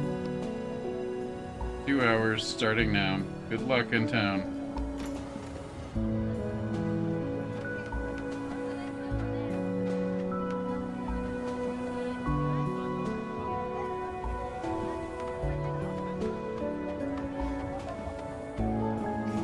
I like this town. I like how it looks. I like everything about it. I don't know why. Maybe it's because I like trains a little bit.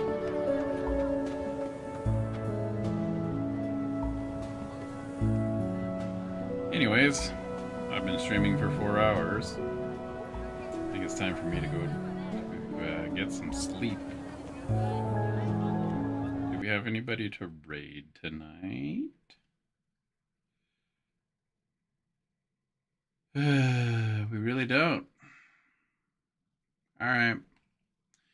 Well, thank you all for watching, for hanging out. Thank you for everybody on YouTube who watches the VOD. But have a good night.